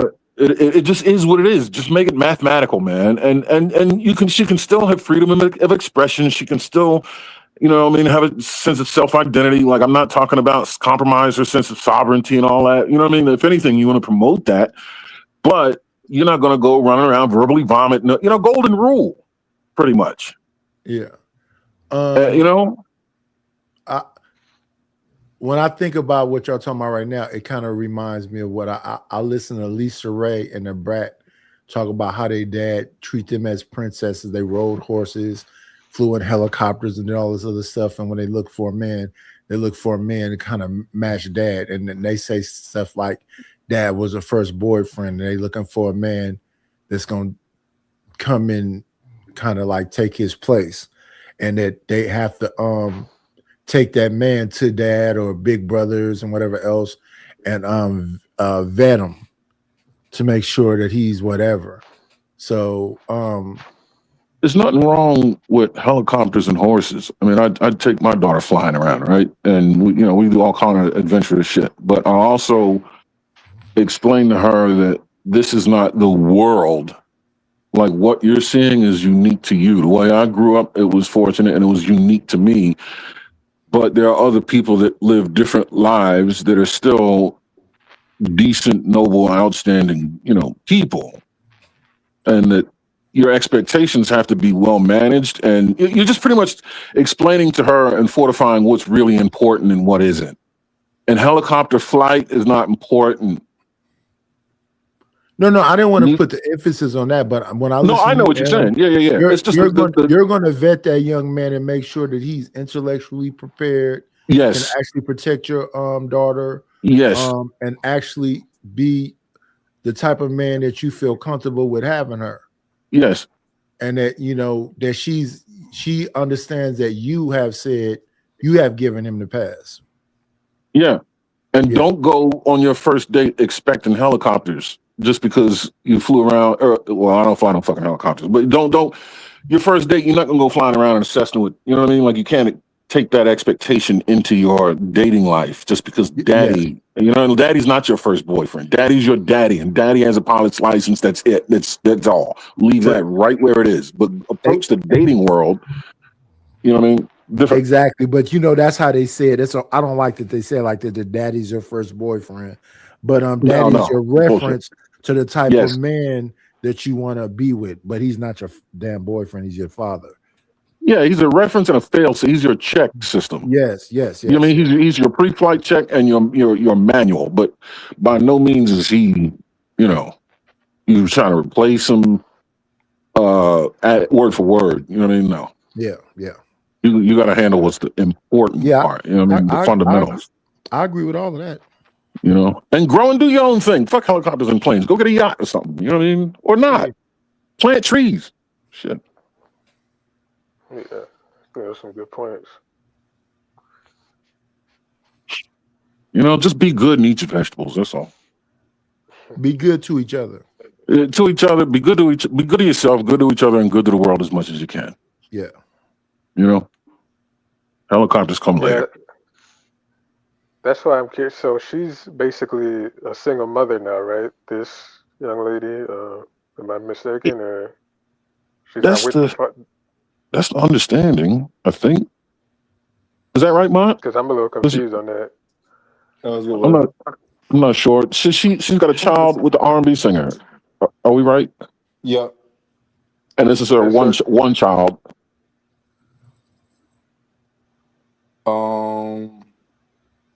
So one child. Out of wedlock. Yep. Were they engaged? With Jacquees? They were engaged? Yep, they were engaged. Okay, so there you go. All right, that's what I figured. With Jacquees? Jacquees is the name. Thank you, Knight. Yeah, that's the guy. Yeah. So I'm kind of curious as to where they're gonna go from here. Like, is this gonna be a big custody battle, or is this gonna be some big thing in the media, shade room, and all that? It If sounds they love amicable. each other, it won't be. It sounds amicable. I mean, from what I gathered, it didn't sound tumultuous. Is it? Sound like the interviewer was being more salacious than the actual. Yeah, I don't know too much about it. I'm just this is my first time. Like, I just know I just know Jacquees as an artist, The cast and of characters, yeah. yeah, but I Yeah. wasn't familiar with their The situation. script. Yeah. When I look at Jacquees, he seemed kind of like a private guy. He don't really do a whole lot of like interviews and all these other things. He almost is invisible when I really think about it. Okay. I just remember him saying he was the king of R&B, and that's when I was like, oh hell no. Well, that was I can't absurd. do it. That was I absurd. was When done Usher is after that. alive and Chris Brown is alive. And at the I time he was said it, done. R. Kelly wasn't locked up yet, so that was a little bit, extreme. The king of R&B. When? On his birthday? Yeah, I was never. February 31st. When I think, and don't get me wrong, I think Jacquees make good music, but he's like a derivative R&B artist to me. He uses a lot of old school beats and just like do remixes of songs, and I don't think he's even found his sound yet. Because what is the Jacquees sound? He got a lot of work to do because he's so young. Sound, probably that same trap beat that most of these artists use now. Yeah, so that's what I'm saying. There's nothing unique about him. Like somebody was asking me a question about who's the best in the 70s. I said it was so many greats in the 70s. I can't pick one. They all had their own sound. Yeah, they all had their own sound. I mean, think about it. Marvin Gaye, Barry White, Ronald Isley, Isaac Hayes, Smokey. Those sounds are completely different. Completely different and all great. All insane. I mean, it's completely different. Earth, Wind, and Fire, Parliament. It's just too many to pick from. The Delphonics. I mean, the stylistics, the Delphonics, the floaters. I mean, it's just too many to pick from, and all great. Yeah. Teddy with what was Teddy was in a group back then. Harold Melvin and the Blue Notes. Blue Notes. That's the group that Teddy was in. Yeah, Teddy Pendergrass group. Yeah. And so what I'm saying, it was so many. I don't mean good. I mean close your eyes and just fall into the music good. Oh, legendary. I mean, yeah. And that's the thing, like the fact that Jacquees had the audacity to say that just made me not want to listen to anything from him ever again, It was just like, wow, really? It was like R&B. So the fact that he's in this situation now just makes me question his judgment. Like, maybe I wonder what led to the breakdown of this. Or, was it him? Was it? So I won't say, it's all on her just based off that statement alone. Well, I think you need to have that kind of confidence, but now it's time to produce. Now you got to, live up to what you said. Because I sat down and listened to an interview with Chris Brown, and her brother said, "You the new Michael Jackson." And Chris Brown said, "Don't do that to me. I am not the new Michael Jackson." This how humble Chris Brown is. He said, "Don't compare me to Usher. Usher's a great, and Usher did this, and Usher did that." And I was like, "Wait a minute, Chris Brown, how humble are you?" What limited knowledge and exposure I have to their music, I can see the progression from Usher to Chris Brown. And I can see the Michael Jackson influence, right? I mean, I don't listen to any of them, but I can see definitely Usher, Chris Brown. Aren't they on tour or something? Yeah, the R&B tour. Yeah, they were just here a minute ago. Raymond, Brown tour. Right. Yeah. Yeah, I mean, I can Hey, see that's the, gonna you be. know, They calling it an R&B tour. oh, it's that simple, huh? Huh. Yeah. Yeah. When it Yeah, starts, it's they're going to doing be stadiums. chaotic. They're doing stadiums. Yeah. Yeah, there was Yeah. a stadium here in Philly not long ago, I think. I heard about it. Listen, Yeah. Usher had a residency before this, and Chris Brown was already doing big arenas with Where was his music. your house name? Somewhere in Vegas? Oh, he had a residency in Vegas. In Vegas, yeah. Usher did. That's what I That's where he figured. was putting the cherries in women miles and doing all that other crazy stuff. Oh, shit. So he's feeding grapes to girls, and this other guy's taking $5,000 Polaroids. Okay. Yeah. Taking yeah. Listen, Okay. girls was crying, saying, "You know what position you want to put me in this picture?" I'm like, "What? And you paying for it? Oh, that's wild." But shout out to Chris Brown. Michael Jackson, man, he had them Scandinavian women comatose and having aneurysms. I mean, just Yeah, they come was out on stage and they turn falling out. colors, man. Yeah, Yeah. for sure. Kidding me? That's So, why yeah. when this Michael movie came out, you know, it was like I'm surprised that people were surprised that it did so well, because I'm like, back in the day, people were fainting at those Michael Jackson concerts. For sure. And the fact that it's actually one of the Jacksons, an actual Right. Jackson playing a Jackson. Yeah, and he did a good job too. I was like, wow, I was impressed. I felt like I was actually watching real life Michael Jackson, you know. So Yeah, I think he did a really great job, and it was just like the highlights of the best moments. I don't think the Wiz was in there, and I believe that Donna Ross wasn't in there. right, and Janet, you know, there were some key points And missing. Janet wasn't in there. That's what I'm saying. It was some things left out, but all of the highlights like Motown 25, his hair getting burned, Bubbles, it was a lot of stuff. It was enough to make it a good movie. Yeah, that's why I hope when they do that sequel, they get you know, because they're coming with that sequel.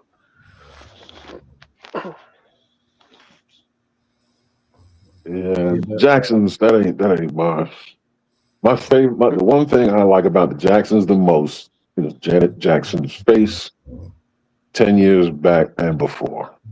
Other than that, you can have it. Oh, you like Janet, huh? No, just her face. I just thought she had a pretty face, you know, like back 90s, 2000s, you know. She had a cute face. I'm saying that's the best part of the whole Jackson regime that I like. It doesn't matter of taste. I mean, I'm not at all challenging their accolades 100%. You know what I mean? Like, shout out to them. It just as a matter of personal taste. If I'm gonna look at the Jacksons, it's gonna be her face like 1998. Other than that, I'll move on to something else.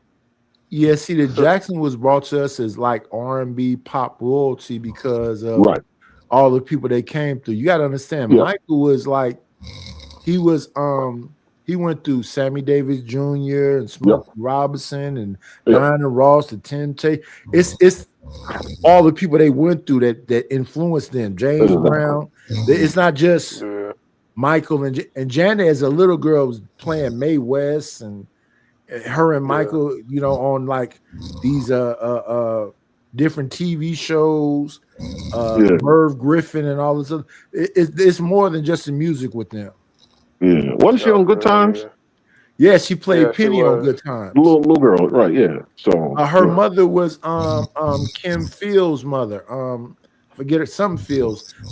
Kim Fields' mother played her mother that was abusing her. Kim Fields, who is that? His name sounds familiar. Kim Fields played Tootie on The Facts of Life. She Regine and Living Single. On the show with the Queen Latifah. Queen Latifah and Kim Coles. Okay. Erica Alexander. Yeah. Living Single? Was that it? Living Single. Yeah. Single. Yeah, I remember that. Kim Fields was one that used to always say smooches. Yeah. Bougie chick. But you know, that's not her in real life. Like, she's not this bougie, like, label whore. Like, that character, she played the hell out of that character because I used to hate her. I didn't like her. I'm like, how you got the nerve to be pretty and an asshole? In real life, she's like on some like locks and like you know what I mean, eats bark and walnuts and shit. Like down to earth, real cool, like save the gay whales for Jesus type shit.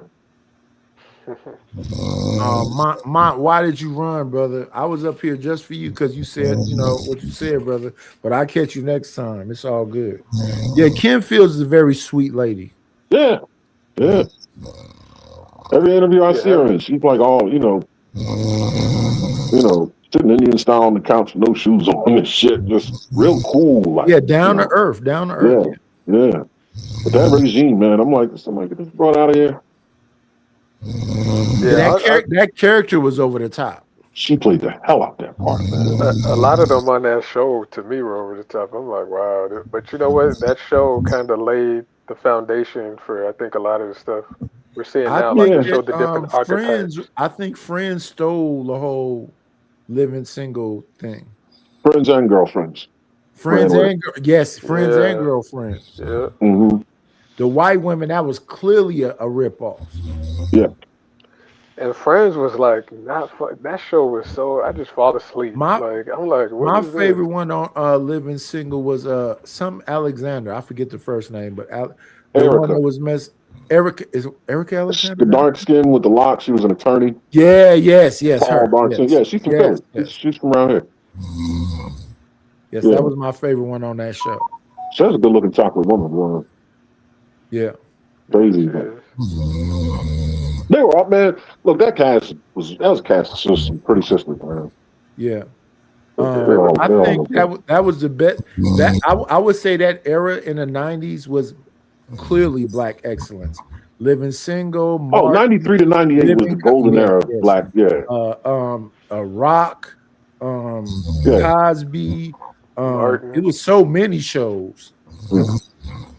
Yeah, 93 to 98, music and TV, I think, Yeah. I think R&B and comedy, the 70s was the best. R&B and comedy, but everything else, I think 93 to 98. Yeah. You don't think the 90s R&B was... No.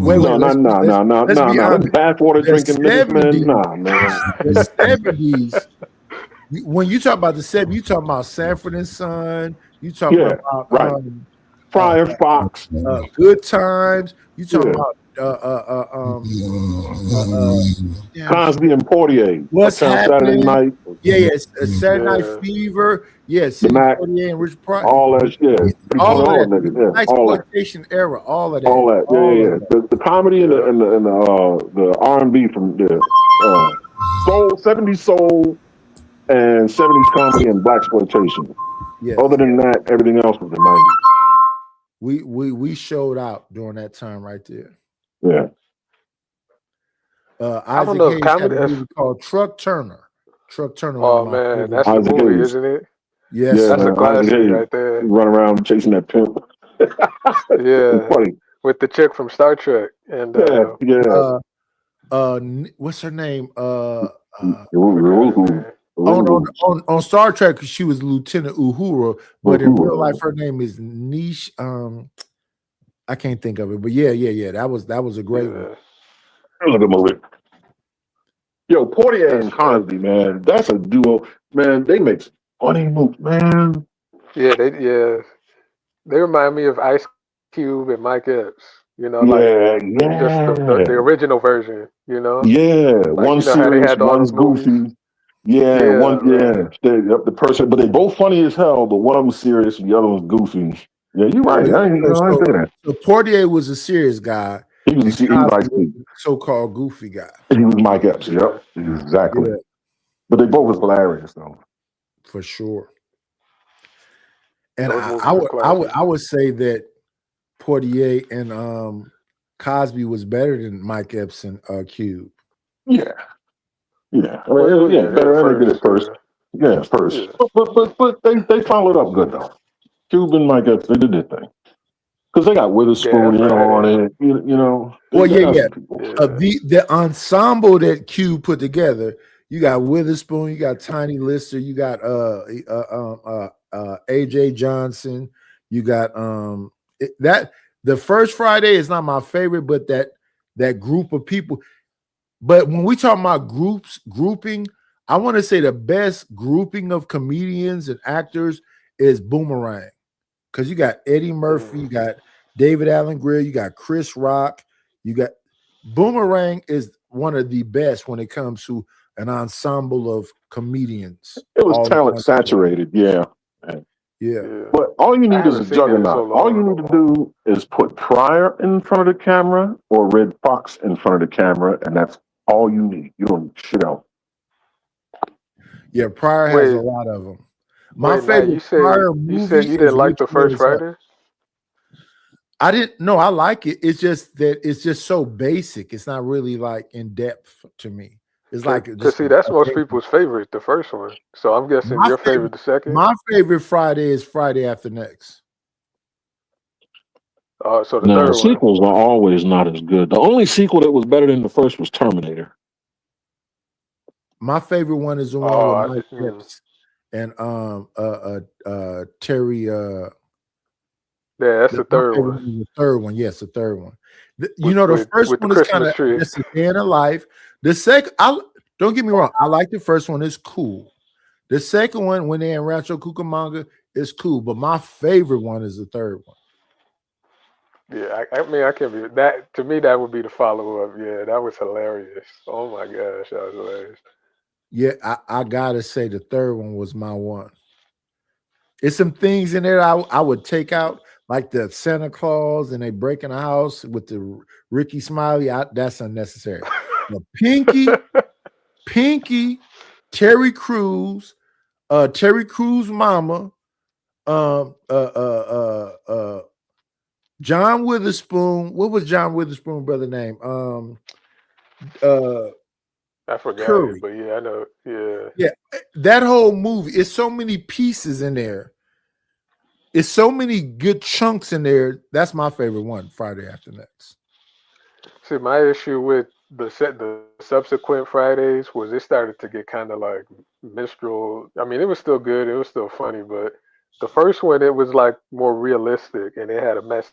The second Yeah, one, the second and I like third one, they were still funny, but it started to become like a little bit of like some stereotype. You know, it just really became over the top. You know, a little bit. It my was still, it favorite was still person good. in the second one was Baby D. Oh, Lady that's Rage. okay, okay. I thought the little short dude with the hat, he was hilarious. Yeah, The yeah, yeah. little So gangster. that's what I'm saying. Every one of them had some little cool things, but I think they Yeah. tied it all together in a Friday After Next. Now, Aaron, what were you saying about the Terminator? I didn't catch that. You said something about No, the I was just Terminator. saying the only sequel that I can remember that's better than the first, the original is Terminator. Oh, Like Terminator. Friday is better than Friday After Next, but Best Terminator 2 is better than 1. that's a good one. Best Hmm. sequel. To me, 48 Hours was better than the second 48 Hours. Beverly Hills Cop.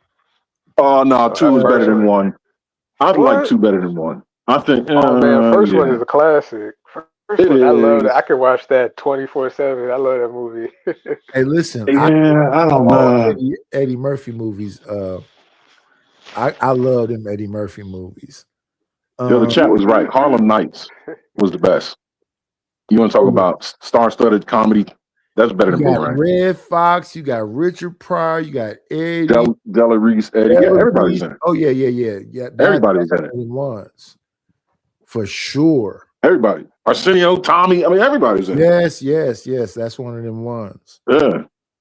Then you had Jasmine Guy. I mean, come on. That shit was stupid. You had Tommy from Martin. I forget his name. Yeah. Yeah. That was one of them ones, and it was I think really it's Michael and classy. Mikhail.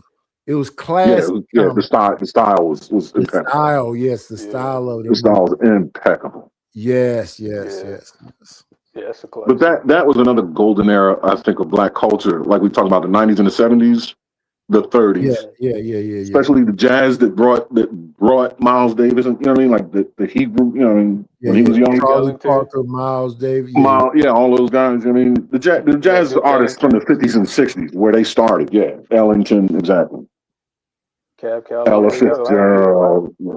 That shit. Also, so if we talking about that, one of my favorite movies is a movie called Stormy Weathers.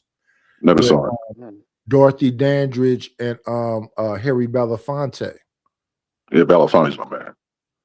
That's another great one. Yeah, I gotta What's see that it. about? It's about it's about like jazz and blues and whatever. Another one of my favorite ones with what's the dude with the crooked eye? Sammy Davis Jr. No. The one that played Bumpy Johnson in this recent series. Oh, Forrest Whitaker. Forrest Whitaker. Yeah. Forrest Whitaker and the tap dancer Gregory Hines. It's called Rage in Harlem. Rage in Harlem. Okay. It's Forrest Whitaker, Gregory Hines, Robin Givens. That's another one of my favorite movies.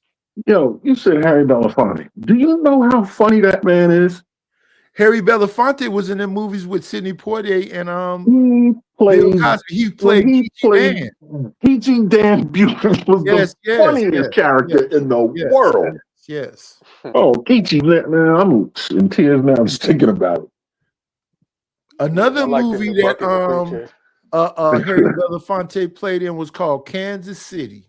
Mm-hmm. That's another one of my favorites.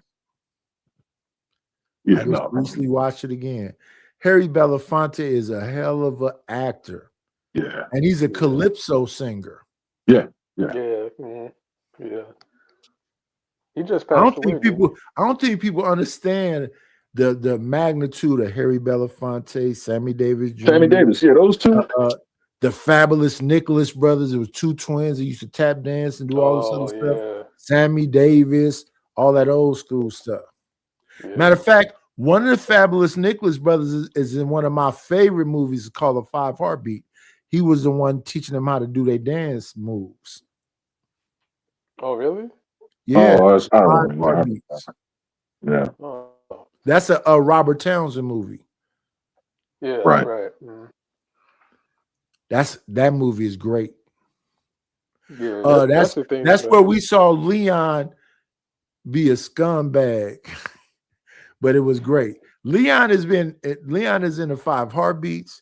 He's in the Temptations. He played Tupac brother in Above the Rim. Leon, I don't think Leon get his flowers. Yeah, he doesn't. He's still is he still acting or is he retired? I haven't seen him in nothing recently. But he's definitely one of the greats from the 90s. Oh yeah, absolutely, yeah. Same with Wesley. Wesley saved the Marvel when he played Blade.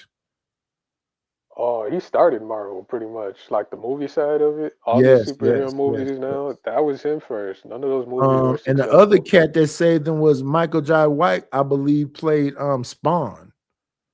Oh yeah, Spawn too, yeah. Mm-hmm.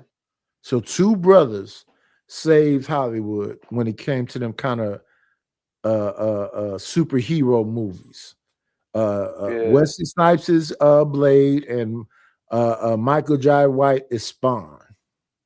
And I think Blade was the first superhero movie to make over 100 million at the box office. Yes, I believe so. Yes. Mm-hmm. So the fact that they haven't really picked up on this Blade movie they've been talking about for like 10 years is ridiculous. Well, whoever they picked, they was talking about picking what's his name? The dude that was in that movie. Damn, what's his Mahershala. Mahershala, yeah. They were talking about having Mahershala. But even if you get Mahershala, you better find some kind of way to fit Wesley Snipes in that movie. Right. He got to be like his mentor. Yeah. You know, in the Blade movies, the one that used to save Blade was Christopher, what's his name? The white man. He was Whistler. Yeah, I know you're talking about. Make Wesley Snipes be like Whistler for the new Blade. If it ever come out, that's the thing. Like, Chris Christopherson was the name. Chris Christopherson was Whistler. Yeah. Now, Chris Christopherson is famous for like westerns and stuff. Oh yeah, I have seen him in I think I've seen him in like one or two movies. So yeah, he just passed away, didn't he? I don't know. He's another one, I think. If he's still alive, he's 100 years old. Yeah, I think he did check out. Another person I think does great Western type stuff. I think he's still alive. Is my guy, Willie Nelson. Willie We love to Nelson. see Yeah, yeah, Willie yeah, Nelson yeah. be in the movie. Yeah, Willie Oh yeah. Nelson, the singer, the hippie country. the hippie country singer. Yes, him. Oh, He's been in a couple cowboy movies. I like Sam Elliott. Sam Elliott is yeah, one he's of the ones smooth. too. Sam Elliott, Yeah. my favorite Sam Elliott was in Roadhouse and in The Big Lebowski. Yeah, he did great in Roadhouse. Yeah, Roadhouse. It was him and Patrick Swayze. Yeah, that's one of my favorite movies. He just walked in kicking everybody's butt, you know. Yeah. He was all good up until they got him. They got him at the end. And I was like, oh damn it. Yeah, those are great movies. People talk crazy about Christian Slater, but Christian Slater got a bunch of great movies also with a star-studded cast. My favorite Christian Slater movie is him, Patricia Arquette, Brad Pitt, Christopher Walken, Dennis Hopper, Gary Oldman. I can't remember the name of the movie, but yeah, that's one of them ones. Another one, another guy I like is Gary Oldman. Gary Oldman is in The Professional with John Leon and Natalie Portman, I think her name. Natalie Portman. Yeah, them is great movies, man. Those are great movies. He's a great actor. He's been in so many classic films. He was in Yes, Batman sir. too. Yes, sir. Batman also. Yes, that's a great movies. Yeah. Those are all them early 90 movies. Yeah, he's one of those actors. It's like he changes himself completely. You almost forget it's him. Yeah, because in that movie with Christian Slater, he was a Jamaican dude, a white Jamaican dude. Yeah. And The Professional, he was a drug addict, undercover cop. Yeah. Gary Oldman has a lot of. It was another movie where he was I can't remember the names of all these movies. But yeah, that's a great actor, man. I always try to, check out whatever film he's in. But we had a lot of great movies. He played Dracula too. Yeah. Him, Brad Pitt. That was another star-studded cast. I think it was a stupid movie, but yeah. Yeah, the movie was a little stupid, but it was star-studded. Another great movie I think from back there is with what's my boy name? It was Clockers. Clockers was with Mekhi Phifer, Harvey Keitel. What's the brother name? He was in the movie Sinners. He was the other singer dude. Damn, what can I think of? Sure. Did you see the movie Sinners? Yeah, I did. I'm trying to think. Remember the old man that gave the whiskey to? He said he wouldn't perform for him. Oh, Delray Lindo. Delray Lindo. Delray Lindo was in Clockers. Delray Lindo, John Turturro, Harvey Keitel, Mekhi Phifer. That was another great movie. The it was a Spike Lee movie. That soundtrack in that movie was one of them ones. I don't think I've seen if that. John Turturro was in it, it's a Spike Lee movie. Yeah. John Turturro was in a lot of always, Yeah. He was in the movie where Spike Lee through the glass, through the pizzeria. What was the name of that one? Do the Right Thing, was that it? Do the Right Thing. Yeah, John Turturro was in a lot of Spike Lee movies. Radio. Hey, Do the Right Thing was a great movie too. Yeah. When that dude scuffed John Esposito's shoes. John Esposito is another great. John Esposito was in a great movie called Fresh. That's all right, man. The Right. little boy that was, selling drugs for him, Yeah. and he had to get yeah. That's Yeah, that was Samuel a Jackson crazy was the little movie. boy daddy, played chess in the park. Right. The Yeah, 90s had a lot of great movies for y'all. he did. I don't see them no more. That was a cultural peak, I believe, like one of those peaks, 70s, 90s. I even throw 60s too. I'll include the 60s. Yeah, You know, 60s. But see, here's the thing with the 60s. You got Sammy Davis in movies, you got Harry Belafonte movies, you got Sidney Jim Poitier Brown. movies, you got Woody Strode in movies, you The got 60s was good because it was born from pain. yes. It was the old school versus the hippies. It was the Vietnam War. It was the commies versus us. It was a lot of pain and conflict globally and socially. You had to laugh and have fun. And the music. I mean, that's why everybody's high on drugs. The politics. It was a strange time. Yeah. You had to entertain yourself or you die. For sure. Our art kept Those alive. blaxploitation films, them blaxploitation films back there,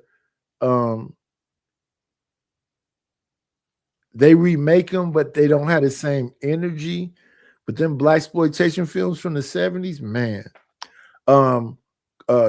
Goodbye Charleston Blue, Tar Baby, The Mac, Superfly, Sheba Baby, yeah, all them blaxploitation. Anything with Fred Trouble Williamson. Man. Oh, Trouble Man that was my favorite of them all. Those blaxploitation ones. That was the best one to me. Trouble Man and Chuck Turner. It's not like a car chase for blaxploitation, man. The music and if that Cadillac turns around that corner and loses that hubcap one more time, all the music from Car Wash alone, the Pointer Sisters, Rolls Royce, all the music from Car Wash, the movie alone. Oh, Wishing on a Star. Wishing on a Star. Yeah, Rolls Royce that was some cruising. That's been sampled so many times. It's not even funny. That's how impactful that song was. You need a 77 DeVille to listen to that shit. I want to get next to you. I want to get next to you. Oh, yeah. That's when he was in the restaurant trying to talk to that guy. Listen, it's a few movies. The music alone is what catch you up. What's the damn movie with Glenn Thurman and with End of the Road in it? Cooley High music alone. Oh, yeah. Cooley High. I haven't seen that in so long, man. When Cochise died, and that music after man, A Soldier Story. It's so many movies, man. You gotta have these black movies in your collection. Yeah. The Soldier Story had a lot of greats in it too. What's the movie with Denzel and Morgan Freeman? They's the military. Glory. Glory is another one of them ones. Yo, Bill Duke's Hoodlum. Yes, sir. Oh, that's a classic. Yeah. Yes, sir. Yeah. That's one of them ones. Everybody was in it. Mm-hmm. And Lawrence Fishburne, he did a great job at that role. He was real smooth. Killed it. Everybody played their part, man. Those characters you couldn't pick another character and they do half as good. They all, I think those people were born to play those people. And Vanessa Williams. All of them. To Vanessa Williams. All of them. Tim Roth, Clarence Williams III, everybody. Loretta Devine, Queen Latifah, every single person that had a part in that movie played perfect. Perfect. Yeah. That was a classic. I had fun Crazy. watching it. That's one of those movies you have fun watching, but you kind of learn Hell yeah. something too. So it's You just a running back, period piece. yeah. Yep, yeah, yeah. You walk outside a better man. Right. That's what I'm Yeah. saying. Where is that cinema today? Even the movie Sugar Hill with Wesley Snipes and what's the name? Wood Harris, the brother from Clarence, what's his name? He was from My Squad. Yeah. Yeah, from My Squad. That movie is on another one with Ava Golda and all them old school cats. Yeah. You know, Sugar Hill is another one of them classics. I think that's why I think Sinners did so well because even though it was more My graphic problem with than those Sinners, movies, you understand everything happened in 2 days in Sinners. They came to I thought it town, was. built the juke joint, the vampire came, everything happened in 2 days. Yeah, I thought it was one. Shoot, I thought it was one day. But yeah, it was. It did. It didn't take much time for it to get, you know, I for didn't it want to it, go I down. didn't want it to be longer, but I wanted to chop it up a little bit more where it seemed like more than 2 days. The twins come back, he see his wife, they build the juke joint overnight. The next day, they get it up, then the vampire come, and then the damn clan come. It was Yeah. rushed. I didn't like it. Yeah, You that's you kind didn't of like it? it really wasn't all that great, to be honest. What? You No, guys didn't like it? I thought it was good. I don't like the South in the summertime. I hate heat, number one. And number two, I don't like musicals. I hate musicals. And it was a musical. There's only one musical I like, Jingle Jangle with Forrest Whitaker. That's it. Only musical I like. Every other musical, don't like it. I don't give a shit. I Rent, like Rent, West Side Idlewild. Story, anything, nothing. I like But Idlewild. I think Idlewild was if Yeah, Idlewild could have you been can keep mixed it. with Sinners, it would have been a little bit better. But to get to Sinners and then one scene of playing music, we go through all of the music. That was just Idlewild's better. Idlewild's better than Sinners, and Idlewild sucks. wait, so Aaron, you don't think the you say historical Idlewild is better significance, than Sinners and Idlewild sucks. Yes, sir. Okay. Aaron, you don't think the historical and cultural significance of those music scenes was a factor? That was No, just no, And, no, wow. Okay. and to influence my personal taste, no. Why should it? no, Okay. they don't. Okay. We're talking about Yeah. personal taste. I mean, I can acknowledge the artistic merit, the historical merit, the contextual depth, and breadth of. I know what brilliant work looks like, but I don't like mayonnaise on my sandwich. It makes me want to throw up. But most sandwiches have mayonnaise. I And get see, you. I I'm a get you. mayonnaise sandwich eater. I'm You're a disgusting. You're eater. disgusting. You're Yeah, I'm a disgusting. That shit is sandwich. monkey nut. I You just had had it. I just had a mayonnaise sandwich yesterday. I think Sinners was rushed. And I think I can Idlewild see is that. with its complexities was I like Idlewild better than I like Sinners. The thing I wanted with Sinners was just a little see me when it comes to a movie, I like you to take your time for character development in the beginning of the movie. Who are these people we supposed to care about? Who are these I people we think with supposed to care Sinners about? that was Once deliberate. Like we they wanted them to be mysterious, you know. but they wasn't. They came in saying they was with this gang, this mob, and they came back and everybody knew who they were when they got back. It wasn't no development. Why should we care about two gangsters? Yeah, I get you. I hear you. Give us a reason to care about them. You know what I'm saying? So when we look at a movie like The Professional, we're looking at a little girl that's caught up because her daddy is a dumb fuck that's selling drugs for the cartel, and she just in there.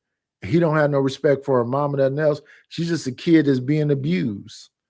And the neighbors looking at it, the professional, and she came back while her family was being deleted and banged on his door and said, "Please let me in. Please let me in." And he tried to save her. That's the American version of it. But have you heard about the UK version? Not the UK, the European version of it, of The Professional? Because it's a remake. The European version is Out of Pocket. What you mean? He was kind of like into that little girl in the European version. Oh, what the hell? Oh man, He that's was crazy. a PDF in the European version. Jean Reno in the American version, he was not that. His whole thing was just protecting Matilda in United States version of it. But the other one is disrespectful. Is the other one with the same actors, or is it a different cast? No, it's different it's different people altogether. It's a different movie. Oh, okay. Like the original Man on Fire is different the than Italian one. The Italian one is different than the Denzel one. Yeah, I actually like. I don't know which one I I like like better both from of those those. two. I like both of those. Yeah, they're both real good. But when I think of, because maybe I'm a little racist, when I think of that little girl going crazy, I don't like that Denzel wouldn't just gave himself up at the end. Yeah, especially in the original, he didn't do that. He basically walked off into the sunset. So I'm like, why couldn't it be that way with that? But to your point, could have been a racial thing. Yeah, we've had a lot of great black films, and I don't see no current, recently new black films or new black actors that's doing the things that Denzel did, John Esposito did. What's my boy name? That played Rocket in Colors. That played Mouse and Devil in a Blue Dress. I don't see no new Don. Where the new Don Cheadle's at? Where's the new Denzel at? Denzel got a son too that's acting now. Where's our new young black actors with these great films? Well, you got Michael B. I like his films, but he's been doing pretty good. Then you got some of these guys. I can't think of their names, but like there was the guy he played. He's dark skinned. I don't know his name, but he does some decent work. I don't know. There's a few, but you're right. I I mean, mean, there's overall, actors around, but I don't see them in films. The brother who played Marlo in The Wire, I don't know his name. I like to don't know. see I him in haven't some seen that. films. Michael B. The Rocky films is like, it's cool. We know that Will Smith is one of our great actors, but he after the slap, I don't know what's going on with him. You got Idris Elba. I don't know what's going on with him. You got He just had Damsels a movie come Idris. out. Huh? He just had a movie come out. He was playing the president or something. I don't know. Idris Elba? Yeah, he was like playing the president.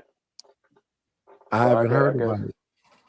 Yeah, it was like an action movie or something. He was playing it was either action or drama. But yeah, he has some stuff coming out. But no, to your point, it's like the classics aren't being.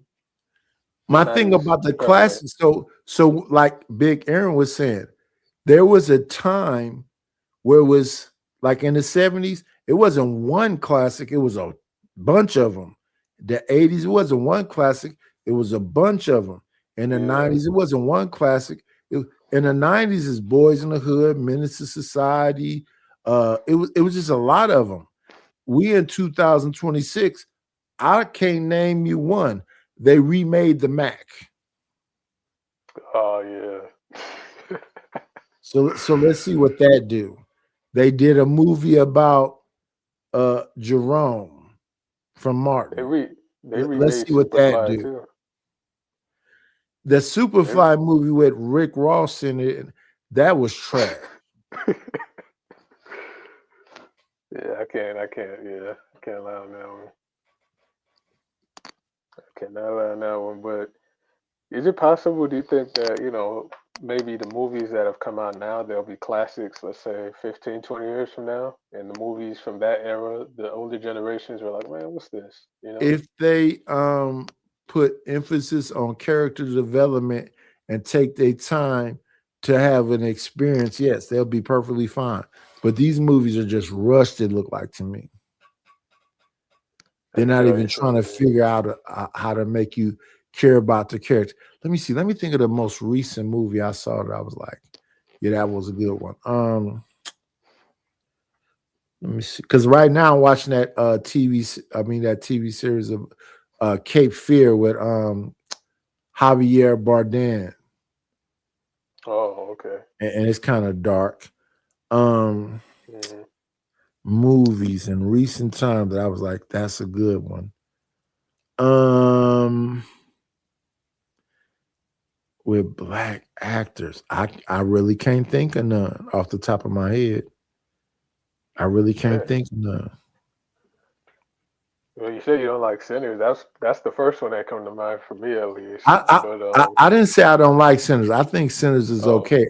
The problem with Sinners is about character development, and it should have been less emphasis. Like, we don't need to see y'all go and buy the material so you can build a damn farm into a party place. And then, oh, it was just yeah, I little get you. bitty things that could have made it better. No, I But get that. overall, I wouldn't say it's a bad movie. It's just not a great one. Well, then yeah. I mean, did you see the movie? Did you see the movie with Kaluuya? I always forget this dude's name. But he was with the UFO and all that. Did you see that one? That was pretty. No, I thought that one was okay. I didn't see that. Yeah, that was another one. It was I kind of do like watch a Sinners, lot but of with movies, but sometimes they get all like merged together. In recent okay. time, most recent movies, I saw this movie with Steve Martin and what's the boy name that was dating Ariana Grande? Pete Davidson. I like that one. It was Ed Harris, Steve Martin, Pete Davidson. I think it was What's called that? Riff Raff. Riff Raff. I like that movie. Riff Raff. Um, Let me see what else I saw recently. There was a movie. Um, but yeah, Riff Raff is with Steve Martin and Pete Davidson. What you think about some of these movies that came out this year? I mean, we got Spider Man coming out. That's gonna do numbers. Uh, there was something else. What was that movie with? No, that wasn't the same dude. I keep. It's not Maguire in it, right? It's a new Spider-Man. Oh no, no, yeah, it's a new Spider Man. They keep Uh, changing that shit though. Spider-Man, yeah, I'm not a Spider-Man dude. yeah, they coming with that. Then they got Supergirl, and so they're coming with that. But you're right. I mean, Yeah, overall, trying to I think, have there was I have something to else. look at them. I'd have to look at them. Let me see movies. The most recent movie I saw. What's the new light skinned dude that played kind of like a Rambo character? He messing with Tayana Taylor. Oh, that was Yeah, I like Rebel. that movie. I like that movie. Yeah, yeah, that was cool. I forgot about that one. Yeah, that was cool. He kind of played like a Rambo guy. Um, Yeah, what else like have I saw recently that I thought was kind of fire? Um, hmm. Because I've been watching movies on a free site. I just got through watching episode 3 of Cape Fear. That's a real interesting one for me. Um, hmm. In the last year or two, I didn't watch a lot of stuff too. Um, yeah. in the last year or two, great movies. They said the Backrooms was good, but I haven't seen that yet. Did you see that one? The It's Backrooms. They called The said that was Back good. Rooms. Yeah, it's I based ha- off that YouTube story. I haven't seen that, but I'll make sure I'll try to figure out what's going on with it. The Back Yeah, Room. they said it's like doing real good. So that one, I'll I have say to this check though: out. a lot of these movies recently have been hella dark. You mean Back like Room, yeah, I know what you mean. Yeah, because that damn Cape Fear, that shit is dark. The stuff that he's doing to that family, yeah, they that be man is Let me see. I'm just having a. It's a new cat. I was watching him in a show where they was trying to get him up out of here, but I don't remember his name. It's been a couple of TV series I really messed with heavily recently, but he was in a movie, but I don't know that dude's name. Yeah, I don't know no new movies that was like astonishing. I know a couple years ago I watched a new vampire movie that was like, damn, I really liked that movie, but I can't It even wasn't remember the Twilight, was name. it? No, it was about vampires. It was about a vampire. About a vampire. Every time I hear a vampire movie, I think of Twilight for some reason. No, But yeah. I can't. My wife loved Twilight. The diamond. I call them the diamond vampires. You said the Diamond Vampire. Yeah, the diamond vampires. I never could really get into Robert Pattinson and all of them with that movie right there, but she loved that series. So I watched it Yeah? because she watched it. Yeah. Okay. I think I saw the first one. After that, Then I you had stopped the watching. other cat that would turn into a gigantic wolf. I forget his name. I watched that series that right there. Yeah. That was real popular when it came out. Yeah, because a lot of people have read the book and they want to see what the movie. I would never read a book about vampires, but shout out to them. Recent time movies this 2026 that I think is fire that I watched. I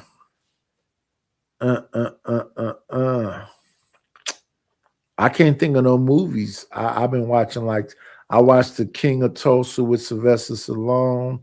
I watched I love that show. Mobland with what's his name? Helen Mirren is the wife. The husband is That's the one that played James Bond, right? Pierce Brosnan is the husband. Yeah. Yeah. Pierce Brosnan. Yeah. I like that right there. That movie, that TV series. It was called Mobland. That was a good Did one. you like it better than Tulsa King? Do I like Mobland better than Tulsa King? Yeah. For sure. And over Tulsa King and Mobland, I would choose Yellowstone with Kevin Costner. Now I heard that was good. You recommend it? Because I haven't seen it. Yeah, Yellowstone, 1923 and 1833. No, 1883. 1883, 1923, and Yellowstone. Yellowstone is the main movie. The prequel to it is 1923, and the prequel is 1883. Because in 1883 is when they stole the land from the Native Americans. Years later, it became the Yellowstone. Mm-hmm. I'm gonna have to check it out. I know one of I them would got Harrison recommend. Ford in it. I would recommend all three of them. The main one is Harrison Ford. 1923 is the one who did the Mummy and damn it. Brendan something. Brendan. I know his name's No. His head. He was in the Star Wars movie. He was Harrison Ford. Harrison Ford is in 1923. Kevin Costner is in 1923. Kevin Costner is in Yellowstone. Harrison Ford is in 1923. There we go. Okay, yeah. All of them are great though. Now see, I was into Tulsa King. I was watching that. I was gripped to my seat the whole time. I'm like, man, this is fire. It was a great show, really. I like Tulsa King also. Yeah, I thought Stallone, just seeing him back in action, this time he finally playing the mob boss because he's Italian, but he'll never play like mob roles. So it's after all these years, he's finally doing it. So it was just cool to see him in action again after something that wasn't Expendables related. For sure, I like that movie where they was locked in some prison that was in a cage and he had to escape. Yeah, I forget the name of it. Schwarzenegger, Stallone. A Yeah, bunch of people. Yeah, that was a good one. yeah, Yeah, they Tulsa did like King three is of fire. those. Of all those movies, because I come from watching The Wire, watching Oz, watching Michael Chiklis, I forget the name of it. FX series of crime stuff is the best channel of all of the crime stuff. FX. That's where like Breaking Bad, right? That's Breaking that Bad network. was there. Yeah, The Commish was there. Justified was there. Justified. Uh, Yeah, yeah, it's a bunch. remember that. It's a bunch of great. If you're into the BS, I don't remember if Sons of Anarchy was on FX. I forget where they was at. I, But yeah, I think I it watched was. Sons of Anarchy. It was a lot of damn TV series that was real badass, serious TV series. Yeah, for sure on FX. Yeah, they seem to slow down. Is this still around? Before I say that, is this still around FX or no? I don't think so. I think all that stuff. Listen, I know people that say they don't even watch TV no more. All they watch is YouTube. All they watch is TikTok. All they watch is Twitter. So they don't really give a damn about TV no more. TV, I think, is over. Yeah, it might be because YouTube, and then you got the streaming now. So, and then plus they don't help it by not putting certain things on. So I did watch The Corner too. The Corner was more so about dope fiends, though. It was kind of depressing. I couldn't really watch it. And what's the other one named Treme? Another New Orleans type. I couldn't watch that one either. It was, I understand y'all got jazz bounce or whatever that music. Yeah, those wasn't the ones for me. I never even heard of those. Those must have been brand new. Like Auntie Low Key told me start watching Tubi. So I started watching Tubi, and I seen some very good movies, but Tubi, I don't want to see commercials. I hate commercials. Yeah. Yeah, for real, yeah. And Commercial. Tubi just gonna make you watch them. I don't want to know what Transglen is for if you have high blood pressure. You can take this pill. I don't want to see that shit. What is the pay version of it? So I have to see this. Y'all know all the new drugs for a motherfucker with diabetes, was in a car crash. Yeah, I'm cool on all of that, man. Don't tell me nothing about it. Nah, I hear you. Yeah. Yeah, they If you they and did, and listen, it's like 10 and of then them the too. side effects of the drugs, it help you get sleep. You can lose all the weight, but you're gonna have anal leaking and headaches. And if you have too many headaches and your lips swell up, I'll pass on all of that. Let me get it the natural way. And Zemfire. I'm like, I don't want to know the name of the new drugs. And when I watch fucking Cat Williams, special, and at the end of it, that nigga named all the drugs I can't stand because they be in the middle of my commercial. This nigga said Zemfire and all of the shit. I'm like, Cat, I love you, brother, but don't you ever bring a bag out to show a person all of the fucking pharmaceutical shit they show on fucking it's crazy, man. And then they already may cause anal leaking, may cause you to be a shorter breath. Nigga, I don't want that shit. It's gonna do all that to me. And then they always show the person like walking on the beach, smiling and high fiving Yeah, they people after naked just playing saying all that. volleyball. Bitch, don't catch a Right. seizure. My goodness. I'm like, man, what big contrast. I don't know why they do it like that. I guess they got to market it somewhere. Yeah, the commercial gonna go because they don't give a damn if you done. Please down this bitch with my commercial playing in the background. Right. But yeah, like that's why. Um, yeah, that's why I think, like you said, TV's down. You get all these ads, and then you trying to watch something, and then you get to watching what you're trying to watch, and you sat through all that, and it's like, dang, I just gave all my energy to this. Yeah, I watched And a like you movie said, the they other day rushed the whole called thing. Hollywood Grit. Great Mm. movie, great movie. I loved it. But them fucking commercials made me want to feel like I want to throw some shit at the TV. I don't want to see no fucking new medications or the places where old people can go live, and that shit is depressing. Yeah, or nah, yeah. Listen, Now who was in that? you can come to the Rose homes, and you gonna have nurse such and nurse such and such. Them two bitches will never be in the room. You got some ugly bitches taking care of people. Bring them Right, ugly right, bitches out to show us where we really finna come and live in. right. Yeah, they got the supermodel. It'd be looking like supermodels in the ads. Yeah. When you come here, See? you'll be taken care of by Svatlana and blah blah blah. And she ain't even hit the table yet, and she done already ate shrimp. Listen.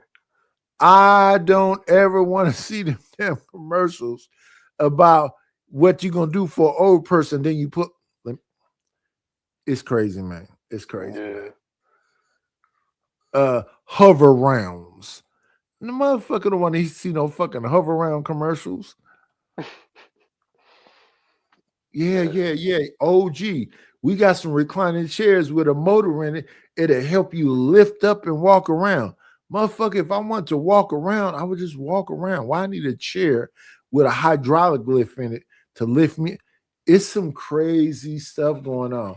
I haven't even checked the price of what that shit costs. But if I need something to help me, if I need something to help me stand up with a hydraulic in it, it's over for me, y'all. Don't let nobody sign no papers and say keep him alive. Yeah, I feel you on that. At that point, it's like, what's the point? This shit is the worst. And the chat is talking crazy. That's the thing. I used to have HBO, Hulu, Netflix, a bunch of shit. And then I went back and looked at the price. I said, let me narrow it down to Amazon. Amazon barely have any of this stuff I want to look at. That's the thing. Amazon Prime ain't got no shit I want to see. That's why I had to get y'all that. Not what? That's what very Sneaky Pete is on Amazon. And Sneaky Pete was cool, but come on now. Yeah, if it is on there, maybe I just didn't see it. But damn you, Amazon Prime, taking fucking whatever money you taking from me every month. Because they don't ask, they just it just get deposited out. I don't know what I signed, but I want to unsign it. You gotta, I don't know, log out first. I don't know. But yeah, I think the only ones I think the best one, Netflix and HBO. I think those are the best ones. Yeah, HBO. Let me see what's all over there. You got Prime. You got yeah, I think you got the best one. Let me see. The most recent thing I'm interested in right now is when it comes to sitting down for a couple of days.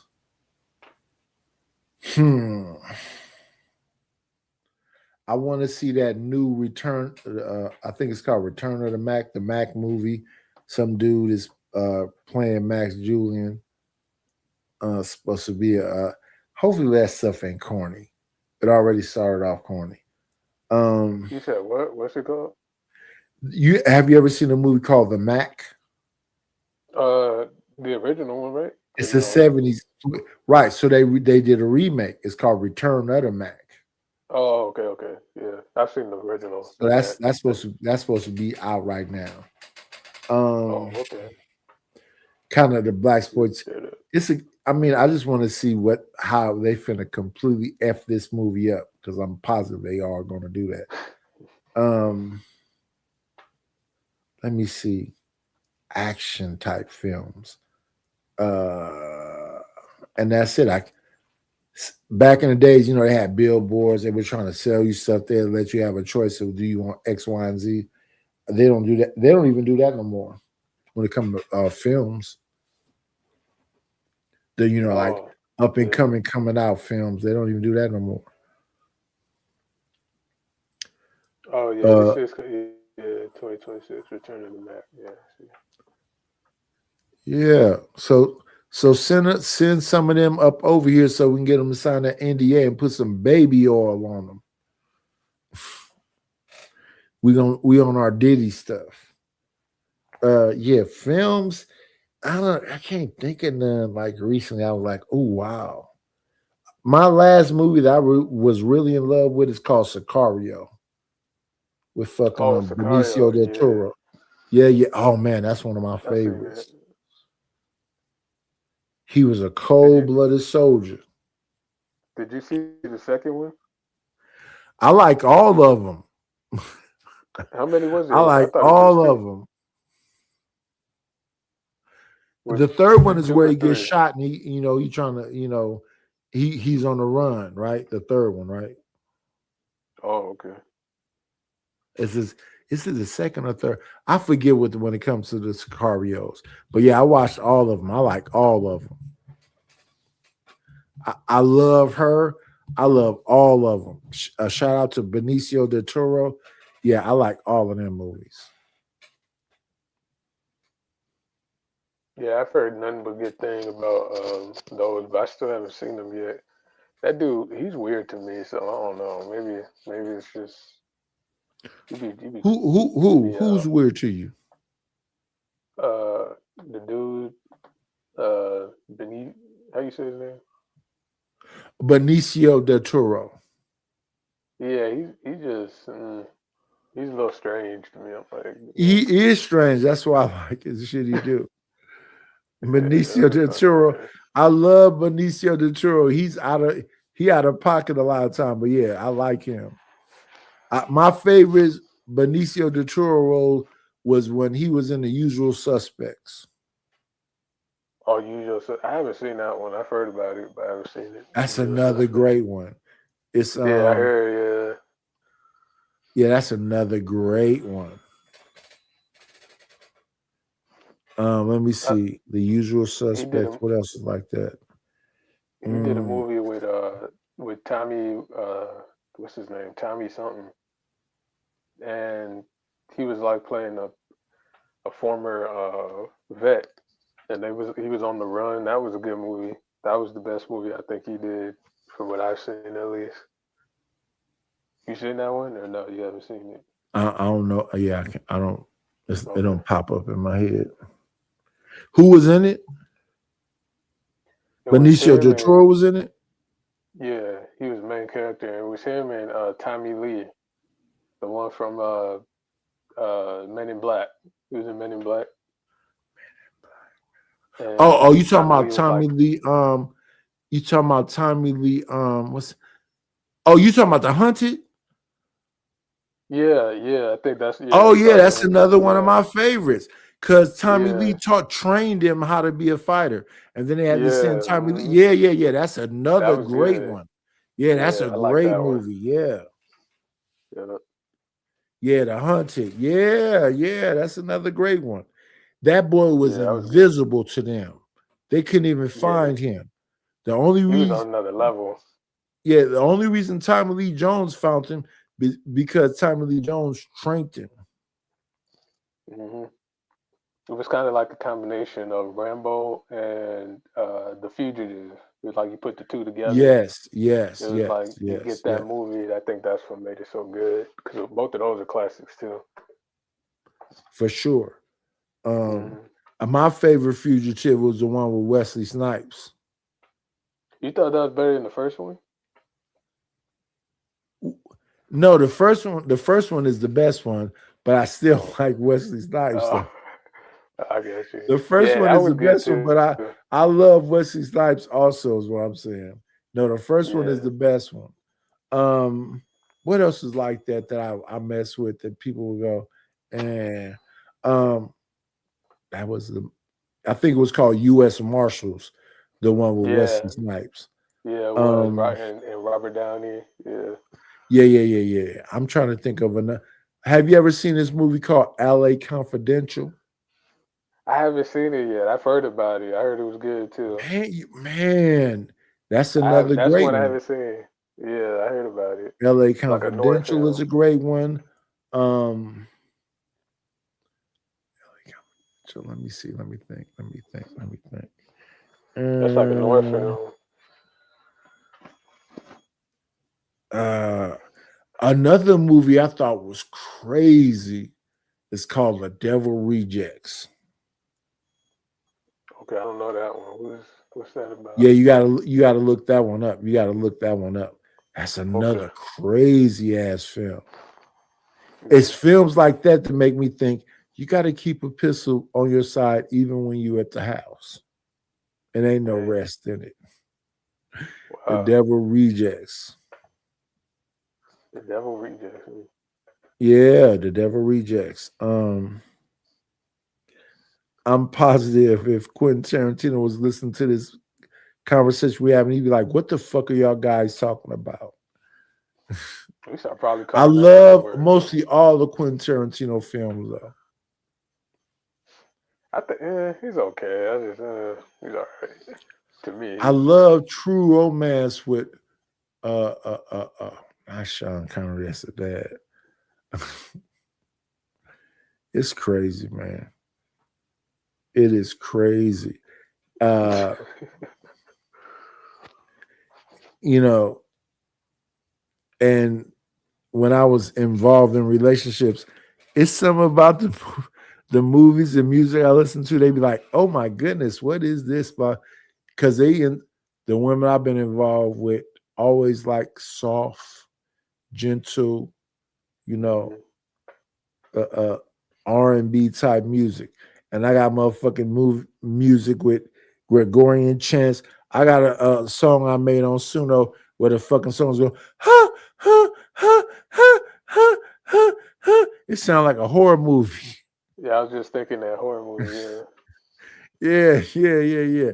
So, and the only reason I do that is because I think about like movie scores. Mm. They don't want words all the time. They want like a lot of time when I come through that people want personalized songs that's just for them. Mm-hmm. Let me see what time. I'm gonna do a show later on today. I'm finna play a bunch of just instrumentals and some of the songs I made for other people.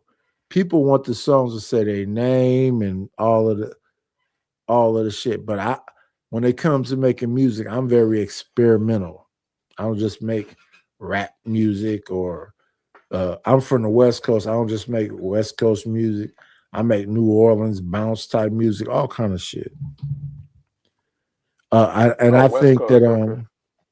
Okay. I think that the thing that makes movies great to me a lot of times is the soundtracks. Yeah. Oh yeah, Like that's a huge part of it. in the beginning of what is that movie? I want to say it's Superfly. In the beginning of Superfly, Curtis Mayfield has that song "Give Me Your Love" in the beginning of it. Classic.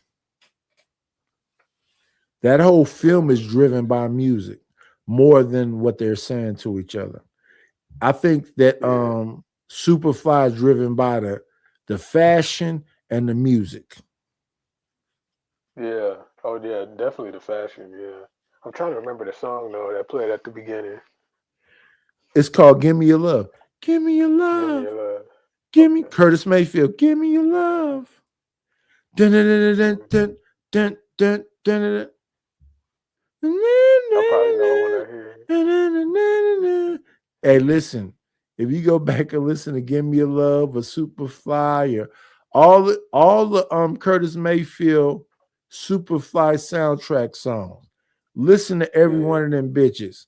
You're gonna say, damn, it makes me, when I was younger, I used to be like, was that movie even good? Let me drain out the water and try to, look at it again with a clear mind. That motherfucker solid, man. Curtis Mayfield, the whole Curtis Mayfield album was all anti-drug shit, but the whole movie was about doing drugs. right, yeah, like Pusher Man, and I'm Your Pusher, dude. Yeah, I'm Your Pusher was about anti-drug shit. What's the other? Give Me Your Love. What's the other now? Just the soundtrack was very. Curtis Mayfield said, I don't know why they thought, what. Whenever I used to listen to Curtis Mayfield talk, he talked real slow and like he said, I don't know what it is that they looked at the music and they thought it was a message in the music. Nah, you made selling cocaine, Curtis Mayfield, seem like the coolest thing to do. Even though I understand what you meant, the words was anti-drug dealing, but wasn't nobody listening to that shit like that. They was looking at the movie and thinking, I could do that. No, true. Yeah, very true. Same thing with Truck Turner. The fucking Truck Turner was a bunch of Isaac Hayes songs. The music, the music and the style and all that shit from back then used to captivate people. Yeah, especially when he had Shaft. Shaft, that's probably the music in most legendary. Shaft. What's that song? Damn, what's the name of that motherfucking Shaft song? It's just called the Shaft theme song. Who is a man with a brother playing Shaft? Right on. That was Isaac Hayes singing and shit, but I forget the name of that motherfucker. That was, listen, and at the end of the song, he say, he's a bad mother. Shut your mouth, Chef. That was Isaac Hayes that made that motherfucking song. Yeah. And those are some good movies too. Shaft. Did you ever see Shaft? The first one's a classic. Turner, those other ones. I've seen them all. I even saw the remakes of Shaft with Sam Jackson and the original character. What'd you think of those? Did you like them or not? The new Shaft wasn't as good as the old one. When you say new, you mean the one from with Peoples? With Peoples and Samuel Jackson and Richard Roundtree. They had another one after that. I didn't see that one. Yeah, because that one was like it was okay, but let's see, somebody from the 70s and current time. I'm looking at the Streamy University. Kai Cenat brought Drewski and Adrian Broner and all of them up to say, yeah, y'all can't be in Streamy University. And I know why, because Adrian Broner, you drink like a fish, nigga. Yeah, I wouldn't let him in either. It was me. So yeah. Yeah, but back to the space about good movies and whatever else. You just got to keep making trash movies until you get it right during this time. Somebody's gonna know what formula you use to do the shit. If you get some AI music, and try to recreate the music from Sinners, or recreate like some Travis Barker, you just got to sit back and figure out how to do that, but it's gonna cost you some money. If you do that though, you want to do it on you get the words and make them on Chat GPT. Then you take them words from Chat GPT and put them on a music creating site like Suno, Suno. Then what you do is you get the copyrights and you put that shit on DistroKid, and whatever money it make off DistroKid, you make money off of it. So make some kind of like old school 70 blaxploitation type of beats and see what you can do with it. You're not concerned about like real authentic music, being made and that overshadowing it?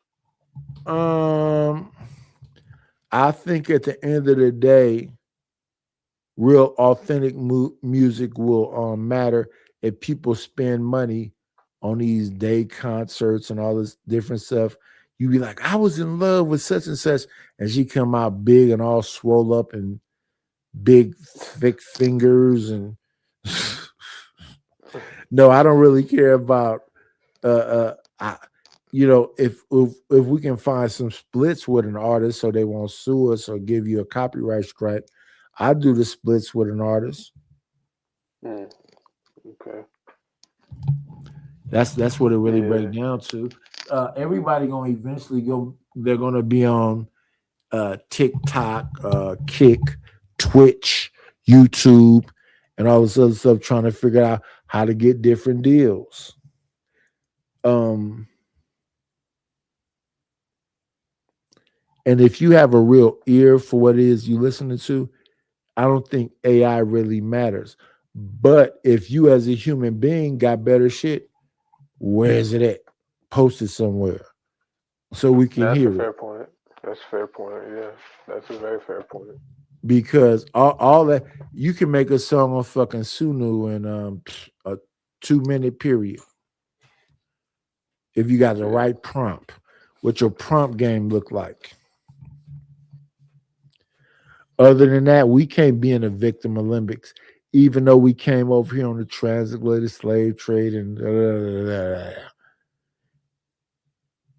we can't be focused on that. Be focused on the money and what you can do with the money. Support the people that support the people. Yeah, It's really not that complicated. Yeah, I'll be right back. I gotta go real quick. I'm gonna be right back though. Salute, salute, salute. Yeah. What time is it? We at 12:42 a.m. Yeah, I love music. Music is my escapism. I can get up out of my body and get into music. So yeah, I can't think of a recent time great action film and all that other stuff.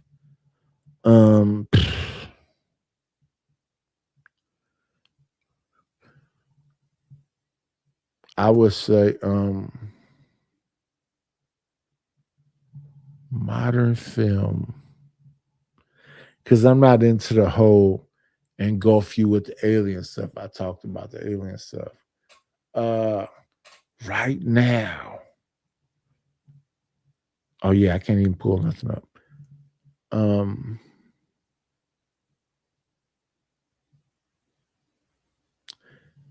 Let me see. Change.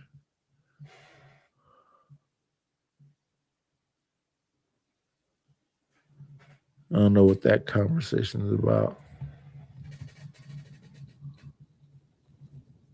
Omar said he wish he could be on the panel. Get to know somebody so they can call somebody to let you up. Goofy. What's going on, Omar?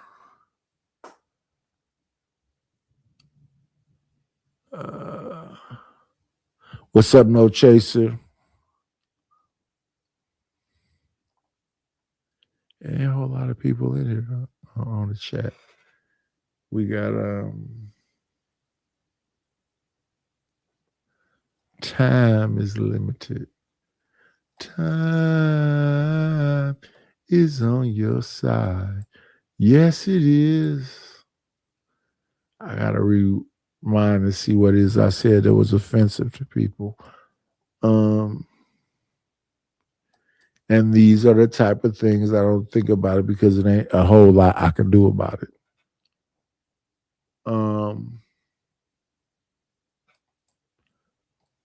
Let me find this music right quick that was behind Sinners. Please be patient, y'all. He'll be back.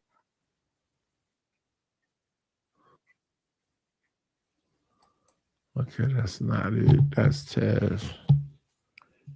Popcorn and caramel on your kids. Let me see. Let me see. Popcorn and caramel on your kids. Wait, what was that? Popcorn and what on what? Caramel on the kids. Let me see. What the hell does that mean? Anyway. Yeah, it just had to. Let me see right quick.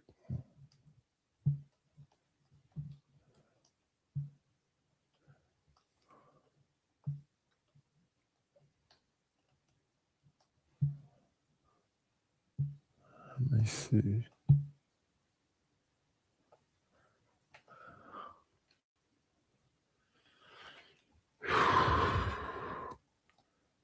YouTube got a mind of its own.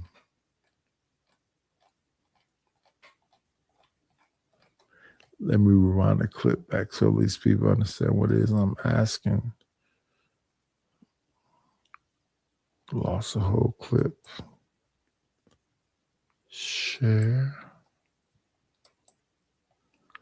I don't really want to go where you don't follow.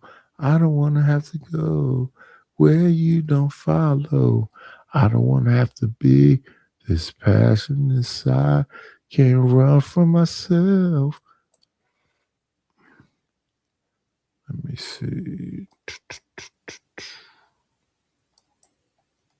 Oh, yeah, I can't pull up shit. I'm on somebody else's channel. That was pointless. Yeah, these movies and these things we were talking about, music, whatever else. The rabbit hole goes very deep. I try to say surface level, but I asked you a question, 10, I guess what you said, rappers or whatever else.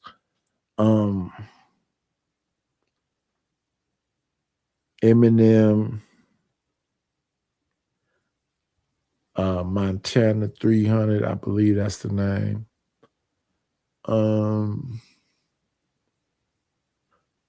AR, it is what it is. The cool kids. But since I can't pull up nothing, I guess I'm just talking to myself. Shout out to the shout outs. What the chat talking about? Omar.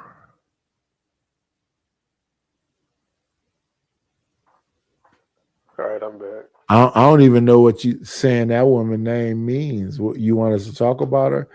She went outside in a bathtub with Ray J trying to bring her some, I don't know what, dick or dope. Rest in peace, Miss Houston. Did you see Ray J on the Verses?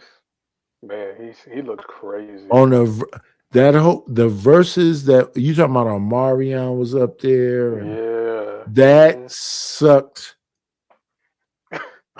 That was a hot mess with Ray J. So bad. Yeah. It sucked so bad. And I think it needed to be framed up. But yeah, don't bring nobody no hoodie of their mama. We probably need a DP. He did that? Somebody, let me see. We losing people, huh? Yeah, I can't pull up shit. It is what it is. Yeah, I'm surprised we got this name. The show I was on earlier, we was pulling up stuff talking about X, Y, and Z. But Trey is passed out, so we can't pull him. Yeah, Let me look over here. yeah, he passed out. Shout out to that young man. Um, let me see. 304 show. Need to find Trey show.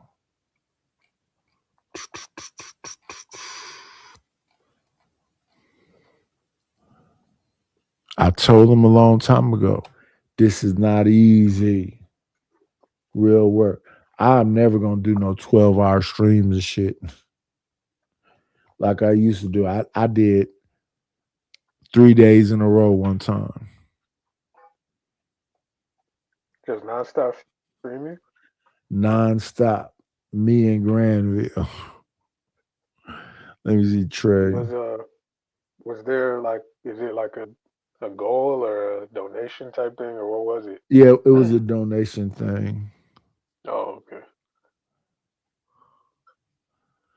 okay. I think I made like 700. Oh, good. Okay. And then they paid Like a her marathon. money to get. She said she don't want no money personally. She just want to have gas fare to get to me. They gave her the gas fare, and then while the interim of what was going on, I was doing the most, trying to make it, but it ended up being $700 when it all was said and done. Yeah, that's pretty good. 700. I thought so. Mm-hmm. TRAYTHETRUTHTELLER. Let's go with this. Let's find this channel. Do. How you feeling in that audience? If you guys like the stream, Because hit the like button.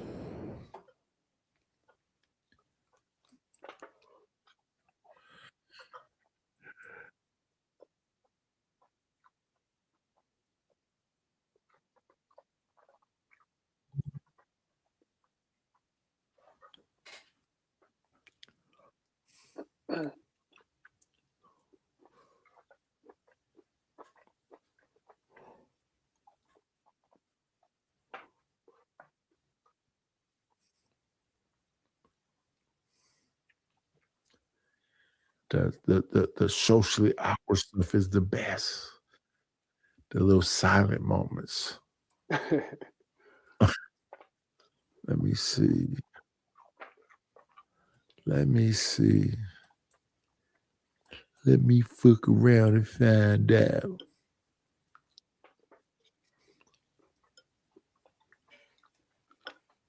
So, what's your channel about, Knight?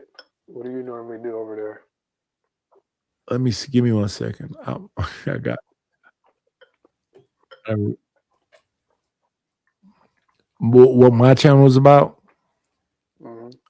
It's a reaction channel for the most part, but I'm finna do multiple things because the reaction channel enough is not that. I do music, I do graphics, I do IRLs, and then I react to stuff. Okay. Let me see.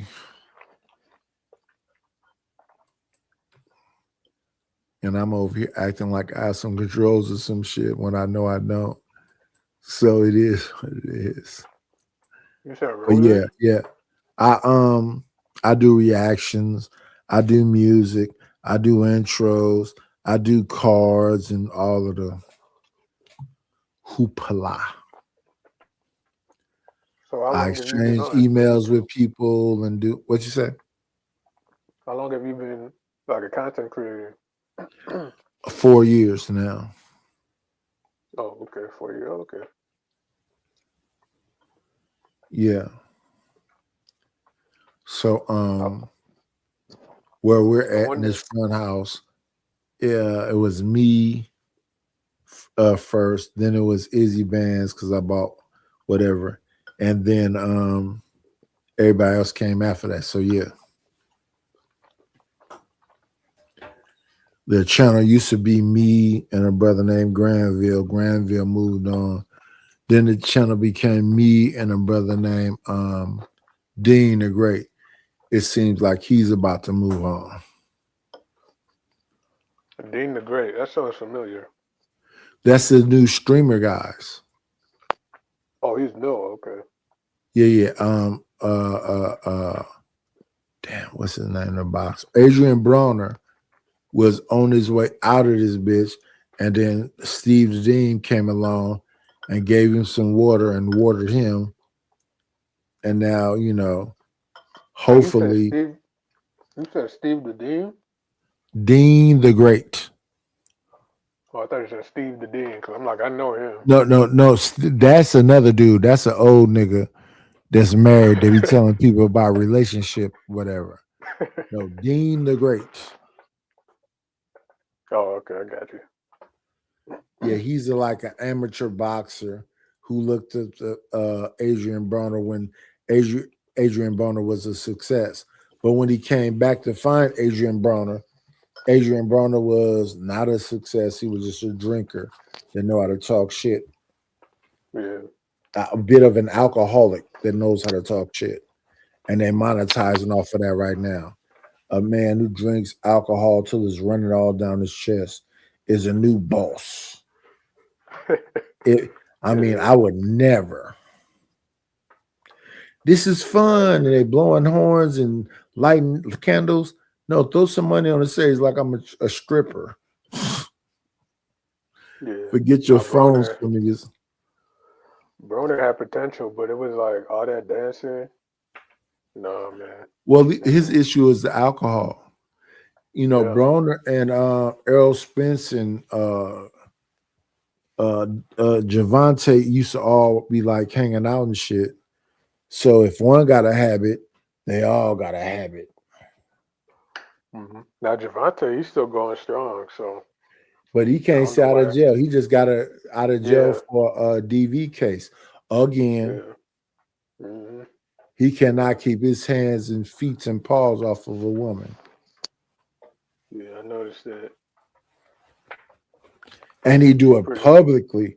He's like, he gonna fight. I said, listen, brother, they showed the clip of the woman sitting down, minding her business, watching a basketball game, and you instantly came up and just put paws on him.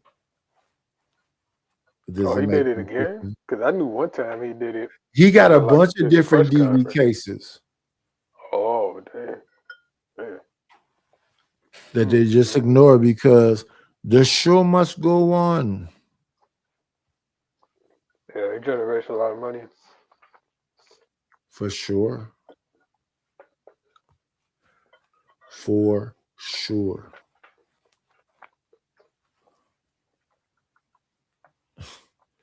Now we got a 1 minute clip of what is this with the I can't think of it. Music is very important in my life. I would never say the opposite.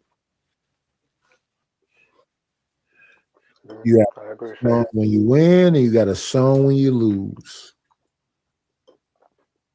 And I like to have music score music when I'm chopping it up. Do with it what you want to do with it, but I would say put it on Suno and get it copywritten. That way, when you sell it physically, they can't trip.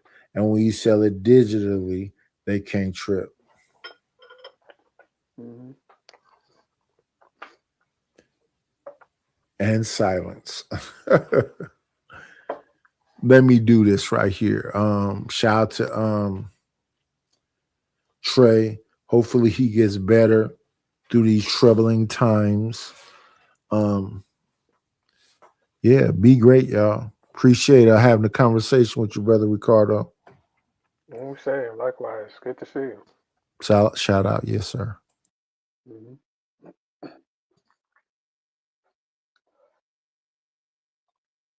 Man, y'all enjoy the stream? Hit the like button if you enjoyed the stream. What y'all think of the show?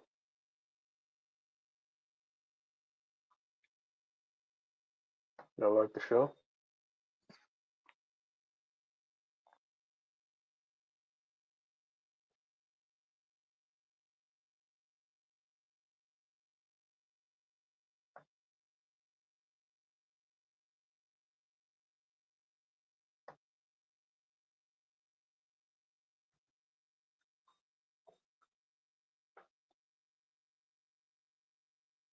Oh yeah, the show was excellent. Yeah, thanks. We had a few people on earlier, but you know how it is. It gets late and people dip off and fall asleep, and you know it's always good when we can expound on certain social topics and really dig deep into the issues. You know, this time it was Sanders' daughter. So if you guys didn't get a chance to see the show, don't forget to check that out.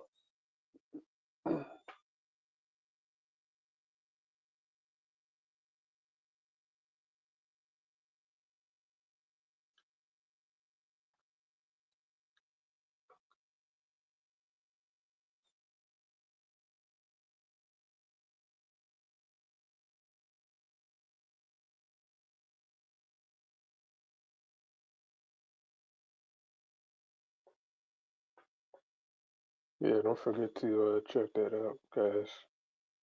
If you didn't see the beginning of the stream, go back and give it a view. See if you can learn something new from it. See what you can take away from it.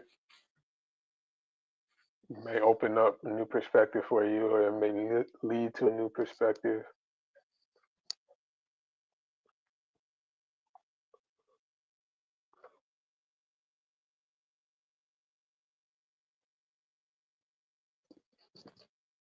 So, hope you guys had good weekends too.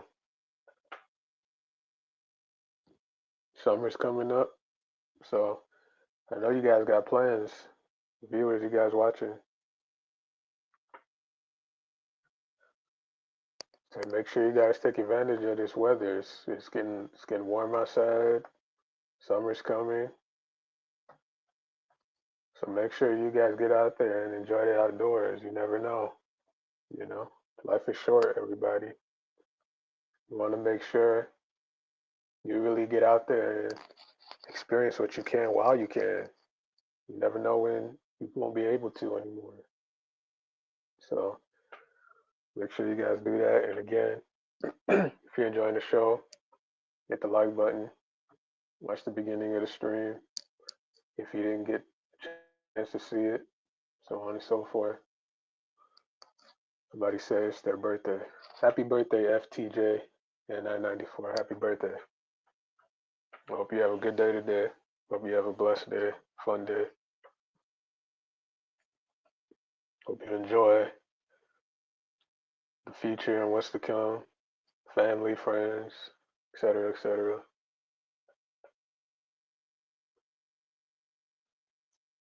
I'm not really a birthday person, me personally. I've never been one to really celebrate a birthday for myself. Now, I'll celebrate somebody else's, you know, but to me, as an individual, on an individual level, I'm just not really a birthday person, you know. Can anybody relate watching?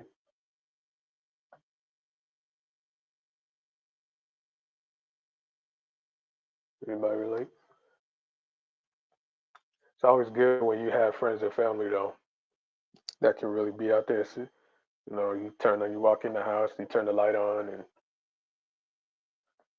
surprise, and it's like people jumping out the dark with the cake, and everybody sings happy birthday and all that stuff. So that's always fun. But then again, some people don't like surprises, so you never know. Might end up getting some. You turn the light on, somebody pops out with the birthday cake. Pow! You accidentally hit them in the face off instant. Birthday ruin. But no, I think last time I really celebrated was like maybe 2019. Ever since then, I've been like, pull on the birthdays. But I'm glad it's your birthday today. So, and thank you, Omar. Thank you. I appreciate that.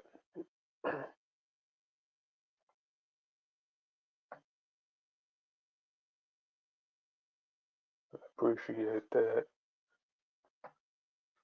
It's Trade the Truth Tellers platform, so I'm glad that people can feel comfortable coming over here and just relaxing, chilling.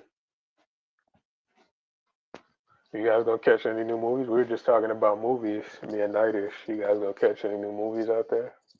I got a bunch of new movies coming out. I think the main two right now that's coming up is we got Spider Man. I think I brought that up earlier. We got Spider Man coming out, and then we got Supergirl coming out.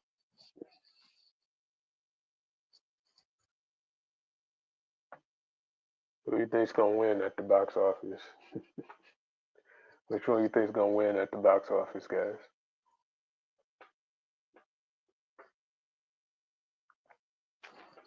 Supergirl or Spider Man?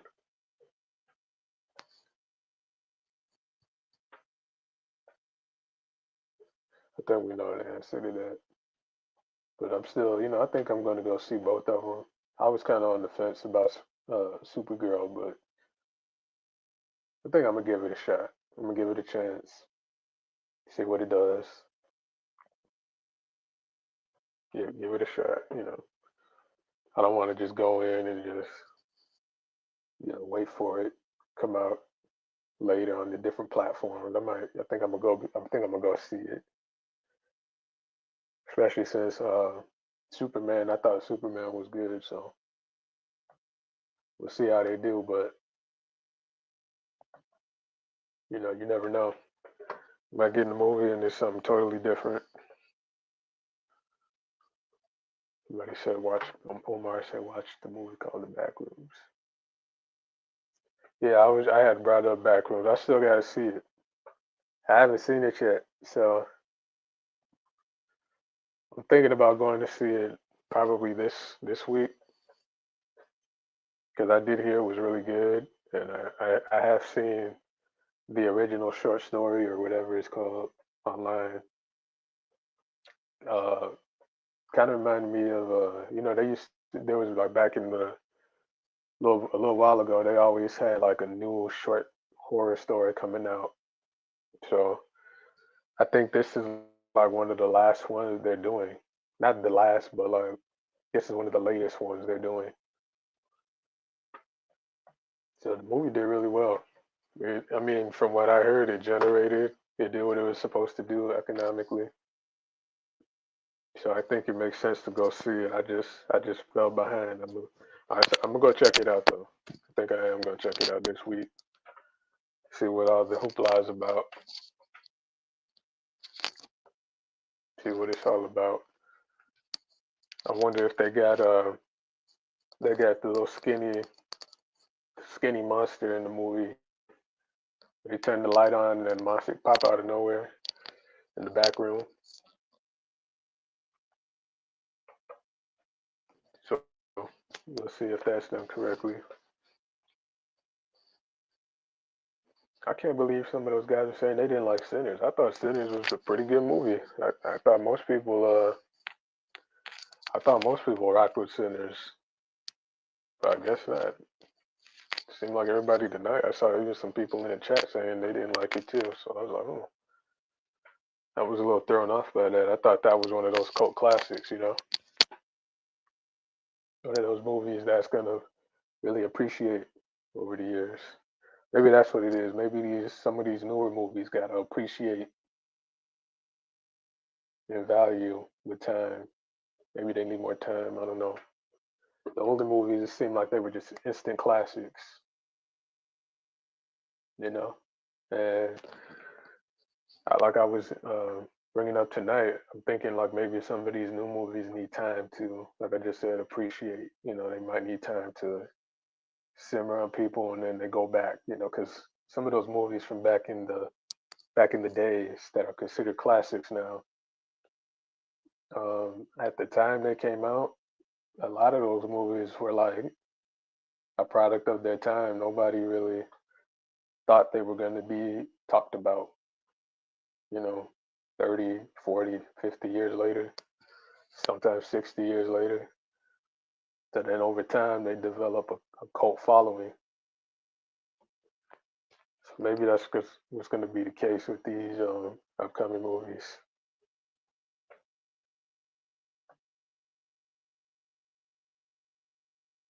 So, yeah, yeah.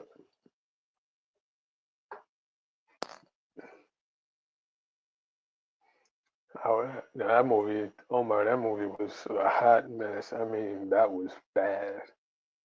That was just bad. And I rarely say that about a movie, but dang, that was like hot garbage. Omar, that was like, oh my gosh. I don't know how that got greenlit.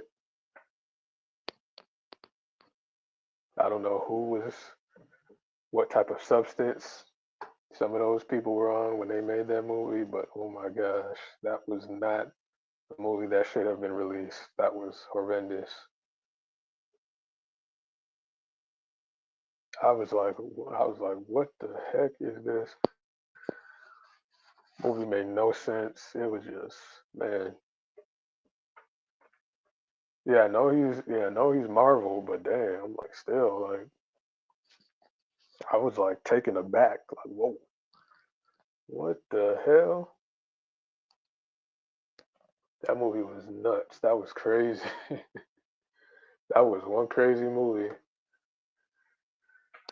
That was one crazy movie. I was like, the '80s had some of those. It had some really weird movies because I think that movie came out in the '80s. And one thing about the '80s is it had a lot of classics, but a lot of people forget it had a lot of really just hot trash, hot garbage movies that were coming out too. And that was one of them. That was definitely one of them. There was a lot of movies back then that were just like, man, what is like this is just this is ridiculous. But the good movies have overshadowed those. That's why I think sometimes people have a bit of their nostalgia glasses on, so to speak, because there were some weak movies back then, just like there's weak movies now, you know. So, but yeah, I did not. That was one I was like, yeah, I don't know what was going on with that. Again, like the stream, everybody watching. I know we've winded down, so to speak, but still, for all those still here, just go ahead and like the stream, support. And again, if you didn't get the chance to check out the beginning of the stream, check it out. We had some interesting conversations with some of the people over here tonight. I believe one of them was with a woman named Tori. That was pretty interesting, to say the least. Somebody said Legend with Tom Cruise. I haven't seen that, Omar. Is that good? Yeah, he's a legend, if that's what you mean. He's legendary. He's one of those guys. He's a big deal. I saw him at the World Cup game on TV. He was in his suit. He was there supporting. I think that was during the Brazil versus who were they playing? Brazil was playing somebody. Who was Brazil playing? Morocco. That's what it was. Brazil was playing Morocco. I think that was yesterday, or maybe the day before yesterday. But I saw him there in the audience. So that was cool to see him out and about. Didn't expect that. Anybody watching the World Cup?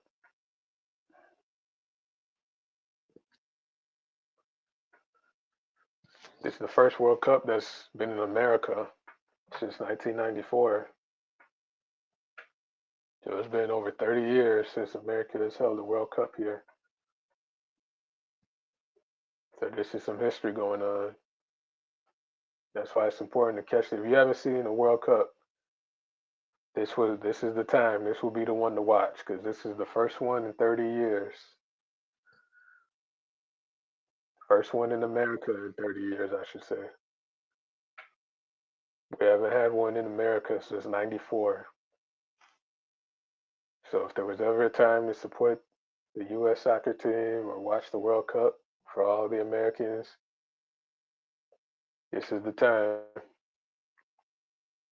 This is definitely the time.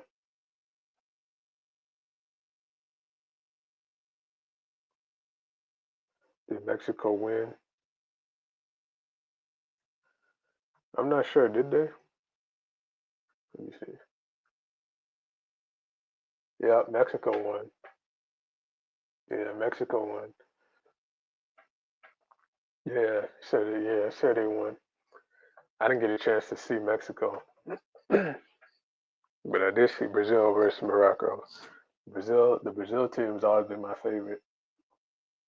That's always been my favorite, and that's the one that won. The last, not the last, in '94 when the last World Cup was in the last American World Cup where it was in America. Brazil won that one too. I think the last time they won was 2002, so it's been a while. So we'll see if they'll win this time, but I think maybe France has got it. They came super close last time. They came very close last time. It really was like down to penalties, if anybody remembers, with them against Argentina. And Argentina won by the skin on their teeth. So we'll see how they do this year. France has got some amazing players. They got Dembele and uh, Benzema, I believe. He's on the French team. And Dembele has really made a comeback. So we'll see what's going on there. You guys got to stay tuned for that World Cup. But who knows? Maybe America will win. America might win its first World Cup. We'll see. We'll see how that goes. I don't think they've won one before. I could be mistaken, but I don't think the U.S. has won a World Cup before. So, like I said, if there's ever a time to support, it might be this one. And then you also had the UFC fight tonight. Anybody catch that? UFC fight at the White House.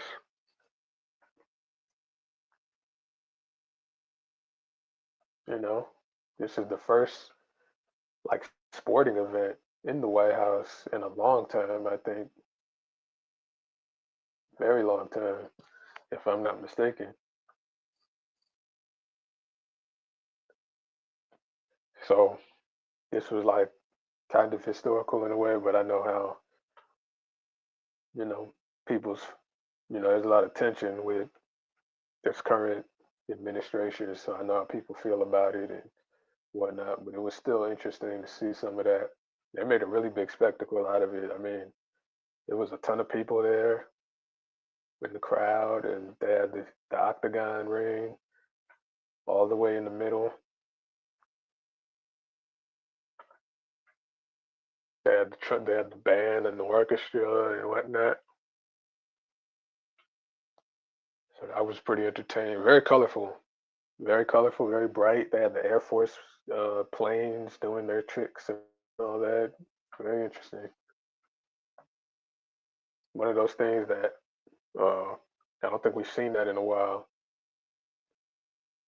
Even though, again, that you know that might not have been the best time to host such an event. A little tone deaf, but it was still cool to see. Still cool to see all the performers, fighters, I should say, and the spectacle. It was a big spectacle. So that was cool. All right, take care. FTJ, enjoy your birthday.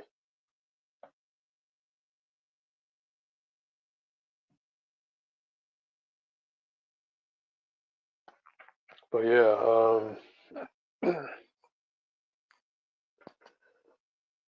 I just want to address the title real quick of the show for anybody still watching. As we can all see, the title of the show is "I Don't Know Who I Am." In question mark at the end. The truth behind fame, relationships, and identity.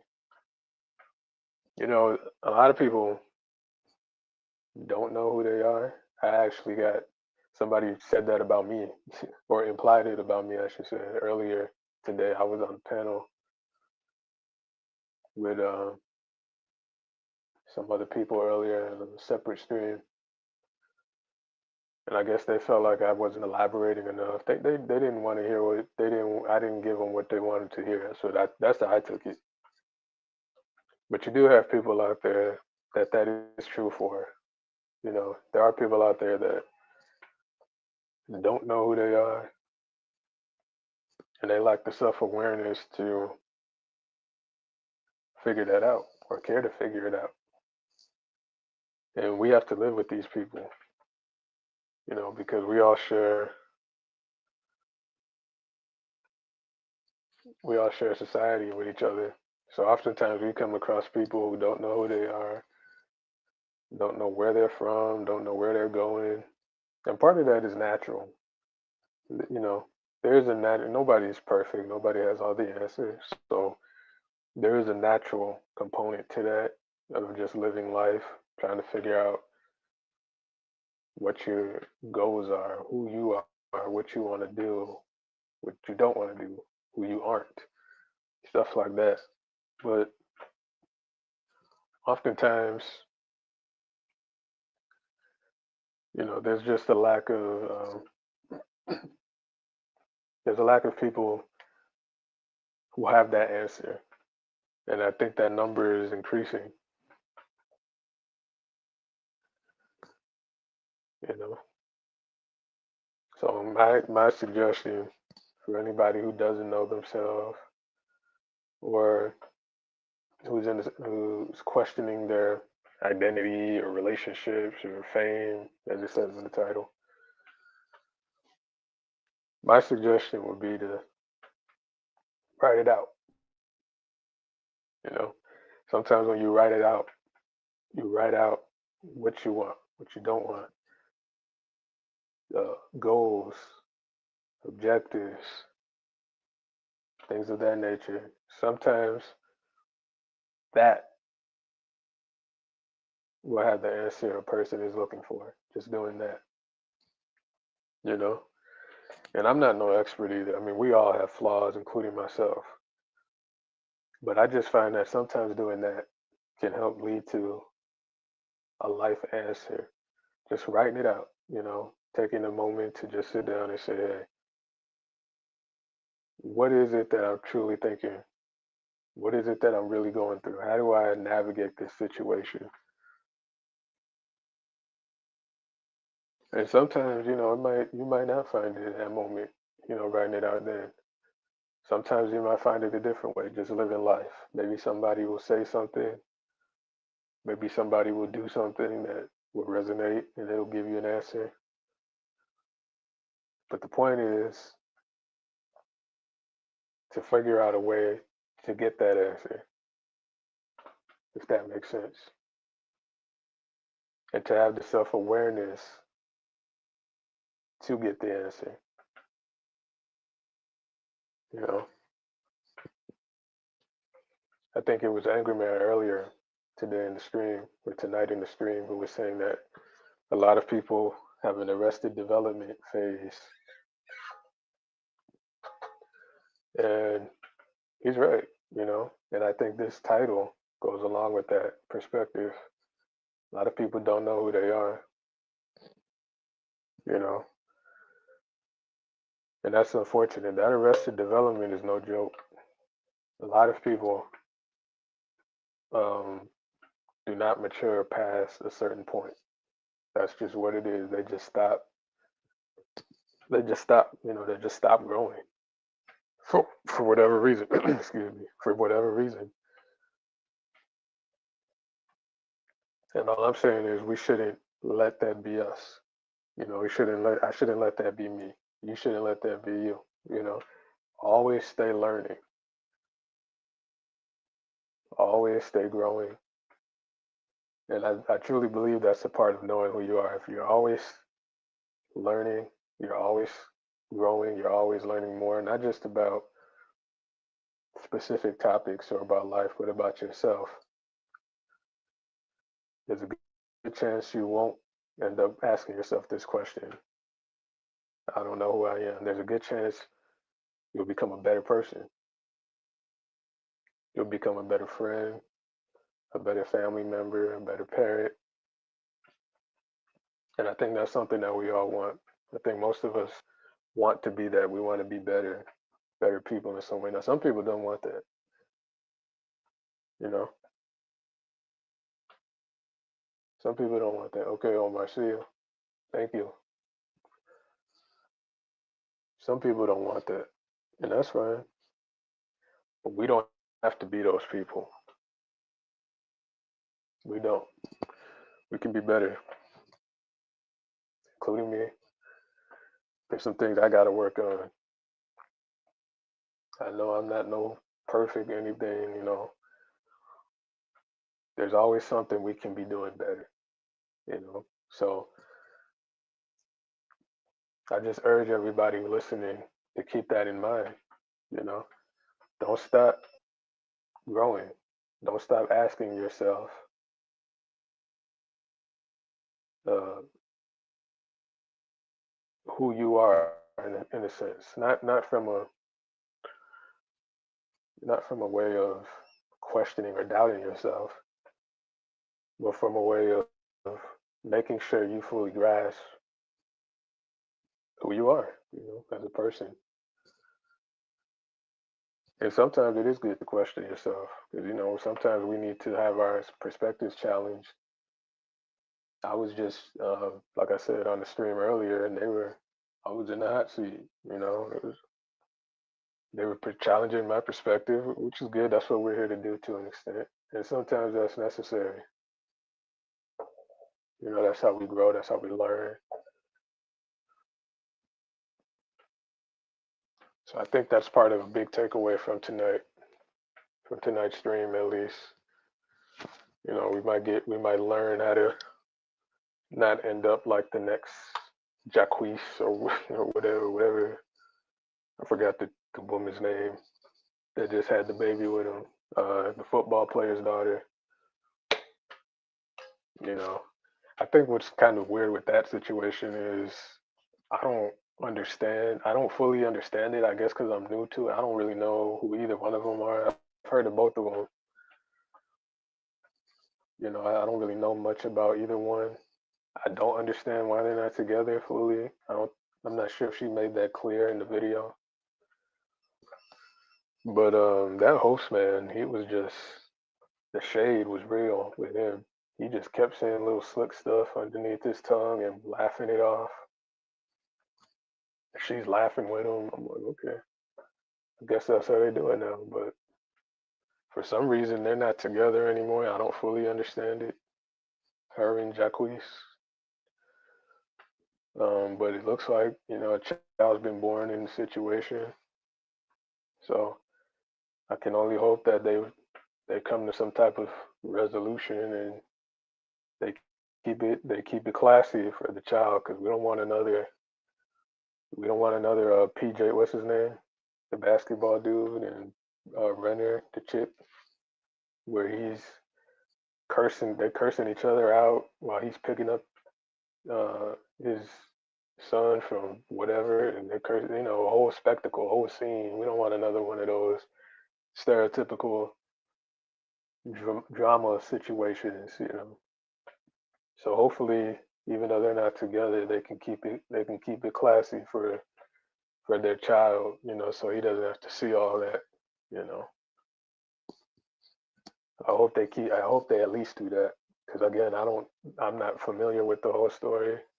I don't understand why they're not together. Um, but hopefully like I said, they keep it cool. And that's the thing. Like, it's always weird to me how these situations happen because again, I'm curious to know why they're not together, but I can't say I'm surprised. It just seems like nowadays when people get together and they create life, it's so easy for one of them to separate or for both of them to separate and not really stick together anymore. It just seems like that's the standard now. Am I wrong? Am I missing something?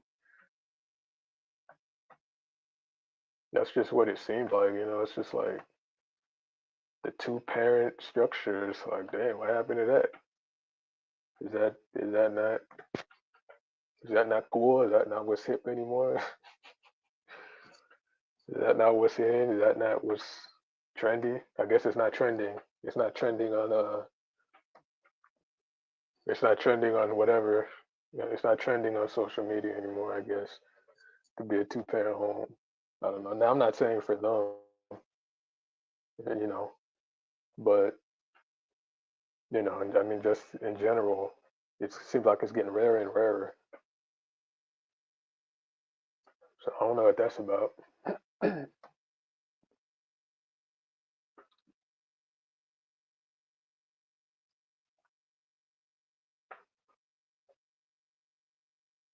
I do not know what that is about.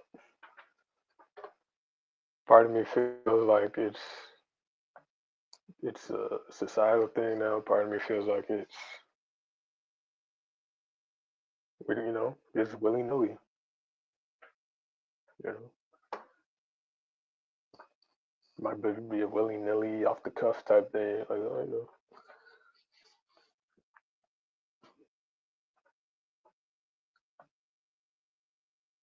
hit the like, please. If you're enjoying the stream, if you enjoyed past tense, enjoyed the stream, hit the like.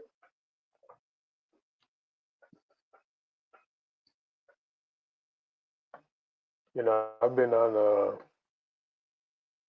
Trade the Truth Tellers panel a few times now, and I'm really liking it. I like it. I like the conversations that's being had. Sometimes it gets a little rowdy, but it's YouTube, it's the internet. What can you do? What can you do? You got people on here that just buck up. They get tough, tough guy. Start flexing. Part of it is YouTube. Part of it is, the male. Oh, that Incredible Hulk stuff. And then part of it's content. But I'm loving it. I enjoy it. I've enjoyed the streams I was on today so far. Had some interesting conversations. Some were a little extreme. Somebody on here was telling me, to hell with the Constitution. I want to create a dictatorship. I said, what? I was like, what? What do you mean? You want to? Yeah. I mean, he's like, yeah. I don't care about the Constitution. I don't care about any of that. I just want to. It's either my way or no way. He was talking like he was on that, some type of Thanos mentalities. Like, yeah, like bow down. I was like, what in the hell? I was very sure. I was thrown off by that because I'm like, how do we get from what we were talking about to you being like this tyrannical? So I thought that was interesting to say the least. But that's part of the YouTube atmosphere. People get on here and give their opinions. We hear them out, despite how crazy they can get. We hear them out. I heard them out. I listened to them. I still didn't fully understand where he was coming from. If I'm being honest, I mean, I get it. It was one way to solve an issue, but at the same time, if I'm not mistaken, he acknowledged that his solution would create another issue. So to me, it canceled itself out. It was almost like you're exchanging one major issue for another. And maybe that's the paradox in not American, but I guess maybe just world civilizations. Maybe it's always going to be you can't have everything in one society. You know, we got we got technology now. We got having a tongue slip. Technology. We've got the internet. We've got all these amenities. The PlayStation 5 and the iPhone 3000 triple whatever. You know, we got all these fancy gadgets now. We're literally in like the Inspector Gadget Y2K type thing. Only thing that's missing is the hologram popping up from the watch. In those movies, those futuristic movies, they have the watch and then they press the button on the watch and then a hologram pops out. That's the only thing that's missing. They probably come out with that next year or something. But we have all these amenities now, but at the cost of a lot of the traditional aspects of society. You know, and it's like, can we have both? Is that possible, or is it not? Does giving up technology, or should I say, does going back to tradition mean giving up technology? You know, and that's one thing I meant to ask that person I was talking to, because his whole thing was getting back to traditionalism under any means necessary under his dictatorship. So again, my question would have been, well, you know, does that entail getting rid of the technology, or you just sense it? Like, how does that work?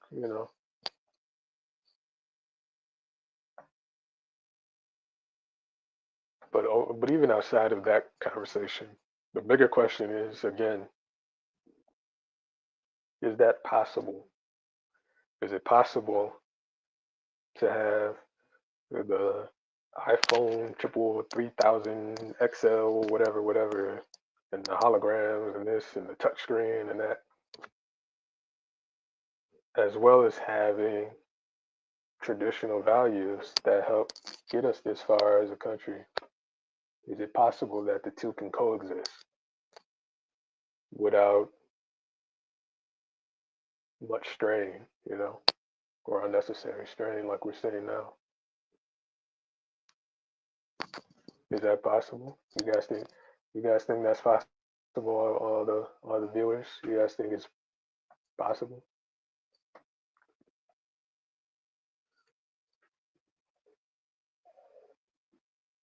Because I think that's the crux of the issue. That's part of it, at least.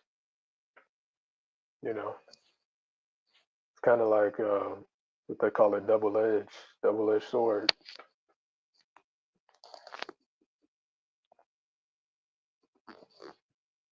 So you almost have to wonder. You almost have to wonder um, how society today would look without all of that. How this society today would look without all of that.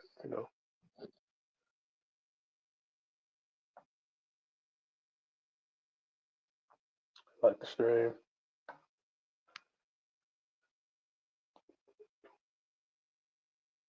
like the stream, like the stream, like the stream.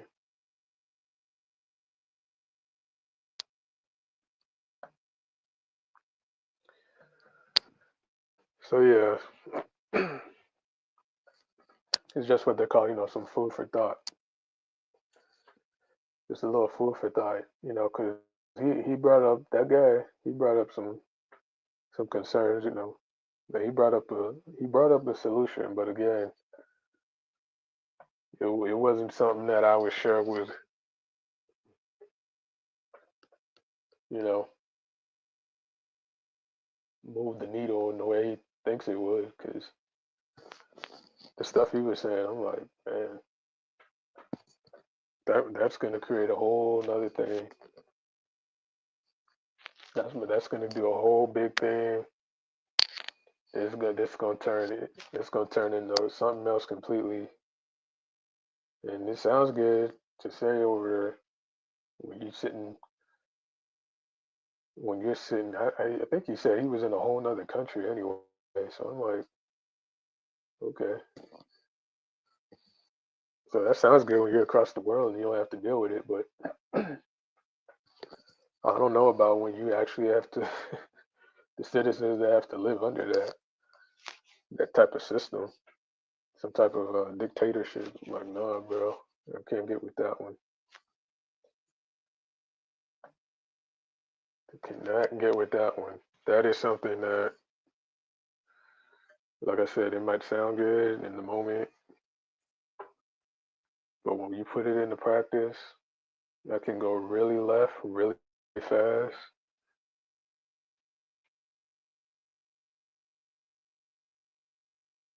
And that's not what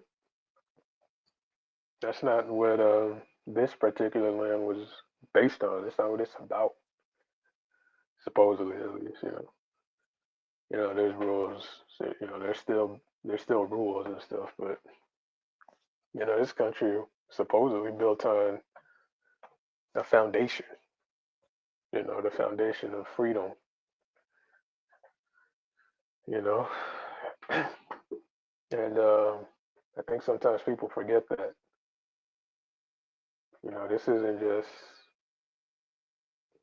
This isn't just something that people just made up overnight. America was under the thumb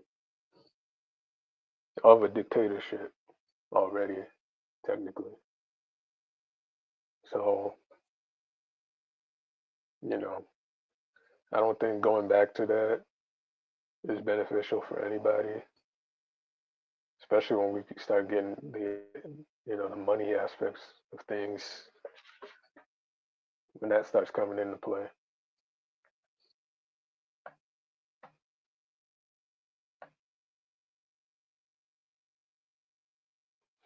But anyway, we had a good stream, very good stream.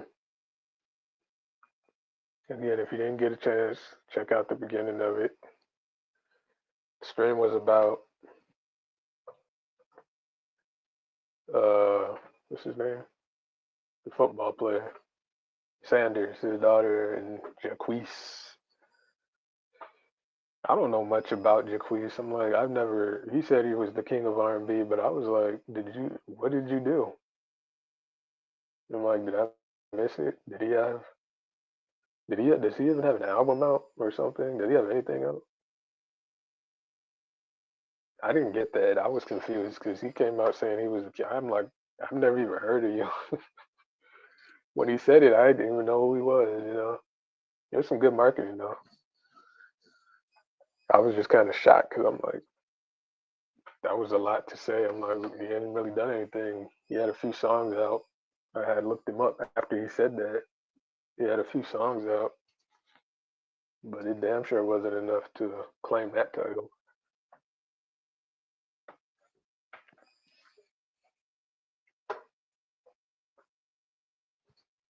I wonder where he's from. He might be from. He seems like he might be from the South somewhere.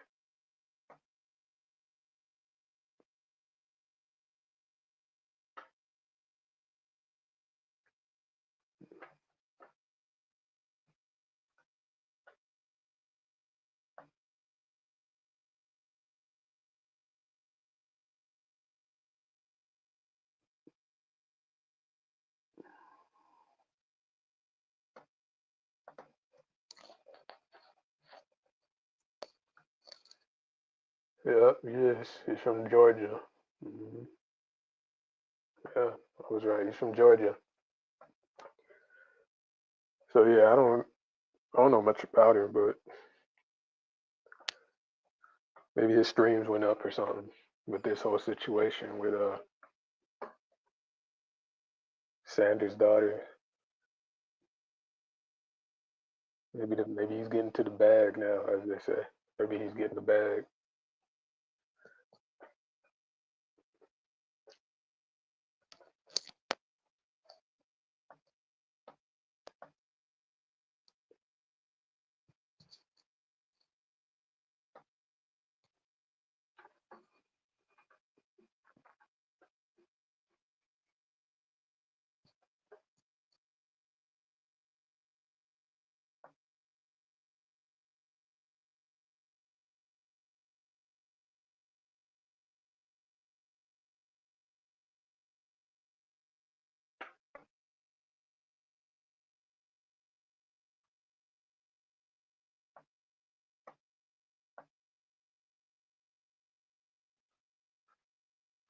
I wonder what tomorrow's stream is going to be about.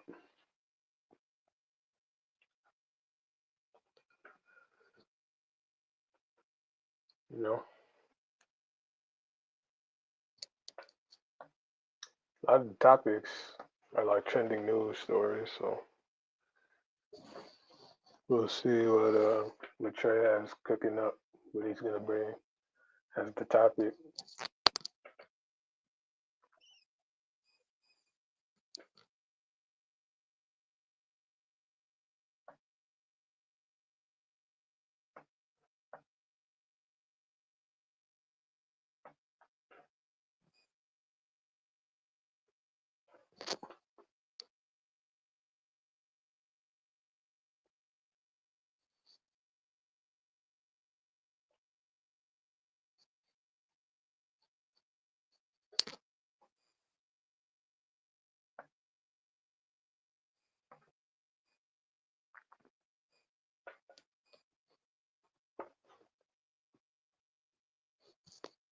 Did you guys catch Tommy over here last night?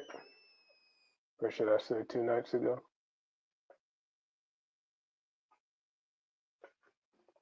No, he does. He comes over and it's on when he shows up. He was on here. You guys didn't see that stream, go check that out.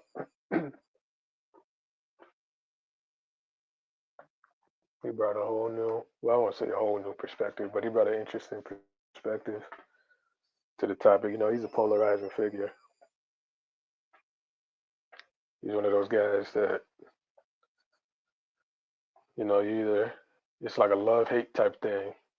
You know, you either love him or you hate him. He's got a lot of enemies, but he's got a lot of supporters.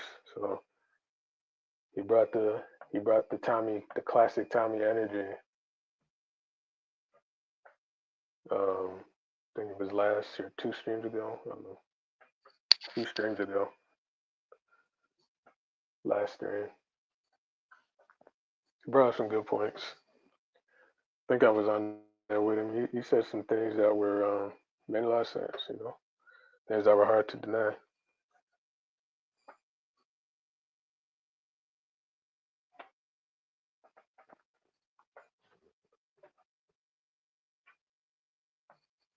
But I guess that's part of being on YouTube. You know, we learn, we grow.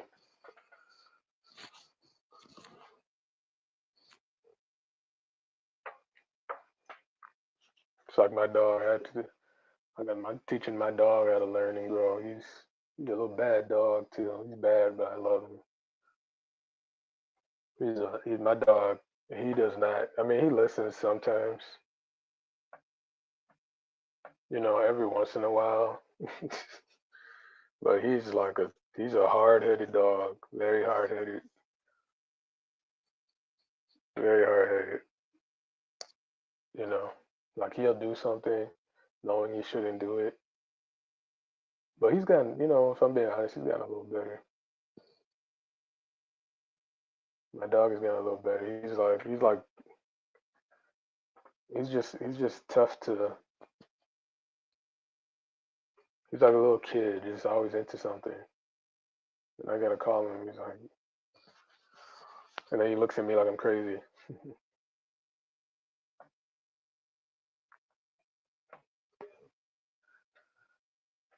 But he loves those He loves those little those doggy treats in the little packet. But for some reason lately he hasn't been eating them. I don't know why. He hasn't been eating them. He's been like chewing the ends of them.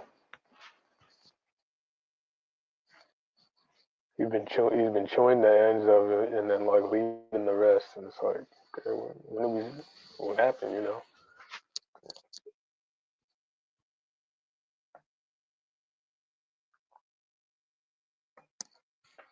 All my dog owners can probably relate.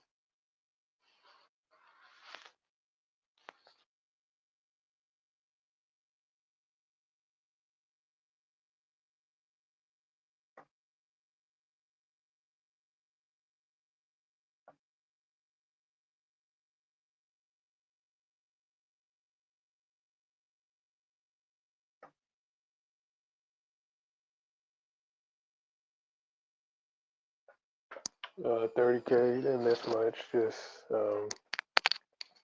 we were just chopping it up a little bit, hanging out before everybody left, talking about movies and sports and whatnot. You know, nothing major. Well, what happened to you on the stream? I noticed you were up there earlier.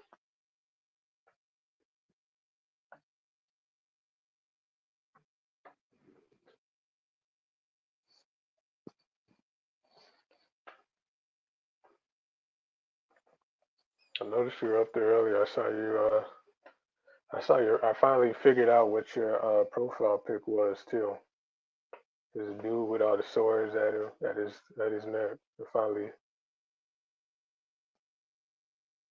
It took me a minute to grasp what I was looking at. Then I had to zoom in. I'm like, oh, okay, I get it. But yeah, he didn't miss much. Just chilling, hanging out.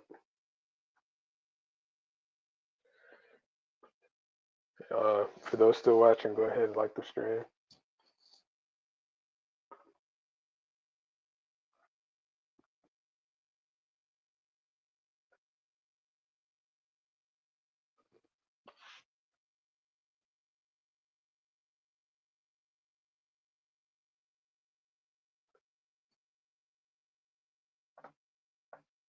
Or so someone else can come up. Yeah. Oh, okay. Got you. Yeah, today was a pretty. I would say today was a pretty. This stream was a little more calmer. I guess it's because it's Sunday. You know, people are more, a little more relaxed on Sundays, from what I notice. You know, so things are a little different, or were a little different, I should say. Just Sundays, so people more a little more laid back with the conversation. I noticed nobody was doing all that, the bucking up, you know,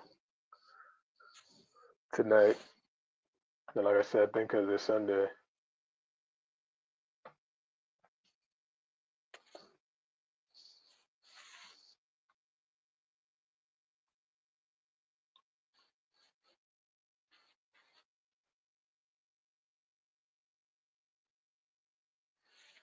But yeah, I just think it was a calmer stream than some of the other ones I see.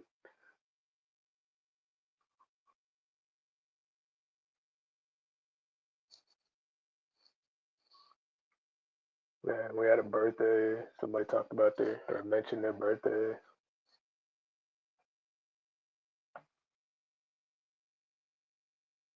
Somebody's mentioning their birthday bash. Hey. But yeah, somebody brought that up. So only certain people do that. Yeah. But you know, I was just talking about that earlier. You know, it's part of how it goes. You know, all that bucking up. Whoa, whoa. You know, I'm surprised that I've seen somebody grab their mic and throw it. Yeah, like in the movies. You know, people get mad in the movies. They grab whatever the nearest thing is and they throw it. You know, I'm still waiting on the day to see that. When I see somebody just crash, that's a real crash out. Somebody, they're talking and they get heated. They pick up their mic, they pick up their laptop, they pick up whatever, they throw it on the floor, and you know, you see the vein coming out the side of the head. That would be great at YouTube entertainment. Seeing somebody just, you know, just let it all out.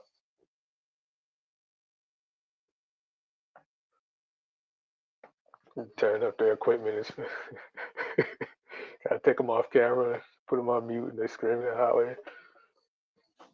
That's how some people on YouTube, man, I've seen some people just really just cut loose, screaming, they're like screaming in the sky and tearing their shirt, ripping their shirt off and screaming into the sky at the same time, losing it, you know. I've seen a few people on YouTube that have like these breakdowns. It's just like, damn, is it that serious?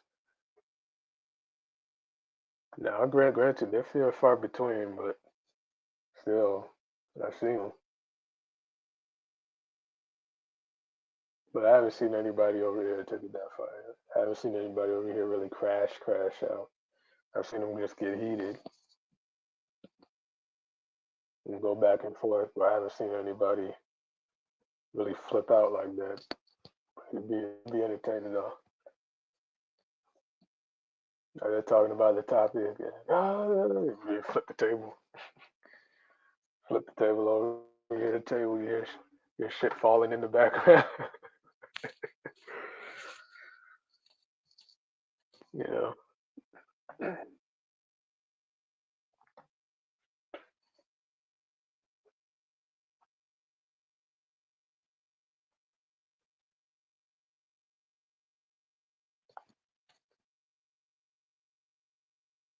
Yeah. Yeah, it's pretty calm over here. like I said, it's pretty tame over here. It's just other than an occasional argument, it's not like some of the other places I've been. It's just like, man, this floor just melt down. People just like losing themselves, just really out of their whole entire body.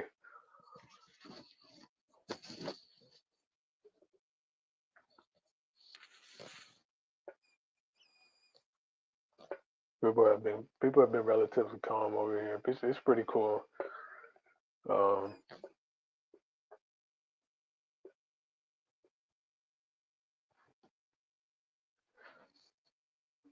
so yeah,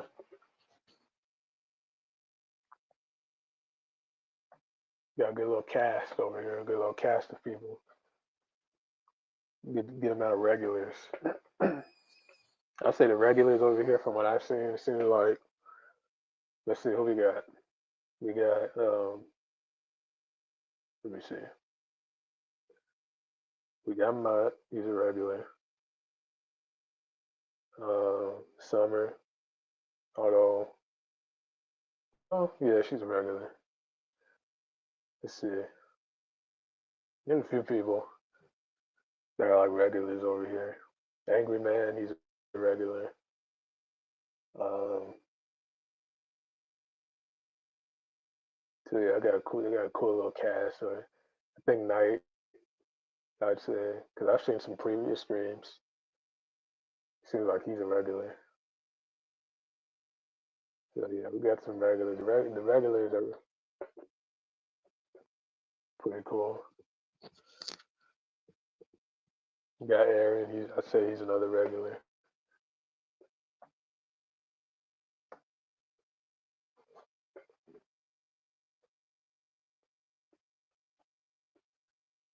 So they're all pretty cordial, cool, calm, collected.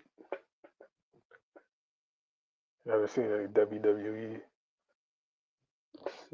type of crash out over here.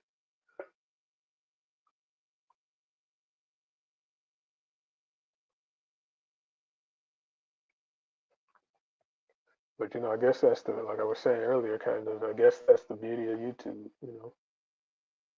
You want your crash outs, you can find places like that. You can go find that. There's channels out there. You got people out there acting like wild dogs. Like I said, howling at the moon and throwing stuff and flipping out. You got people. There's channels like that. The crash outs, but you also got the intellectual platforms. You got the ones that will really sit down and have the discussion. Or they'll still have arguments and debates, but it's not as extreme. You have those channels. Then you got channels that are kind of in between. Then you got the super professional channels, where it's like everybody's got to be cammed up and, everybody's like super rigid and formal. So it's a little bit for everybody on YouTube. But this channel, I would say, is a good balance. I think it's one of those in the middle channels. You got your intellectual side to it. You got your intellectual aspects and your intellectual angles, but you also got it can get spicy. It can get spicy. It can get there.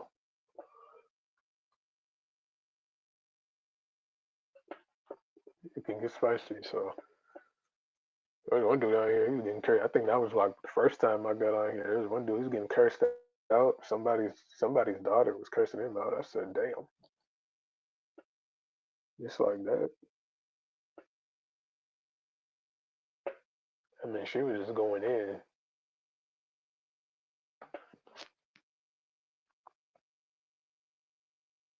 So yeah, it can get there. But for the most part, over here, like I said, I've seen a lot of that. It's been pretty. It's been pretty cool. Been pretty all right.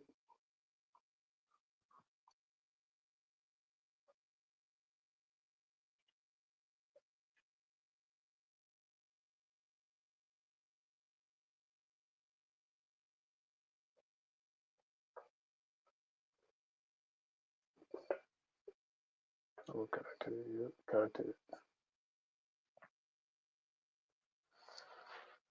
Yep, she was. I was just like, wow. What could you say? You know,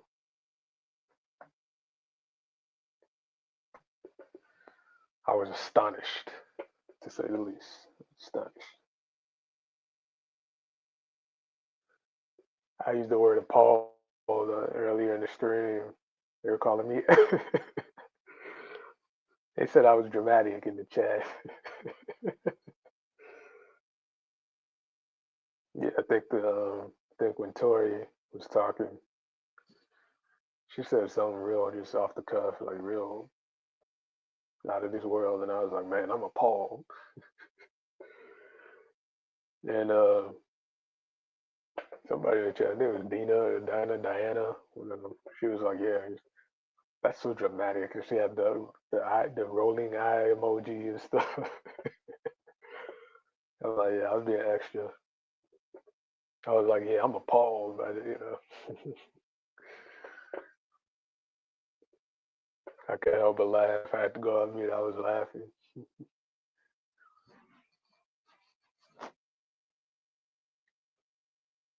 But yeah, what she was saying again, for all the people that didn't watch the beginning of the stream, I think Tori meant well.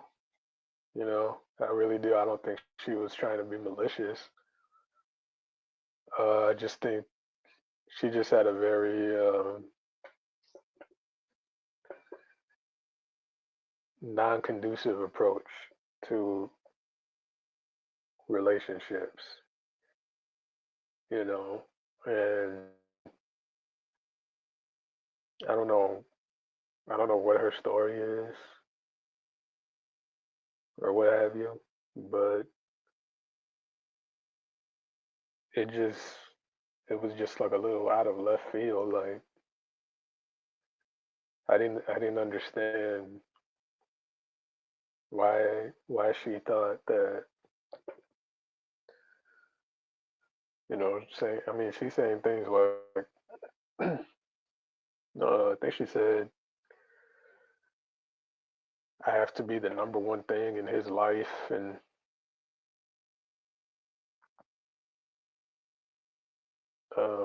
I have to be the number one this, and you got to do this, and I'm like, I don't know about all that, ma'am, because from what I've seen, when people put all their energy into one person,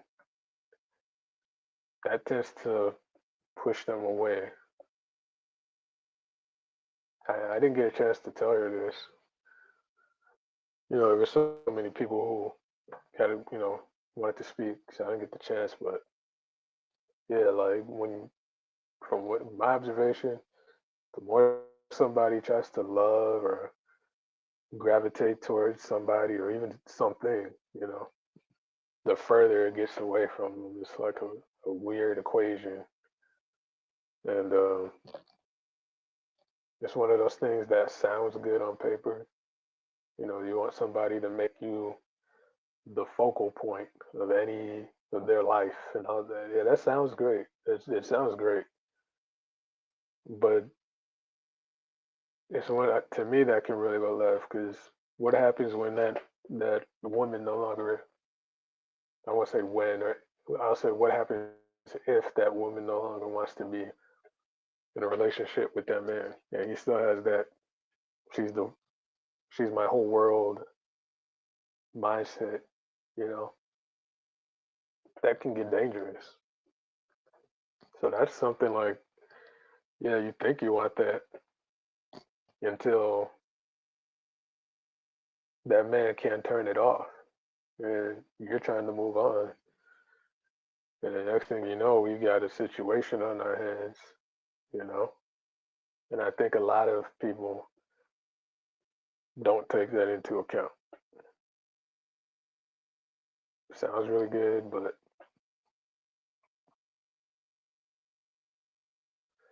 that's the point. Oh, do I have the, no, I'm sorry, 30K, I don't. I'm sorry, I think Trey's asleep. So, yeah, you said that's points for control. Control on who's in, because I think a lot of people have that mentality.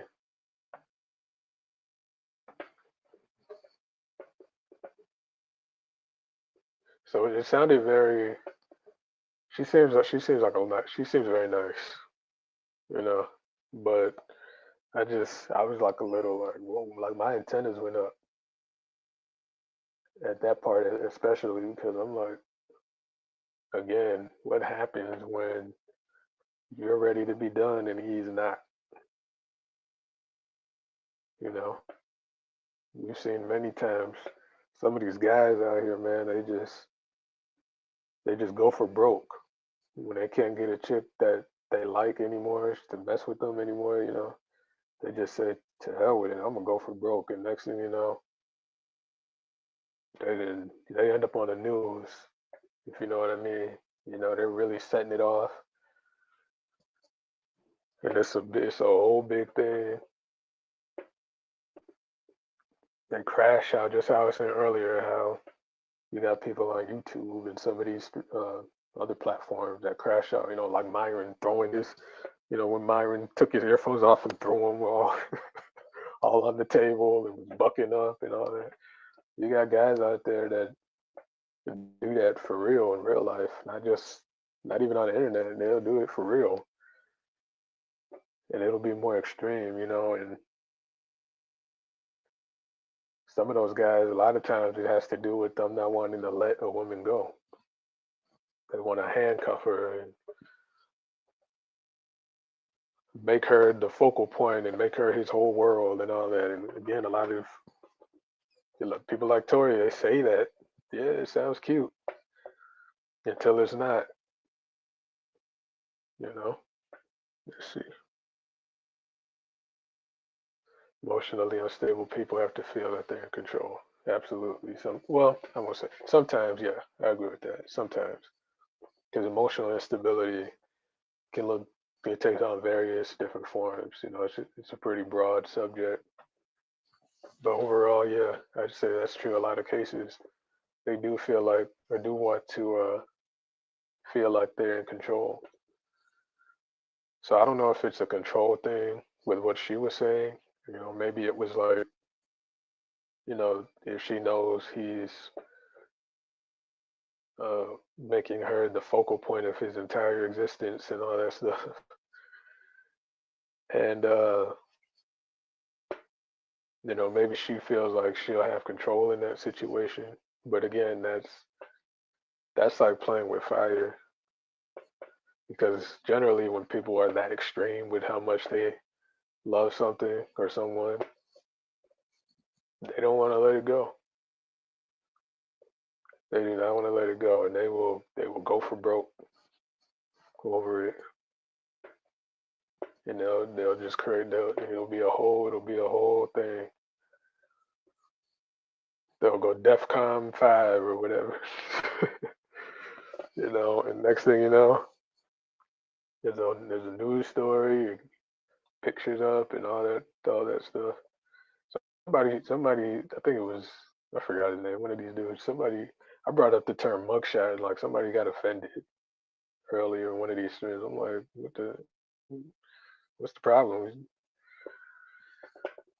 But anyway, some of these guys, man, he might be an example of what I'm talking about. He seemed a little sensitive. All I did was bring up mugshot, the word mugshot. I mean, he like got in his feelings or something.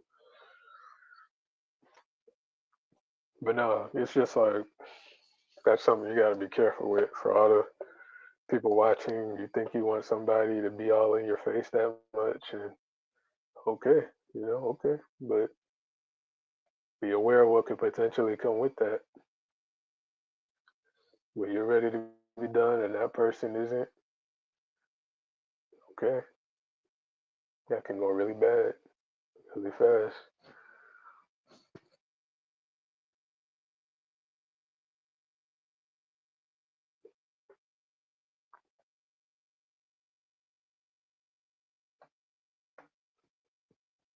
You know, kind of reminds me of that movie Enough with J Lo and all that. When J Lo was doing, she was doing like kickboxing or something. She was doing karate or something.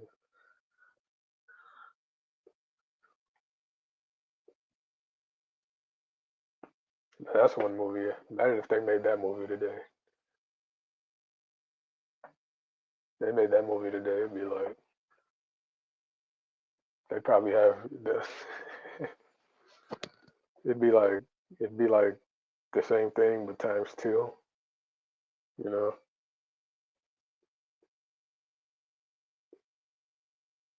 probably have J Lo,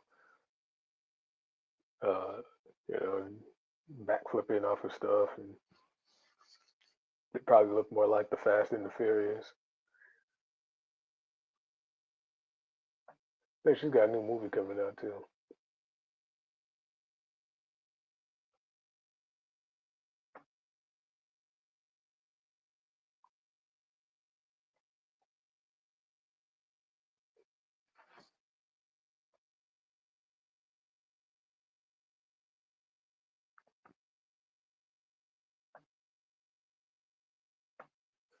But yeah,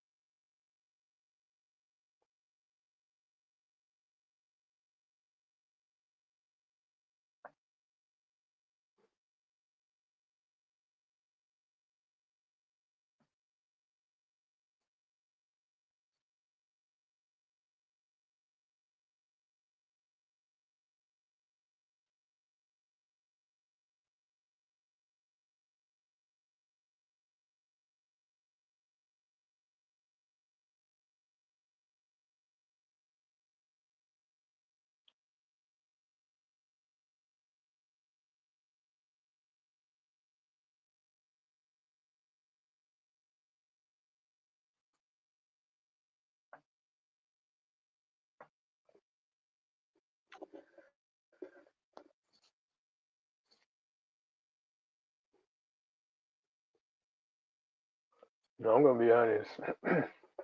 this is a new, this is a new thing, man, with YouTube. I've never um, known the host to be this comfortable, man. I mean, it's good, I'm not saying anything about it, but it's just like, the host is just, he just, be comfortable, man. He's comfortable with,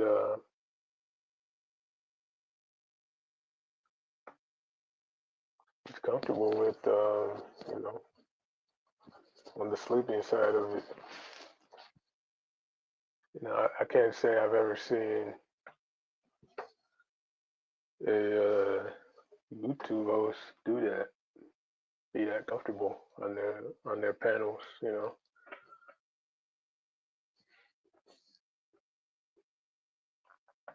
But he said he's been streaming since December.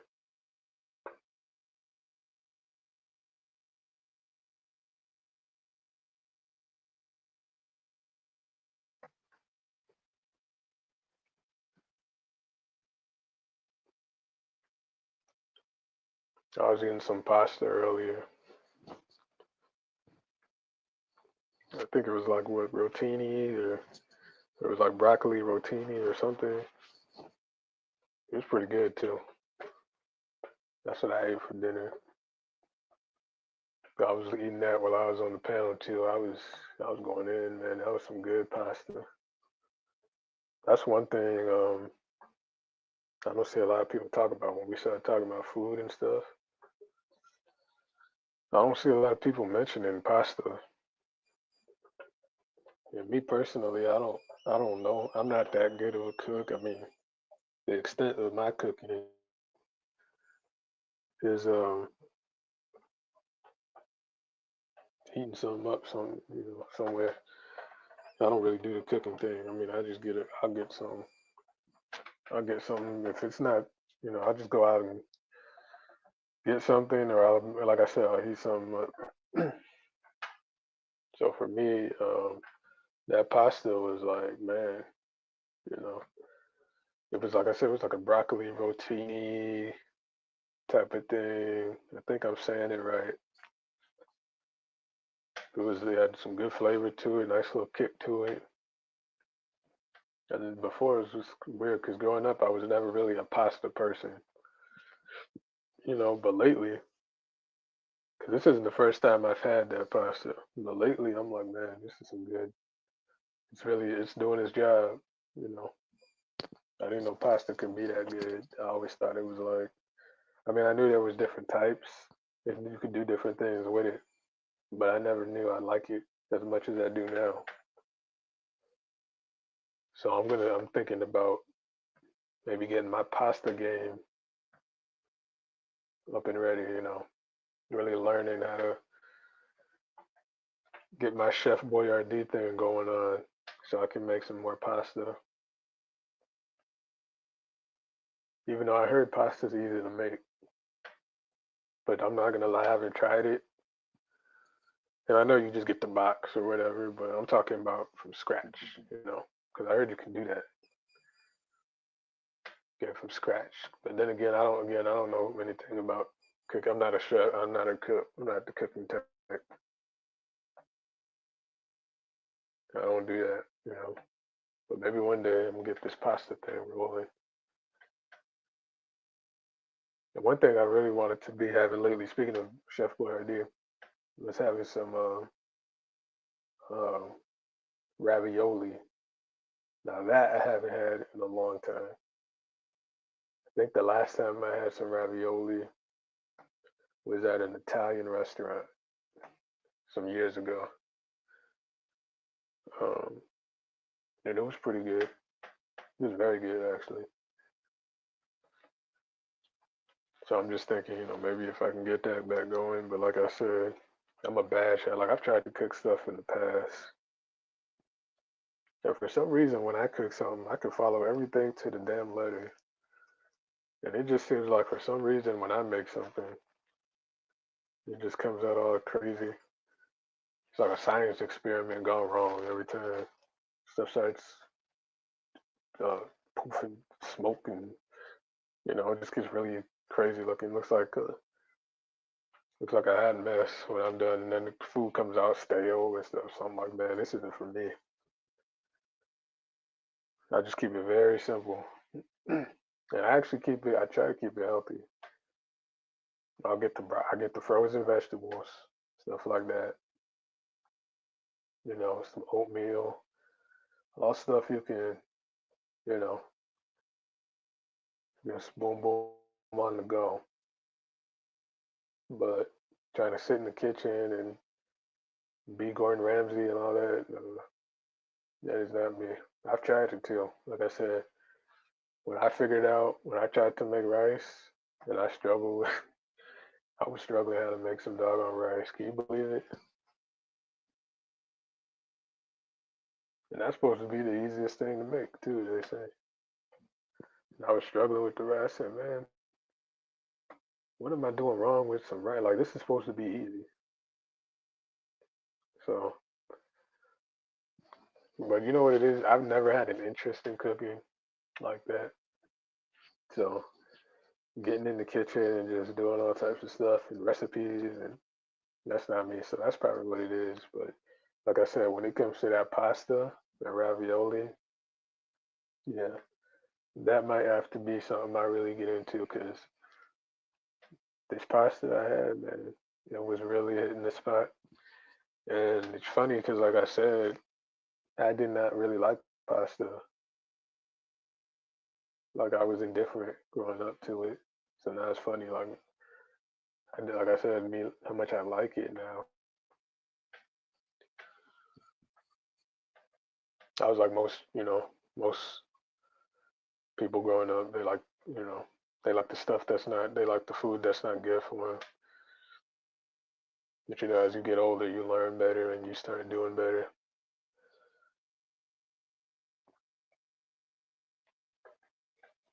But I was never a fruit person. Into fruit. The only fruits I was really into were apples, peaches, and pears. Everything other than that, like mango and strawberry and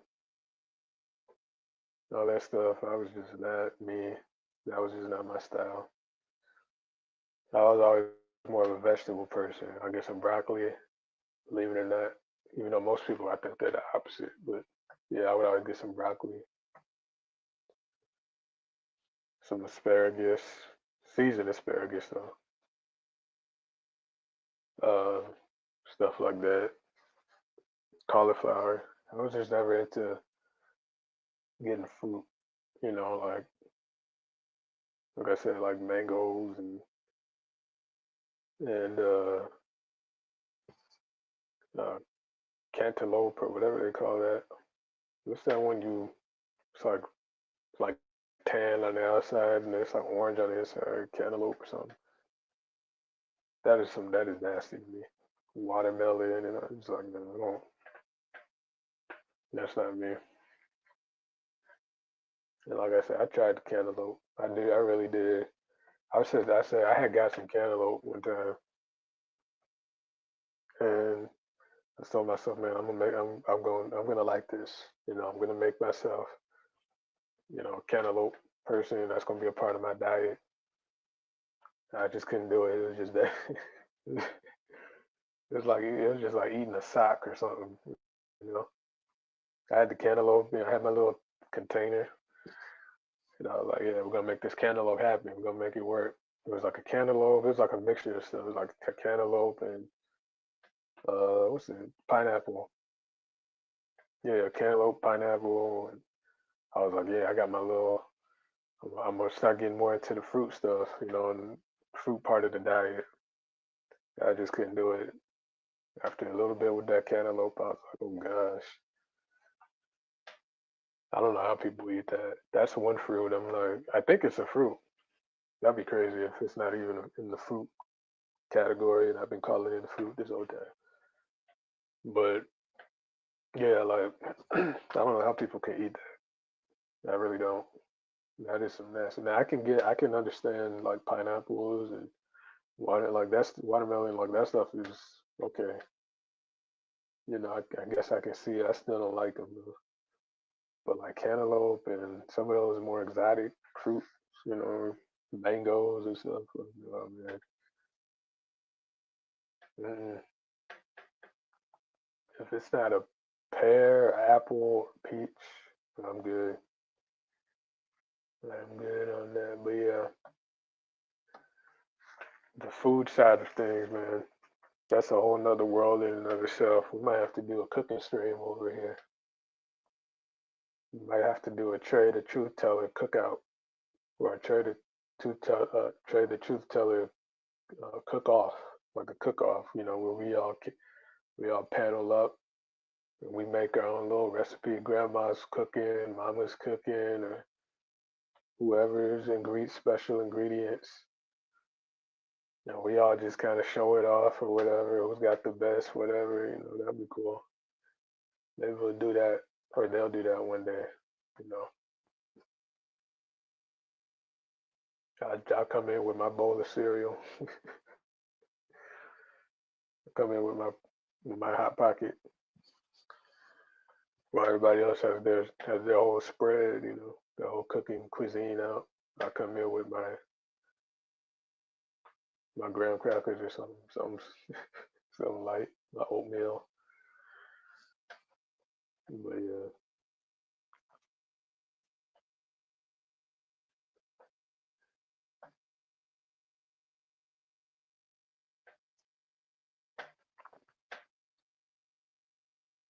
we might have to do that. That would be interesting. See who's got the cooking skills. See who's got it. See who knows how to really whip something up.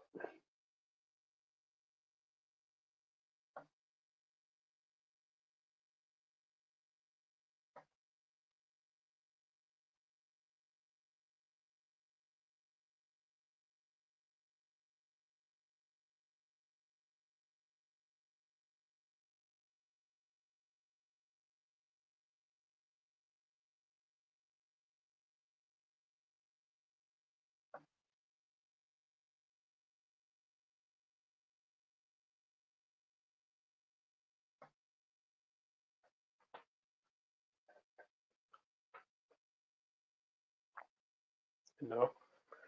Well, yeah, man. Like the stream.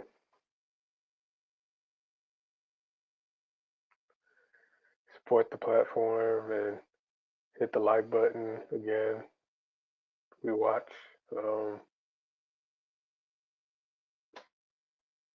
If you haven't seen the beginning of the stream, go ahead and check it out. Interesting topic. You know, just kind of going back to the topic. I'm not gonna lie, the whole relationship thing and dating aspects, man, it just seems really just, in the gutter. It just seems really, it's not looking good, man.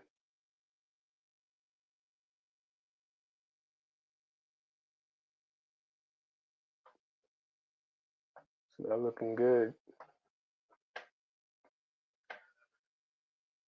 And, thank goodness for platforms like Trey's and some other ones out there addressing it and really talking about these issues. Because, we all know how certain things get brushed under the rug, but yeah, like, it's just not looking ideal, man. It's like we've gotten to a place in society where the conversation can't even be had, outside of some of these streams. People are ready to, like I said earlier, they're ready to fight you over some of this stuff. Balling up their fist. You talking to them, they balling up their fist and huffing and puffing.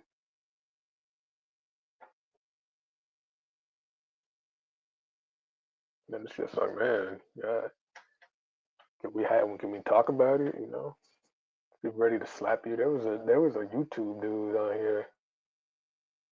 I forgot his name, but he does the song with the diapers. Oh, goofy dude. He's goofy. These little diapers and stuff. He does like a little dance talking about I forget. They're talking about the single moms, and he was saying how he was going to press charges on his cousin because she hit him over something he said about. I guess it was like this with the current state of like dating or feminism or something socially, social topic related. If I'm not mistaken, he said his cousin, his female cousin, attacked him over that. And it's like, is that where we are now in society? Where you say something and your own family members, like I said, they clenching their jaw and they're getting ready to, just really take it there over the internet or over an opinion. But maybe it's always been that. Maybe that's just what it is. Maybe that's just how we're doing it now. People just getting in their feelings and throwing shit. Maybe that's just the new way. Maybe that's, or I should say the old way. Maybe that's just the way, period. No, I don't agree with that. But it just begs the question: how did we get here in society? Now I don't know the details with that guy I just brought up. I just know he said his cousin attacked him over some of his opinions. But again, it just makes you wonder, like, is that what it is now? Is that what we're doing? You say something I don't like, so now I'm gonna, you know, crash out over it, it's kind of ridiculous.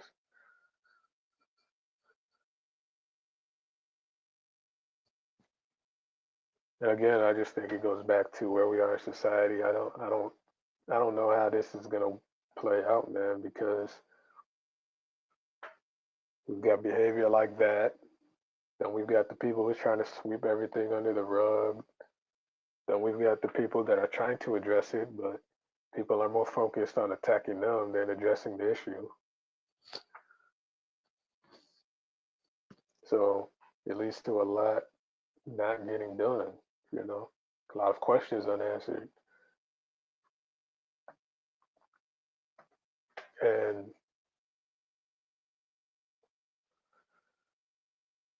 I believe that's what a lot of us are here for. We're here to gain different perspectives, gain clarity, get certain answers. But it's like, how do we do that if we have a certain group that is resistant to that? You know, I'm gonna go upside your head because I don't like what you said. What? It's just like, how did that become the norm?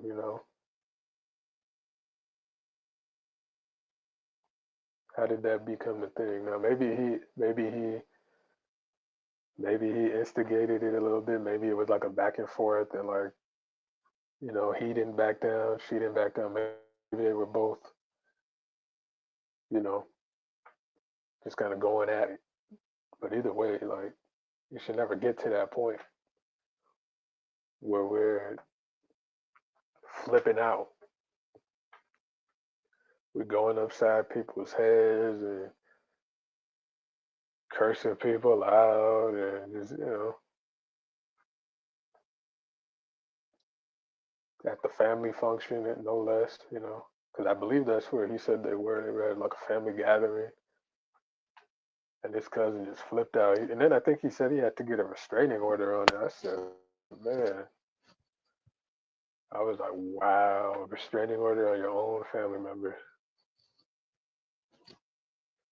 The family's supposed to be the one you can trust, you grew up with, and so maybe there was more history there. But still, like, damn, was it that serious to physically attack somebody over it? You know?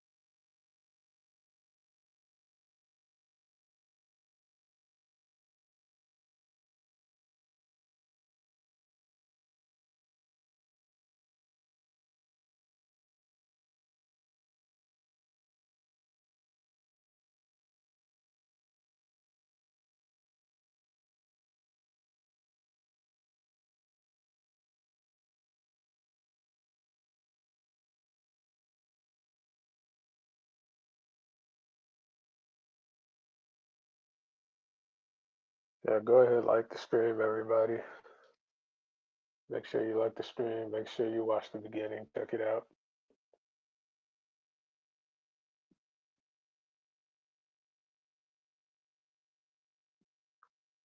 Hope everybody watching has a good day.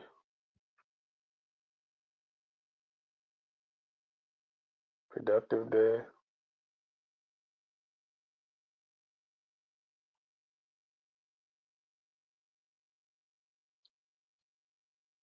We went a long time tonight. So 7 hours so far.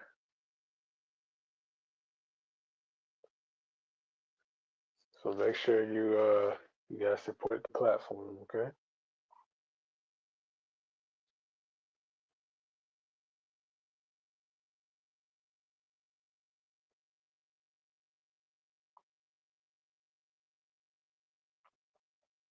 $7 stream is no joke. That's no easy task. So we just ask that you guys you know, like that stream, okay? Hit the like, support.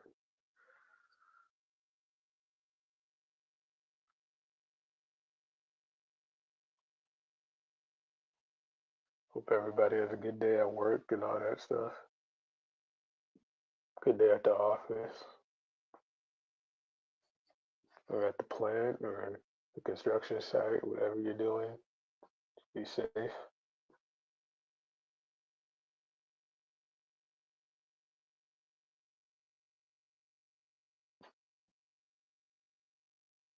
And remember, every day's a new day.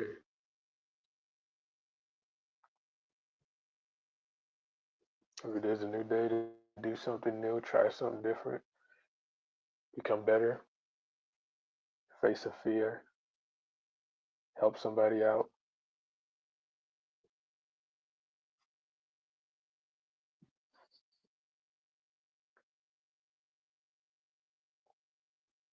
Embrace